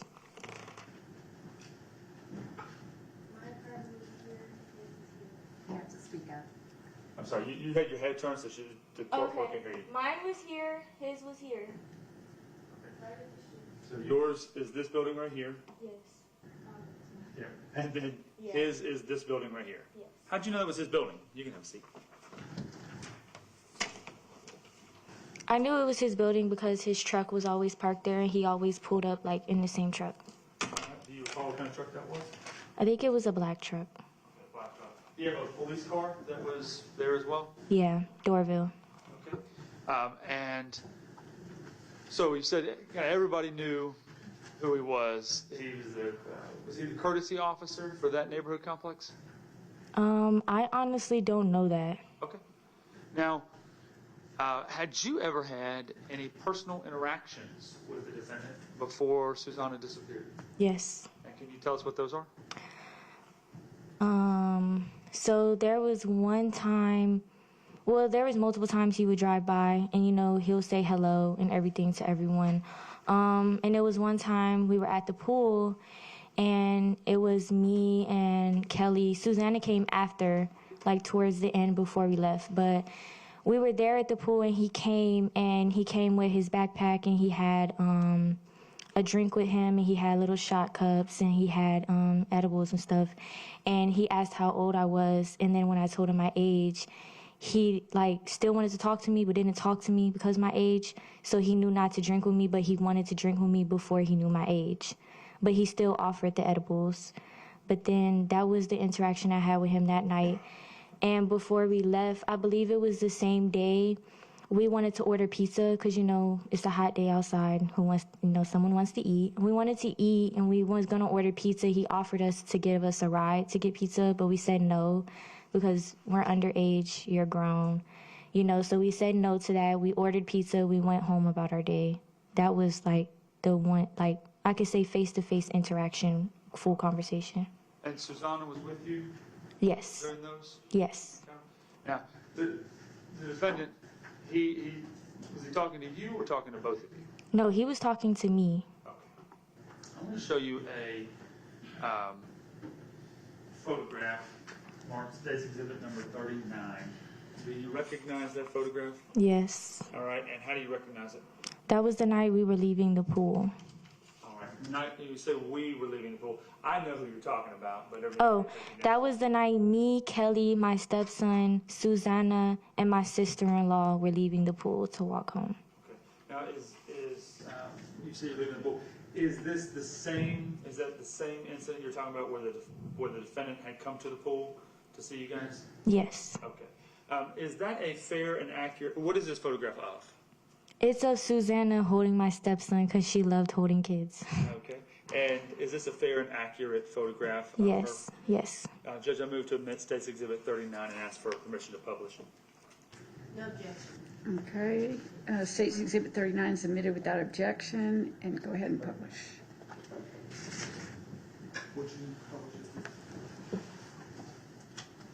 Okay. All right. So here at the top of that photograph, if we could zoom in kind of closer to the top if you can. There we go. There appears to be a location and date Yes. up there. Is that does that reference when this photograph was taken? Yes. All right. And what is the location and the date? Sterling Glen Apartments around, it was July 20th. Okay. Now, and there was going to be another question I had. Okay. But in terms of this photograph, where does the photograph say it was taken? Oh, it says it was taken July 30th, 2022 at 3:31 p.m. Okay. And is it in Norcross? Yes. Okay. And it says July 20th, Yes. 2022? Okay. Yes.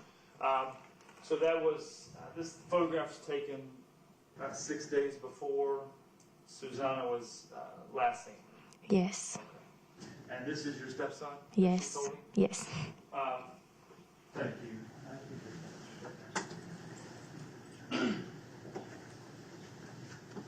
The incident with the pizza, was that the same day or a different day? I believe it was the same day. Same day, okay. So you said the defendant had offered to give you and Susanna and Kelly a ride to go get pizza? I can't remember who exactly he offered a ride, but I know for sure it was me and my sister-in-law. Okay. All right. And y'all turned him down? Yes. Okay. You mentioned that he gave you edibles. There's like THC edibles? Yeah. Okay. Did you take any? Yes. Okay. Did you ever, other than smoking marijuana with Susanna, did you ever take any other drugs with her? No.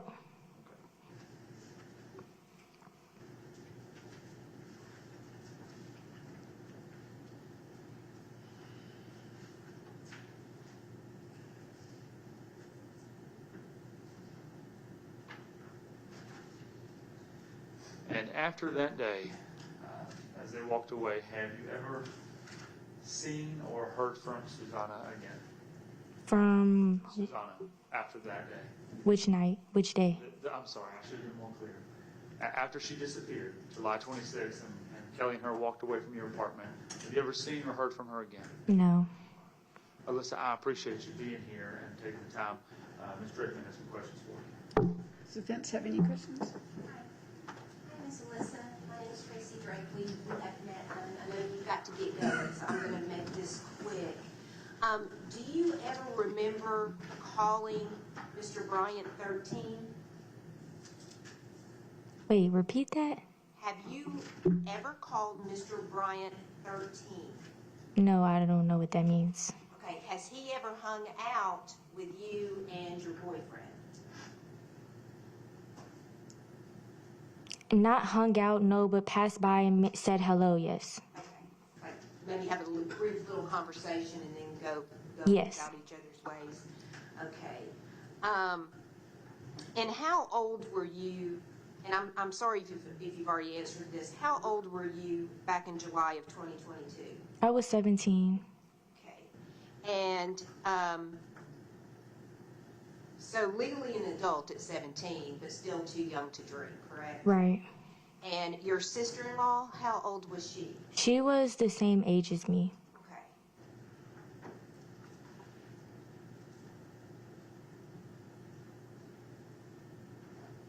That's all I have. Thank you. State your name, redirect. May we release Miss Martin? Miss Marvin? Yes. Miss Marvin, may we release? Oh, yes, ma'am. I apologize. Yes, and just for the record, she will be departing and not Right. subject to recall. Not subject to recall. Thank you, ma'am. Have a safe flight home. Thank you.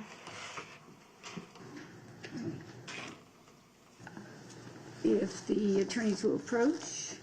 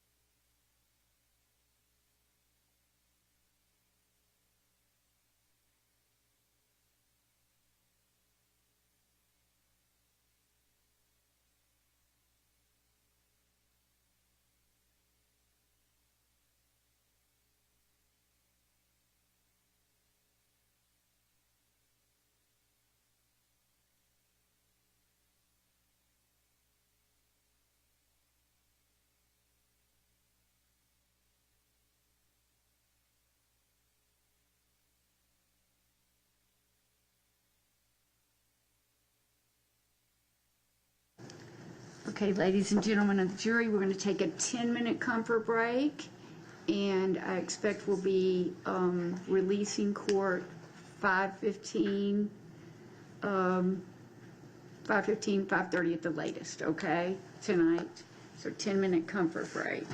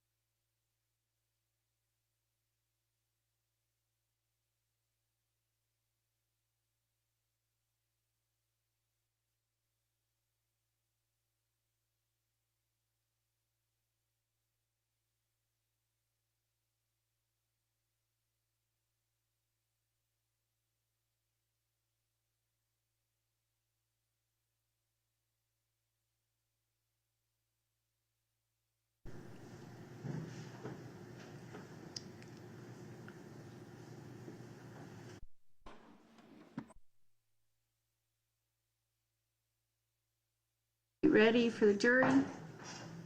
State ready for the jury? Ready, Judge. Defense ready? Okay, Patty, if you'll bring the jury in.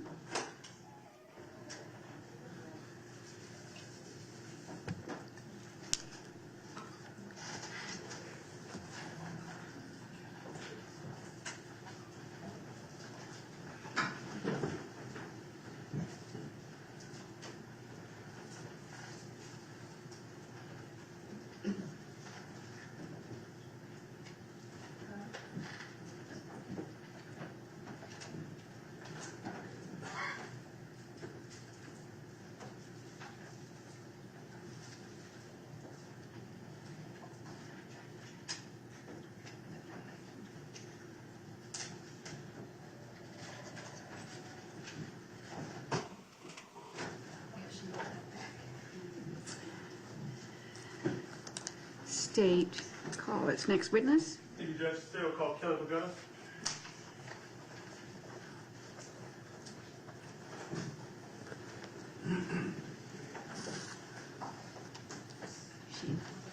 Will you make me a copy of the witness list tomorrow? Oh, just remind me.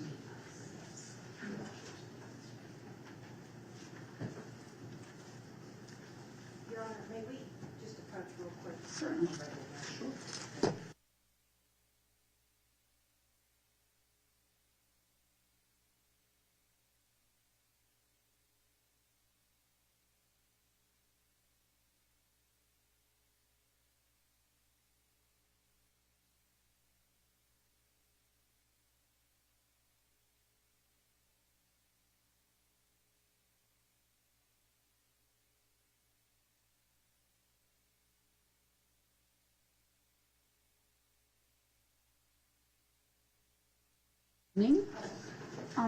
Ma'am, would you stand on the podium? I'm going to swear. Sorry. No, you're fine. If you'll raise your right hand.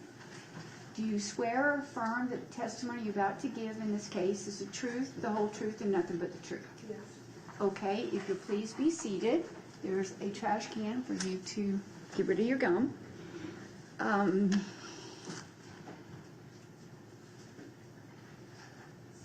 Have you ever testified? No. Okay. My court reporter Sheila, she's taking everything down, and she has to make a record. So that's why you have the microphones. I'm going to need you to speak into the microphone. The attorneys are going to be asking you questions. I'm going to need you to answer audibly because my court reporter can't tell if you're nodding your head or if you say or uh-huh. So we need to get an answer, okay? You may, as you're listening to the questions, know the questions that the attorneys might ask you, and you may want to try to get the answer out, but please don't talk over them because you can't take down two people at once. Okay. Would you like some water before you start? I'm good. Fresh water. Okay, if you need some, let us know. Thank you. All right. Good afternoon. How are you doing? I'm good. How are you? I'm good. If you would just lean up just a little bit for me so we can get your voice picked up in the mic just a little bit better. Could you tell us your name? My name is Kelly. And Kelly, what's your last name? My name is Kelly Pagoda. All right. And could you spell your name for us? Kellypagada. All right. And Kelly, how old are you? I'm 17 years old. All right. Now, in 2022, July of 2022, how old were you? I was 15. 15 years old. All right. And are you in school? Yes, I am in school. And where do you go to school at? I go to school in Acceleration Academy. Okay. Are you off for the summer?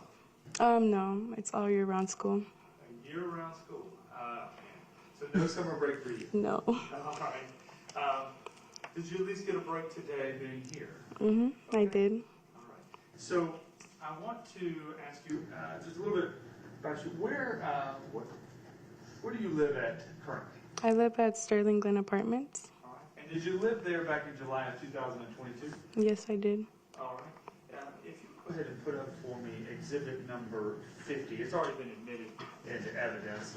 I'm going to show you this, just an aerial map of that apartment complex. If you could, I want you to tell the jury which apartment building is yours. Right. Okay. Can you see that? Mm-hmm. All right. See, now that's Oh, one yeah. of the times. So, yeah, Got okay. you. You've got to answer out loud. Okay. Okay. Can you, it may be easier for you to step down or tell me which building is yours? You could just be careful, there's steps going down the podium.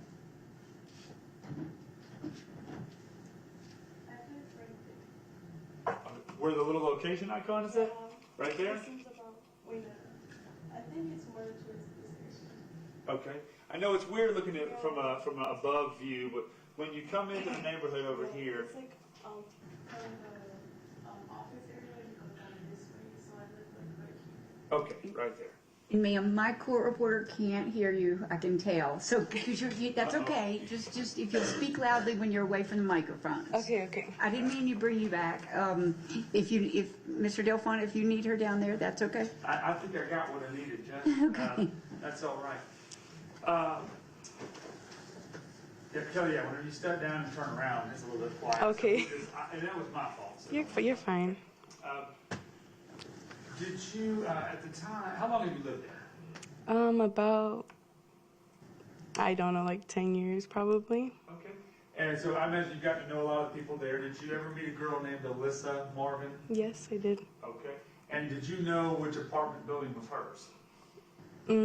I didn't know, but I know where she lived. You know where she lived? Yeah. Are you able to point it out? If you don't remember, that's okay. It's just on the other side of my building, like behind mine.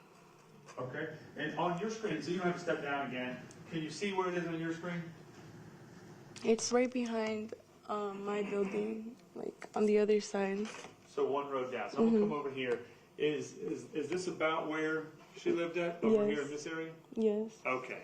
Did you ever visit her there? Yes, I did. Now, tell me about Susanna Morales. Were you friends with Susanna? Yes, I was friends with her. How did you meet her?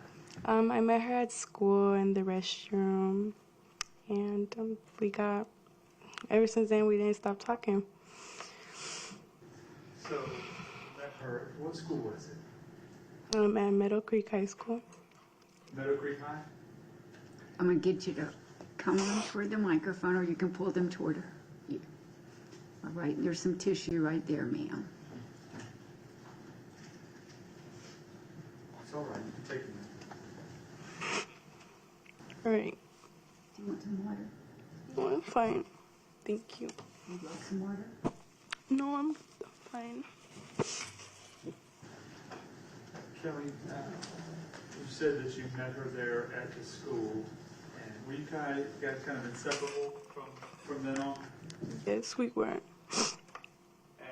how long, and we don't need exact dates, but just the best that you can remember, how long before her death was it that you guys met and started spending time together? Can you ask that in a different way? Sure. How long before she disappeared did you meet her? Like, I'm gonna say like a year. Okay. And how often did you talk to her? I talked to her every day. Like, we hung out every day since the day we met. Now, where would y'all spend time together at? It would usually be at my house or Esmeralda's house. So were you and Susanna and Esmeralda all friends? Yes, we were. So did you ever hang out over at Susanna's house? Sometimes. Like, Sometimes? How many times do you think you spent? like 3 times the most. So obviously it sounds like more times at your house Yeah. or at Esmeralda's house. Now, what did you call Susanna? Susie? Susie. Okay. Now, tell us a little bit about Susie. What kind of things did she enjoy doing? She liked going out. She liked going to parties. Or she really just liked to be with her friends or with me, you know? Like, we didn't have to go nowhere. We could just be together at my house. But yeah. And what kind of things did y'all talk about? We talk about boys, school, our future plans, and, all of that. And Kelly, you're doing a great job, but if you could just Just Can I lean. speak up just a little? Sorry. You pull the microphones towards you, towards your mouth. I'm a little bit closer to you than Ms. Drake and some of the jury members, so I'll make Yeah. sure everybody can hear you all right.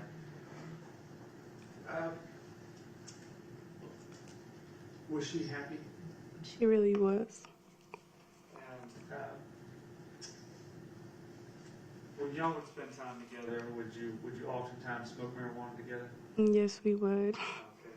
I want to bring you to such a time on July 26th, 2022. Did you see her the night she disappeared? Yes, I did. Tell the jury kind of just walk us through if you can that night.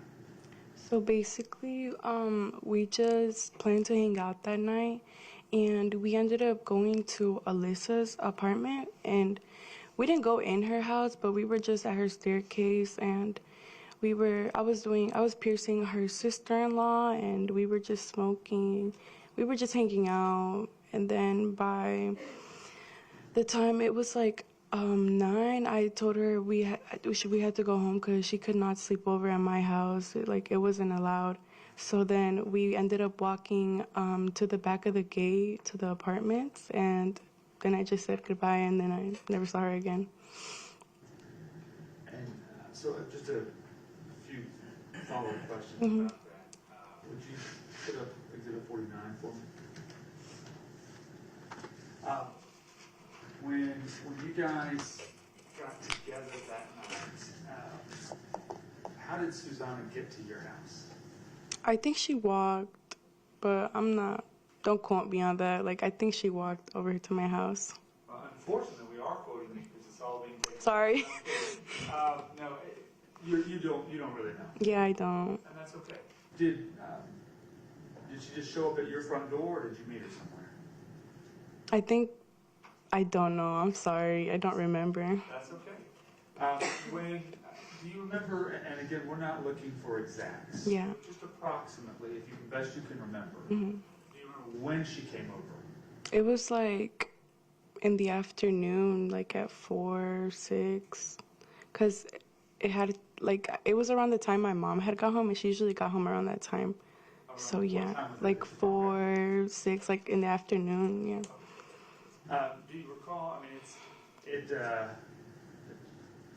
how long do you think that you two hung out together before she ended up going home? 4 or 5 hours. And did you spend time at, how long were you, let me ask you, I'm going to ask you just to describe. Was it all at Alyssa's house, or were you at your house, son? I don't know. I don't remember. That's okay. So up on the screen, and you have it there, is our State's Exhibit 49. Do you recognize that? I do. Okay. Is that you in the middle? Yeah. Okay. Now, where was this? Do you recall where this photograph was Yeah, taken? that was at Alyssa's apartment. Now, it says on there 9:04 p.m. July 26th when that, I think it's a video, or a photograph was taken. Do you remember how long after this that you had started walking Susanna home? Or to the end of the edge of the neighborhood? Probably around 9 or 10. I started walking with her. All right. You said around 9 or 10. Yeah. The photograph here is taken. So yeah, 9. I mean at 9:30. Sorry. Okay, it's okay. Okay. So, and this has been a long time. So Yeah. if you don't remember something, you're doing a great job. You just tell me you don't remember. You walked her, and I'm going to put, if you could, just put up Exhibit 50 for me.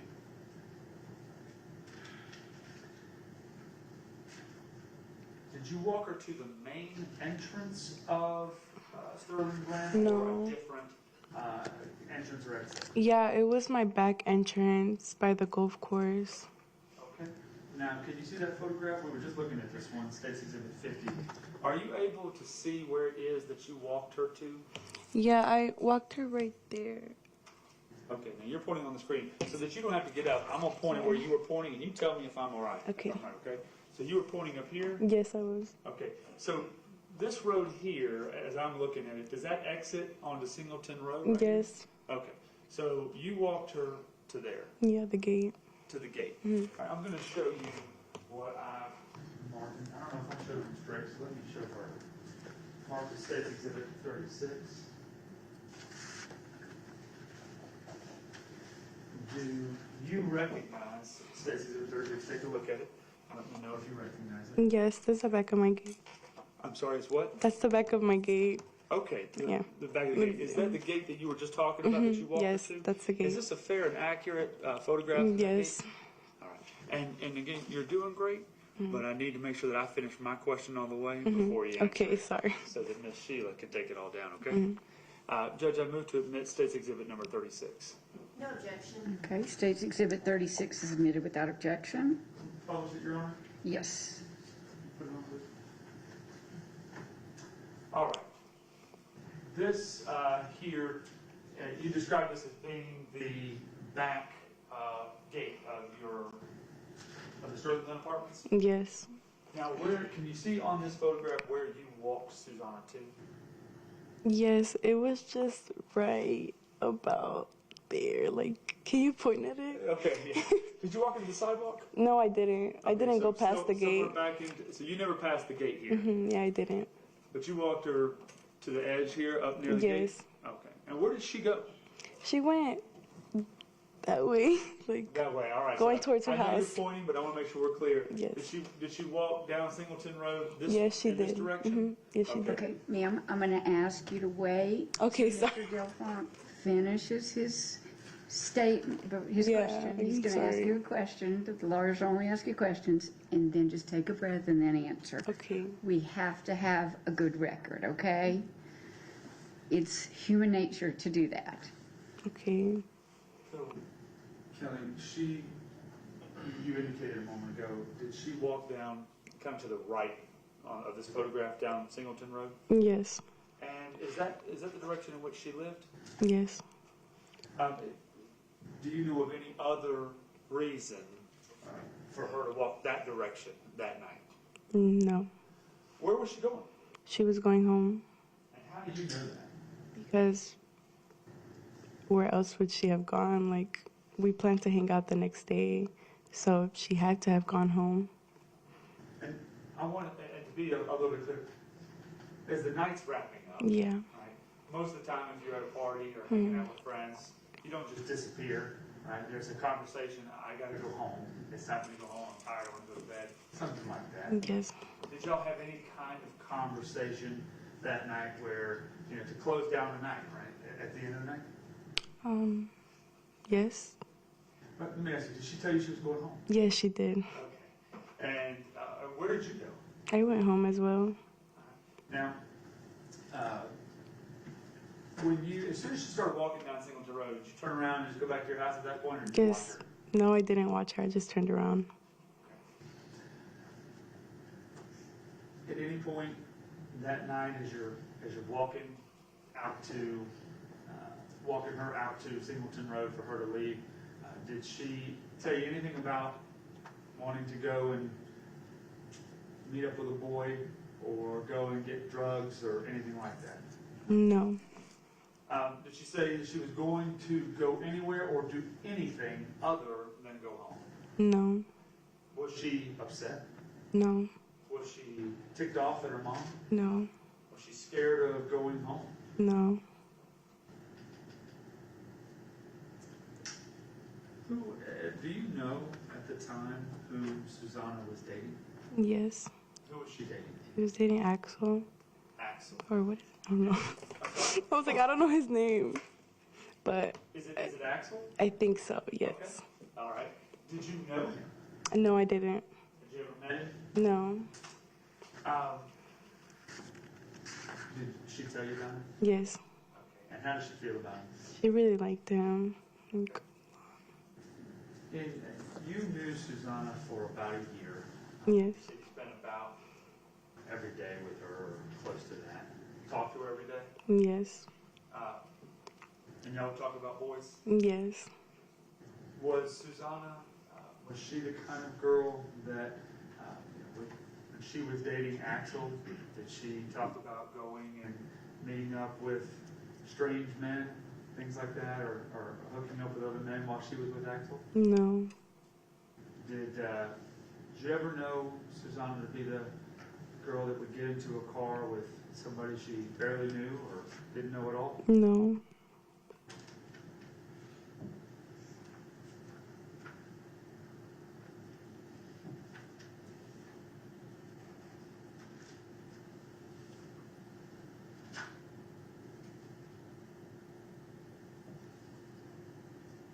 That night, once she left, what was the first sign that you got that something might be wrong? The next morning, Esmeralda texted me if I had known anything about her. And I told her no, because she told me she went home, and then I had called her and she wasn't answering or picking up her phone. So that's when I knew that something was wrong. So that's the next morning. Yes. And daylight hours? Yes, like in the morning. So the rest of that night, once you turned around and went back to your apartment, you had no idea that anything had happened? No, I didn't. Once Esmeralda asked you, did you try to reach out to Susanna? Yes, I did. Did you get any response from Susanna? Any calls or text messages once you tried to reach her? No, I didn't. Were you able to participate in any of looking around or trying to find her in any way? No, I wasn't.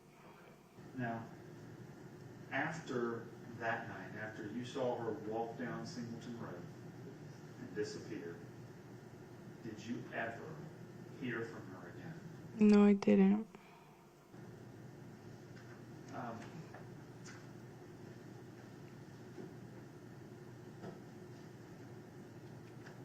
How did you hear about the police finding her body? It was through Esmeralda, and she called me. Just give me 1 second. And she was like that they had found her, but I thought like she was still alive, like they found her, you know, because she had been missing. But then she told me that she was dead. And then they had just found her remains. And then I hung up the phone call. And I want to go see her after. I apologize, I couldn't hear you. I'm sorry. And then I went to go see Esmeralda afterwards. When you found out that she was not alive, but in fact she was dead, what went through your mind? It was just really disappointing because I had hoped that we would find her and then that she was just somewhere else, but she wasn't.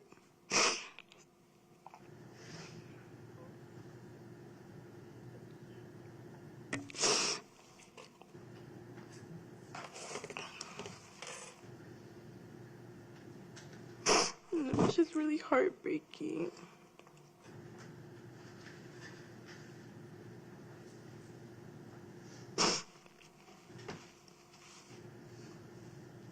Sorry, I don't like talking about it. It's okay. You don't have to apologize.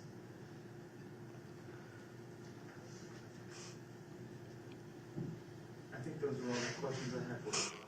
Okay. Okay, ma'am, just stay seated. The defense may have some questions for you.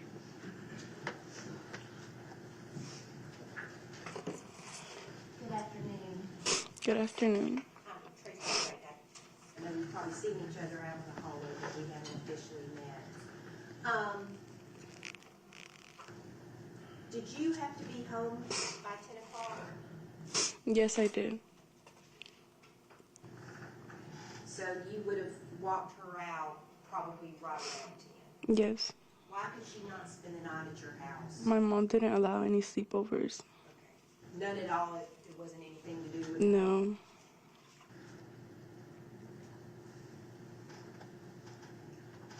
Now, you met her a year before at Meadow Creek High School. Yes. Did y'all attend any other schools together? No, we didn't. you attend any other schools? Yes, I did. Where did you attend? I went to Gibbs Center West. And what is Gibbs Center? It's an alternative school. Ma'am, I'm gonna have to get you. I'm so sorry. I'm gonna have to get you. Okay, wait for Ms. Drake's question and then speak into the microphone so that we can take down. All right. Is there a particular reason why you walked her to the back entrance? Was that just closer to her apartment or something? Yes, because I couldn't walk her all the way home. Why? Because I didn't want to. Like, I couldn't. It was too late. A little bit too high, maybe? What do you mean? Too high from smoking? No, I just couldn't walk her down.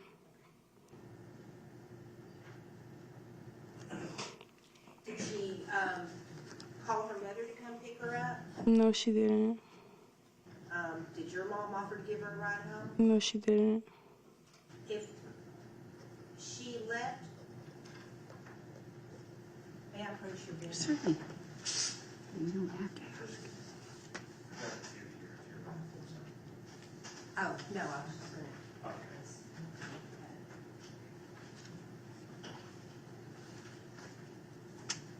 And I just wanted to clarify something. Thank you, Mr. Delphi, because I did read this.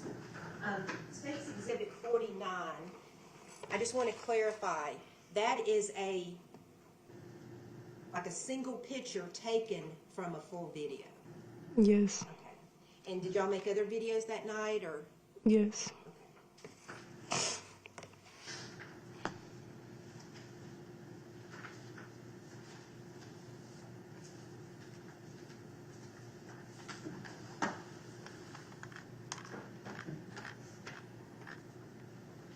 I'm going to show you State's Exhibit 18.1.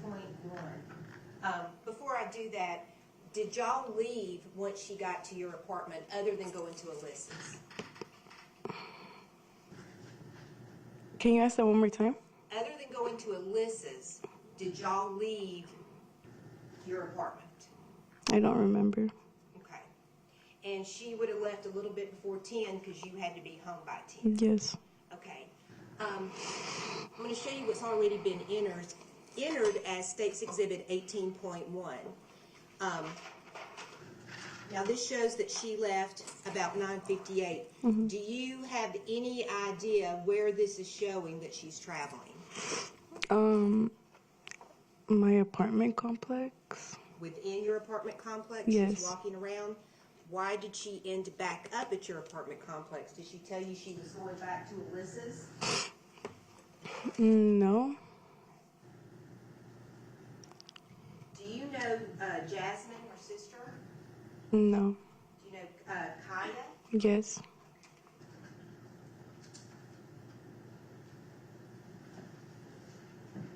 Now, whenever y'all would get together to smoke, who provided the marijuana? It would be both of us. So she would bring her own marijuana and you would have your own marijuana? Yes. Do you know Ma'am, where she ma'am, got I'm going to ask you to wait till Ms. Drake finishes I'm the question. sorry. Okay, you've got to not talk over. I'm sorry, I lost my train of thought. I'm there. sorry, Ms. Drake. No, you're fine. So everybody would have their own marijuana? Yes. Did Alyssa have her own marijuana that night? I don't remember. Okay. So y'all were really good friends? Yes. And she came over all the time? Yes. Did you know that her mother instructed her that she's not to go over and hang out with you? No. So if she's hanging out with you a lot of the time, her mother does not know that? Yes. How could you possibly know what her mother knows? What's Ms. Drake? Okay, I'll withdraw the question. Okay. Did her mother ever bring her to your house? No. Did she ever allow her mother to come pick you up at her house? No. And you know the evening that y'all hung out, she told her mother that she was going somewhere else. Did you know that? That's speculation. I asked her, did she know that? She can say yes or no. I'm going to allow the question. I'm going to overrule the objection. Did you know that she had told her mother that she was going to Esmeralda's house and not your house? No, I didn't know. Did Esmeralda know that she was coming over to your I'm house? going to object to speculation, Judge. Yeah. How does she know what Esmeralda knows? No, Do you know, yes or no, if Esmeralda knew that she was coming over to your house and not hers? I'm going to again no, object to I'm gonna sustain that objection. Okay. Yeah. Are you and Esmeralda friends? Yes. Do you and Susanna, did y'all often cover for each other? What do you mean? Cover for each other. If maybe you're going someplace you're not supposed to be, or wanting to skip school or something, help cover for each other. I guess.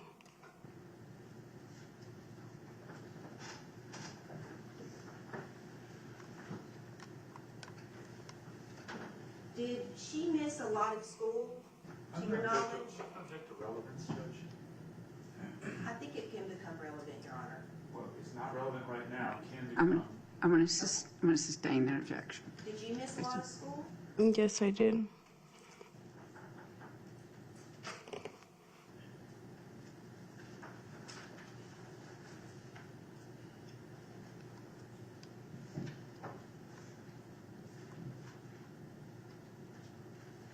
If I can have just, let me go back for 1 second.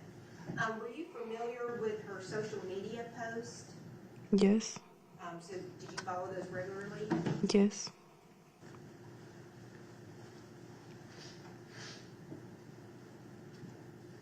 Did you maybe at first think that she had simply just run away or something? No.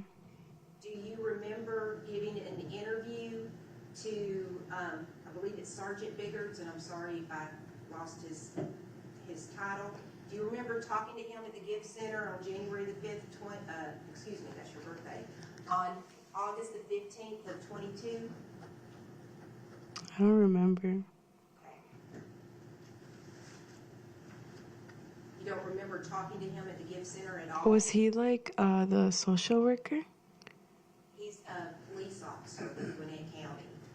I don't remember talking to an officer at Give West. Do you remember talking to, perhaps you thought he was a social worker along with the SRO? I don't know what that is. The police officer for the school? No, I don't. I remember. Okay. If I can have just a moment, please. Certainly.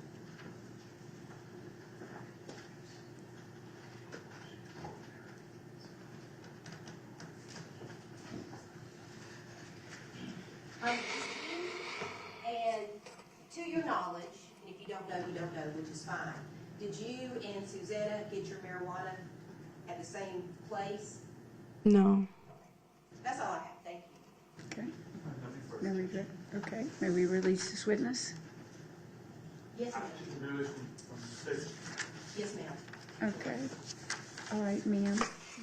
You're excused, and you can remain in the courtroom or you can leave.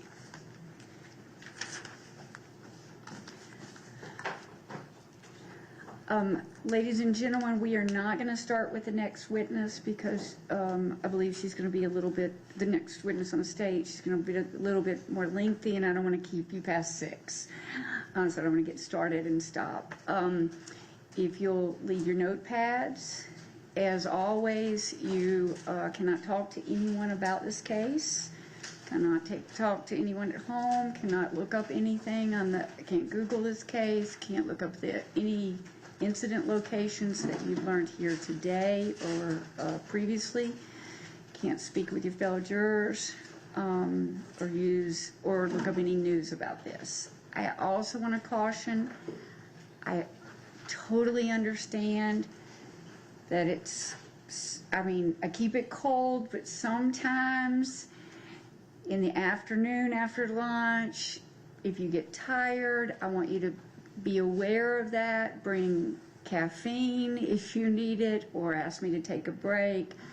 I'm going to need you to get enough sleep and do what you need to do to be able to pay attention to tomorrow and not have any, I just want to I just want to ask you to please consider this as a very important case, as all cases are, but this is a very important case, and I want you to get enough rest so that you can stay awake and alert tomorrow.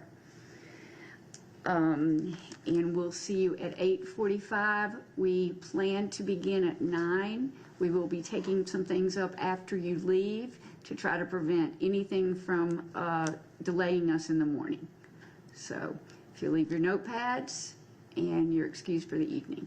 Thank you.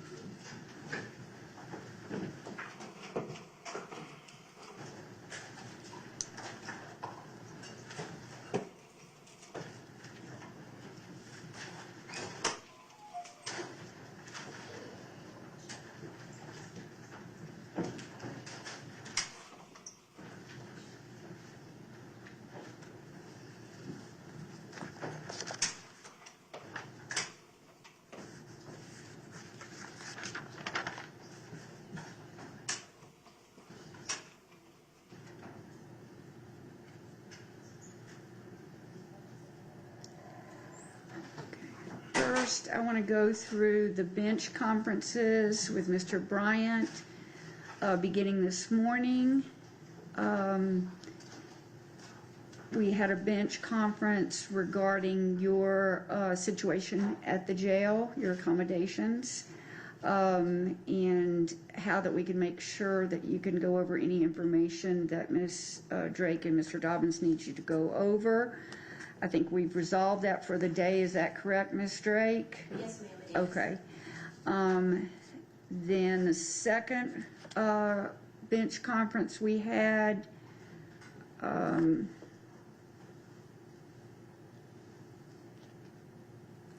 was a scheduling to determine whether I was going to still break for my noon meeting, my noon judges meeting. We talked about scheduling. We decided to go ahead and start the first witness, or the second witness. I think that was, we decided to go ahead and start the second witness. We broke. In between, when we did decide to break in between, that was another bench conference to determine if it was okay with your counsel, Ms. Drake, to break and then after lunch come back and do cross-examination. The fourth bench conference was when I told Susanna's mother that she had to remain outside the courtroom, and Mr. Delfunk asked to approach because she is next of kin and she can remain in the courtroom even though she's not released. The fifth bench conference was about Juror 13 being asleep multiple times in the afternoon. Number 6, the bench conference, the sixth bench conference we had was that jurors 14 and 15 had trouble hearing because the interpreter was interpreting live to the victim's mother on the front row next to them, and I directed the interpreter to move to the back of the courtroom and to wear an earpiece. And then the last bench conference was to determine if we were going to call one more witness or 2 more witnesses before we adjourned for the day. Ms. Drake, does that jive with your recollection and notes as to all our bench conferences today? Yes, ma'am, I believe there might have been one more, and I'm not sure if we all approached or if it was just me and Mr. Delfont about a relative losing the hearing aid. That's true. Yep. And I don't know, yes, you requested if, I believe, the defendant's grandmother had lost her hearing aid and wanted to move. Yes, ma'am. And I said she could move to the second row. Yes, ma'am. I didn't, and all 4 attorneys did not approach, just you and Mr. Delfont on that. Yes, I believe so. And Ms. Tish also approached. Oh, that's right, yes, she did. Mr. Donnelly did not. Does that do you also concur that those are the all 8, if we include the last one about the grandmother, about Mr. Bryant's grandmother, that would have been 8 for today? Judge, all of that seems accurate. Okay, all right. All right, thank you. We are adjourned for the evening, and we will start at 9. Well, hold on, let me just see if there are any matters. Are there any matters that we anticipate? No, ma'am.